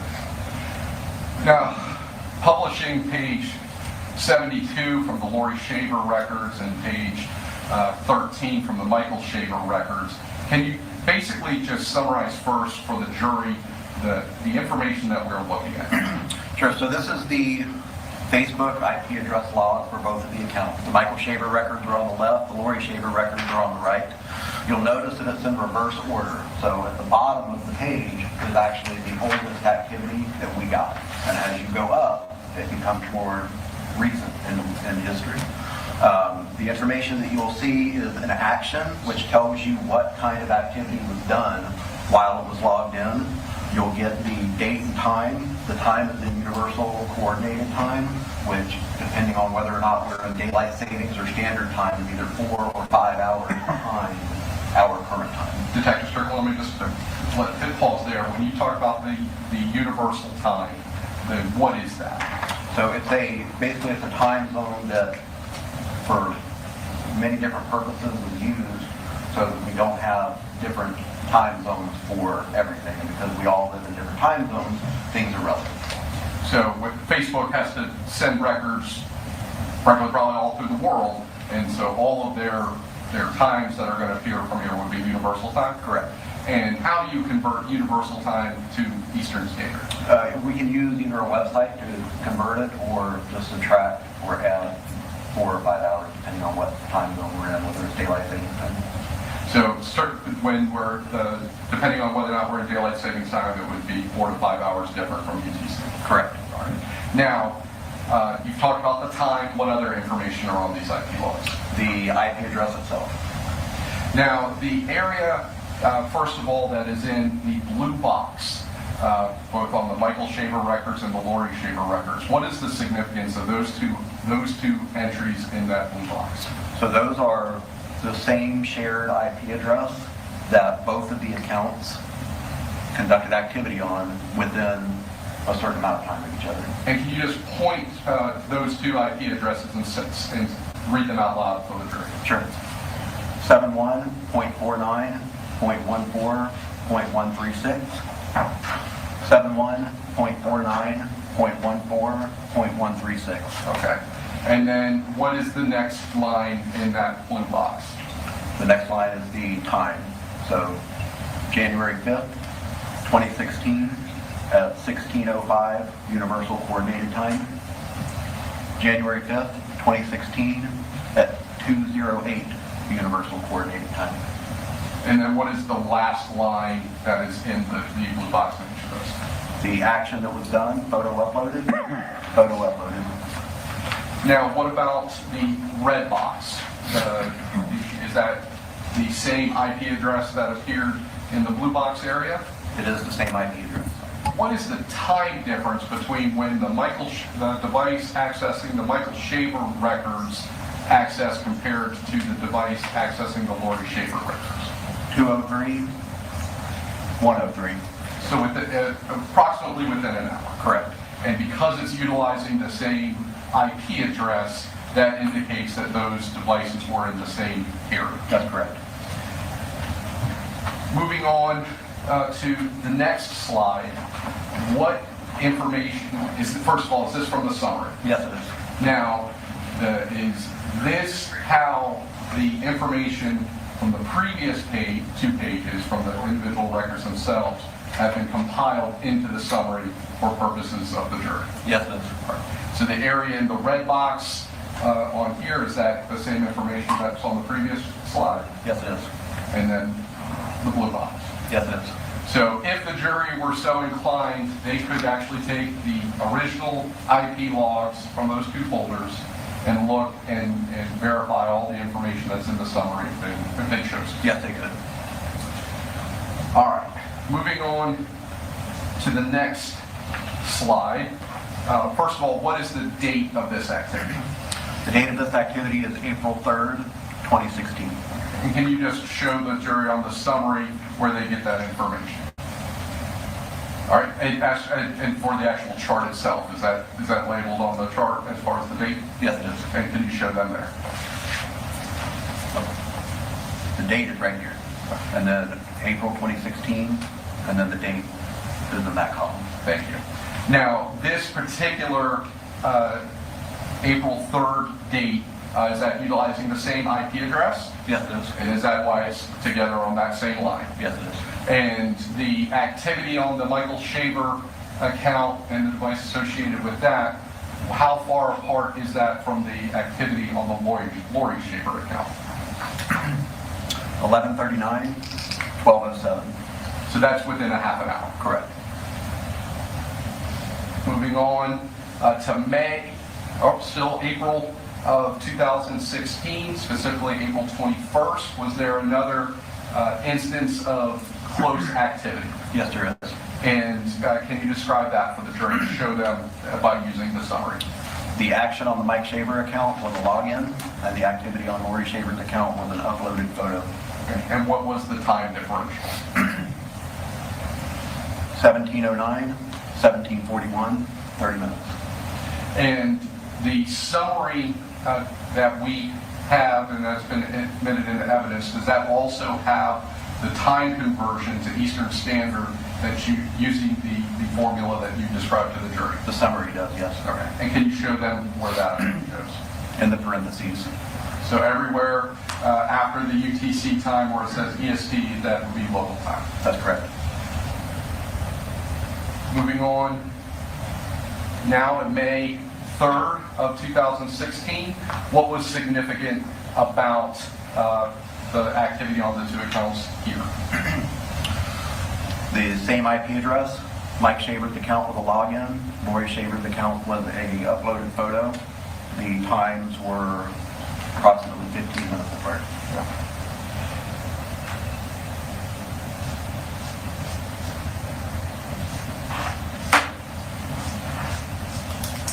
I want to focus a little bit specifically on Michael Shaver's account.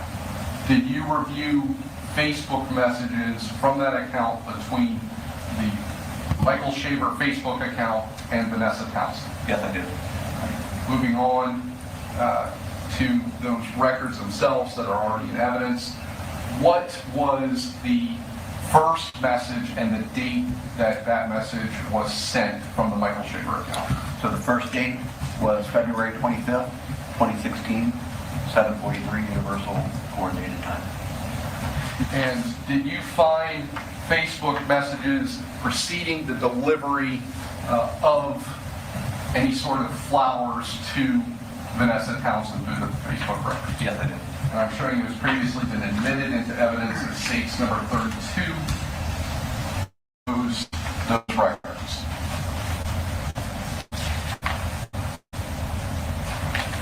Yes, they are. And as we go through, moving on to the messages themselves, when was was the message sent that said that the individual utilizing the Mike Shaver account had something for Miss Townsend? It is the top, which is on 2 pages, April 5th, 2016. Okay. And what about, was there a phone number shared to Vanessa Townsend utilizing this account? Yes, there was. And what was that content and when was that sent? That message was sent on April 9th, 2016 at 21:26 Universal Coordinated Time. The message read, please contact me at 352-801-0941. And then is there something that indicates that Vanessa Townsend should receive something that day? Yes.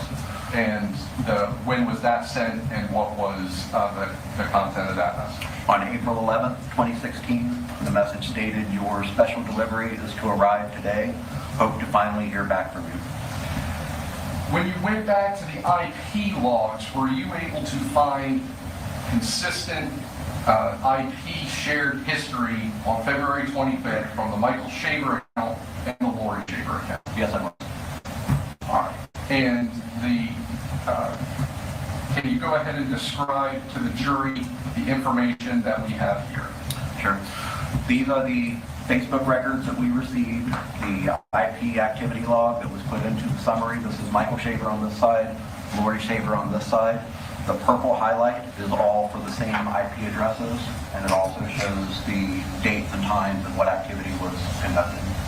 And is there activity from Michael Shaver's account using that IP address on the day that these messages start being sent? Yes, there is. And what was the date and time? That was February 25th, 2016 at 21:57 Eastern Time. And then did Laurie Shaver's account utilize that same IP address on that same day? Yes, it did. And what was that time? February 25th at 7:06 Eastern Time. Now, when did Michael Shaver's Facebook account have the most activity during the time frame that you were looking? Sure, the most activity was concentrated around this time, the end of February 2016. And then did that extend to the time frame that messages were being sent to Vanessa Townsend? Yes. What was the time frame that you obtained these Facebook records and IP addresses for both the Michael Shaver and the Laurie Shaver account? We tried to go back to 2014 until whatever the present time was that we got these records sometime in 2018. Is it fair to say that this shared IP history extends from November 2015 to November of 2017? Yes. And going through the time frame in April, once the flowers are received, is that when the majority of the activity appears on Michael Shaver's account? Yes. And going ahead and just, we're publishing page 27 and 28 of the history, of the summary, sorry. And can you summarize the types of activity that you're seeing on the Michael Shaver account and talk about how that relates to Laurie Shaver? Sure. So according to the summary, it looks like once a day, Michael Shaver's Facebook account was accessed using the same IP address that Laurie Shaver's account was also accessing while Laurie Shaver was uploading photos. Now, during this time frame, is this when Facebook messages are being sent to Vanessa Townsend prior to the flowers actually arriving at Vanessa Townsend's work? Yes. And these are the time frames that the messages were not being responded to? Correct. Right. And then what is going on Laurie Shaver? Is Laurie Shaver's account utilizing the same IP address throughout that same time frame? Yes, it is. Moving on to pages 29 and 30 from the summary, does this activity reflect actions that happened after the flowers had been received by Vanessa Townsend? Yes, it does. And what type of activity is being reflected here? So this activity, there are photos that are being uploaded, but there are also photos that are being sent. Now, when it says photo, does that differentiate between an actual picture and then screenshots of text messages? It does not differentiate. And during this time frame of all of this activity on the Michael Shaver Facebook account, are there large number of photos and shared, basically screen captures of text messages between Laurie Shaver and Jeremy Townsend sent to Vanessa Townsend? Yes, sir. Moving on to page 31 and 32 of the summary, what is the activity? So it's very similar. You have logins. This one says that there were 40 photos that were sent, 8 photos sent, another login, 16 photos sent, 29 photos sent, 30 photos sent. Pages 33 and 34 of this is still all the same day as the previous page? Yes, it is. All right, and what is the activity here? 44 photos sent, 29, 15, 31, 44, 31, 27 photos sent.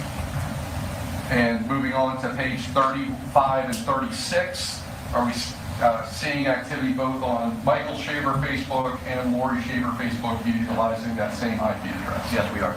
Now, all of these pages that we have gone through here during this time frame, all of these IP addresses are consistent? Yes, they are. On both accounts? Yes, they are. 37 and 38, what information, first of all, what date time frames are we talking about here? April 22nd, 2016. This is the 23rd. This is the 24th.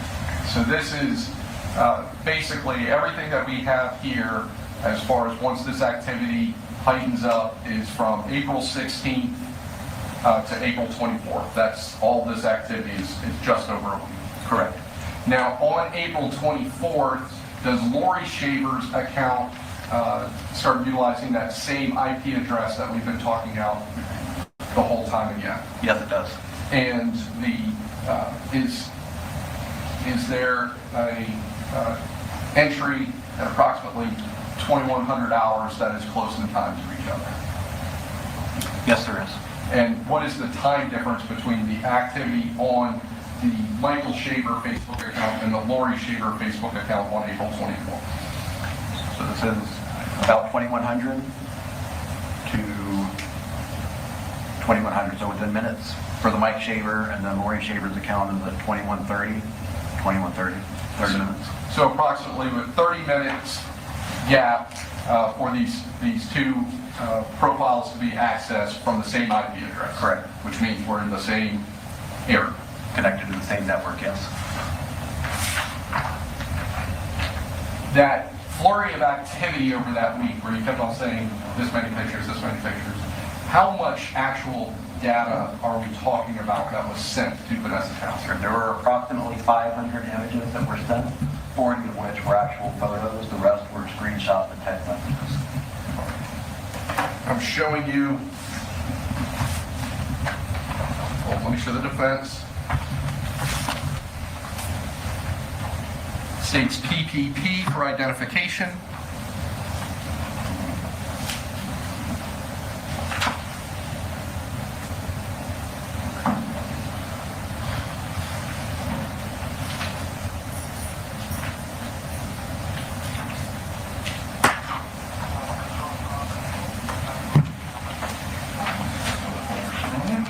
Showing you states PPP for identification. Do you recognize those?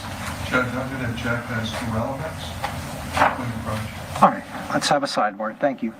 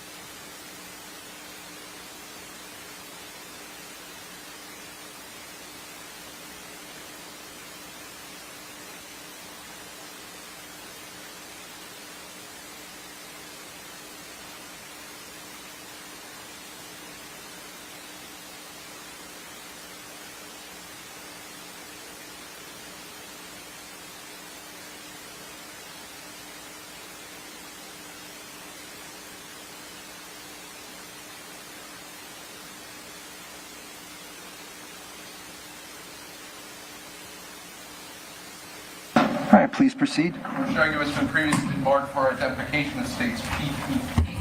You recognize those photos? Yes, I do. And what are those photos? These photos are from Laurie Shaver's Facebook account that were sent to Vanessa Townsend through Mike Shaver's account.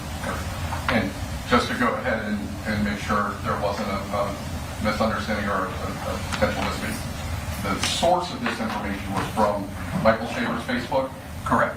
And this is the information that was sent to Vanessa Townsend? Correct. At this time, the state moves states PPP into evidence as states Number 39. 39? Yes, sir. All right. Any further? Okay. Objections overruled. Over defense's objection. States PPP will be entered into evidence as states number 39.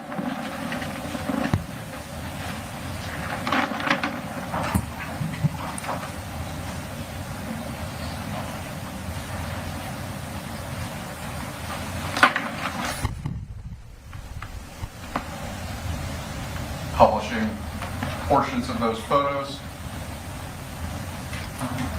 These photos that are contained here are some of the photos that are in that exhibit that we just went through? Yes, they are. And on the left, do you recognize that individual? Yes, I do. And who is that? That's Laurie Shaver. And on the right, do you recognize those individuals? Yes, I do. And who are they? Laurie Shaver and Jeremy Townsend. All right. Photographs identified as page 1145 and 1150. Who is that? Jeremy Townsend. 1156, 1164. Who is that? Jeremy Townsend. 1178. Who is that? Jeremy Townsend. 1184. Who is that? Jeremy Townsend and Laurie Shaver. 1192. Jeremy Townsend and Laurie Shaver. And 1193. Laurie Shaver. 1196. Laurie Shaver. Now, is that all the photos that were in that folder? No, it's not. That's just some of them for right now to get through this? Correct. All right. Now, also contained with all of that information, you had mentioned there were screenshots of text messages? Yes.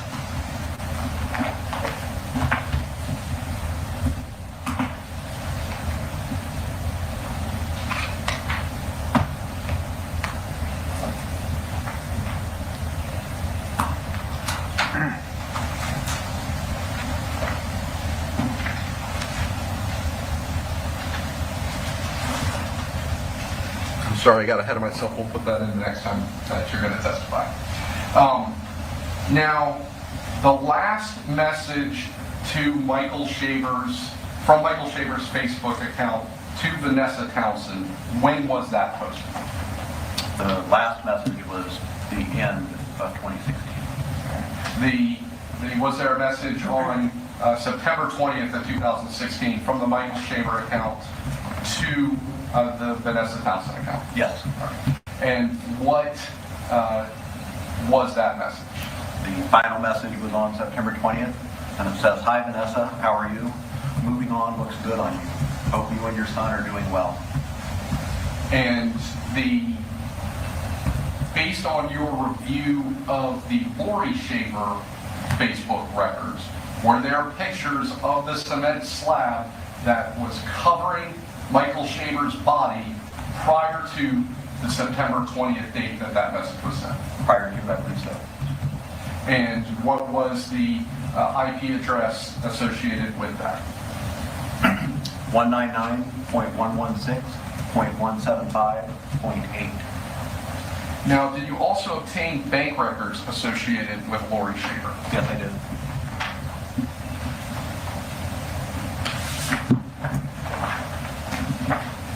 Showing the fence states LL.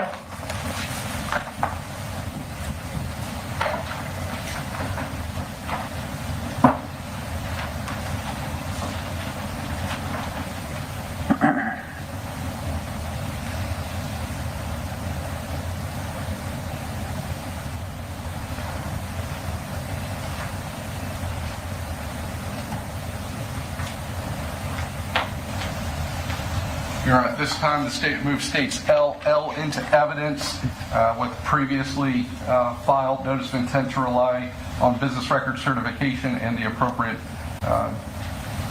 business record certification attached. Specifically approach. All right, sidebar, please. Thank you.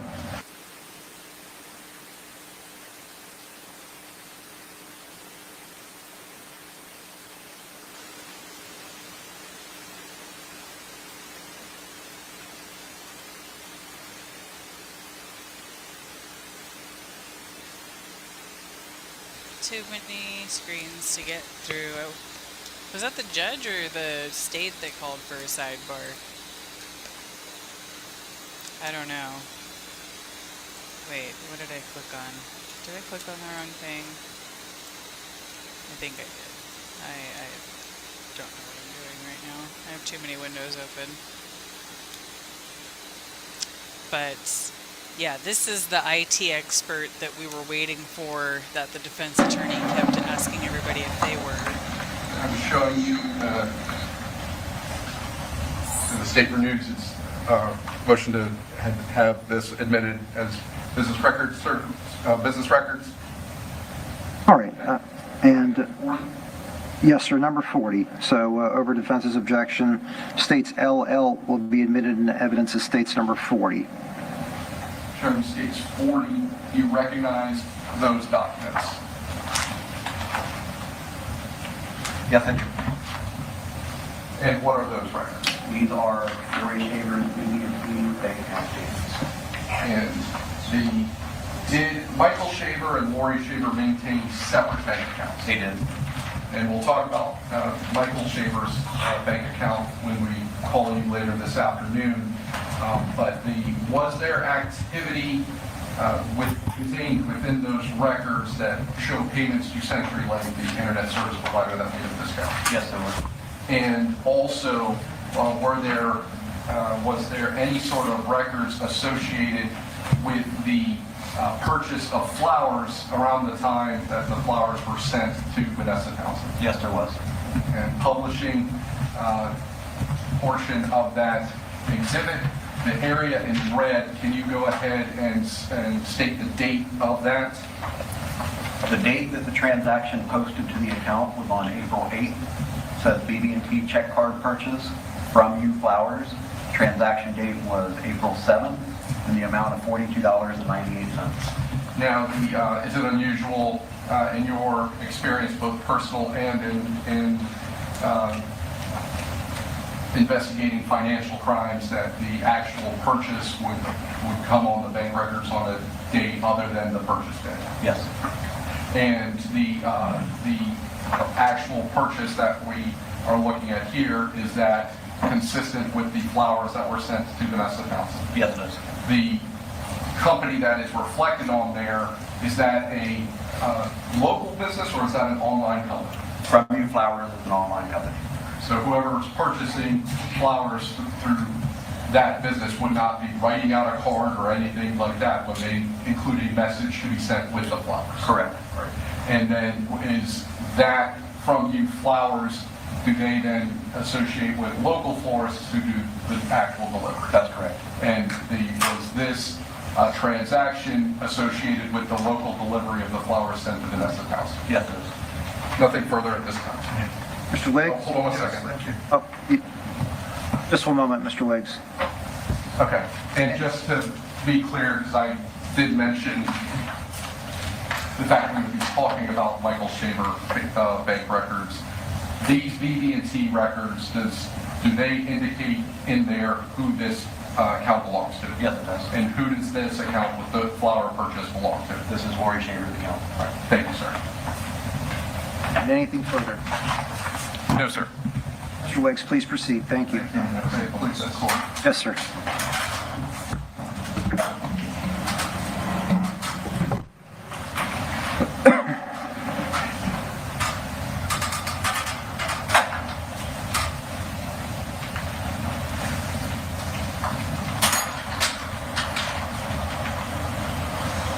Imagine being that florist that had to write that. Officer Strickland, did you is officer or deputy? I prefer to go by. Either one. Okay. Did you just handle the digital data that you've just testified to in this case? Did I handle it? Yes, sir. Okay. Anybody else? Yes, sir. Pardon me? Yes, sir. Who was that? The entire team of investigators that were working this would have reviewed it at some point. Okay. And you submit your documents and your reports in this case to Tamara Dale, correct? I'm sorry, can you repeat? Who was the lead officer on this case? There were several of us that could have been considered the lead detective. Who did the primary report? There were a few of us that did primary reports. Tell me everybody that did who was the primary on the case? Okay. I did very lengthy, several reports. Now Lieutenant Tammy Dale also did lengthy.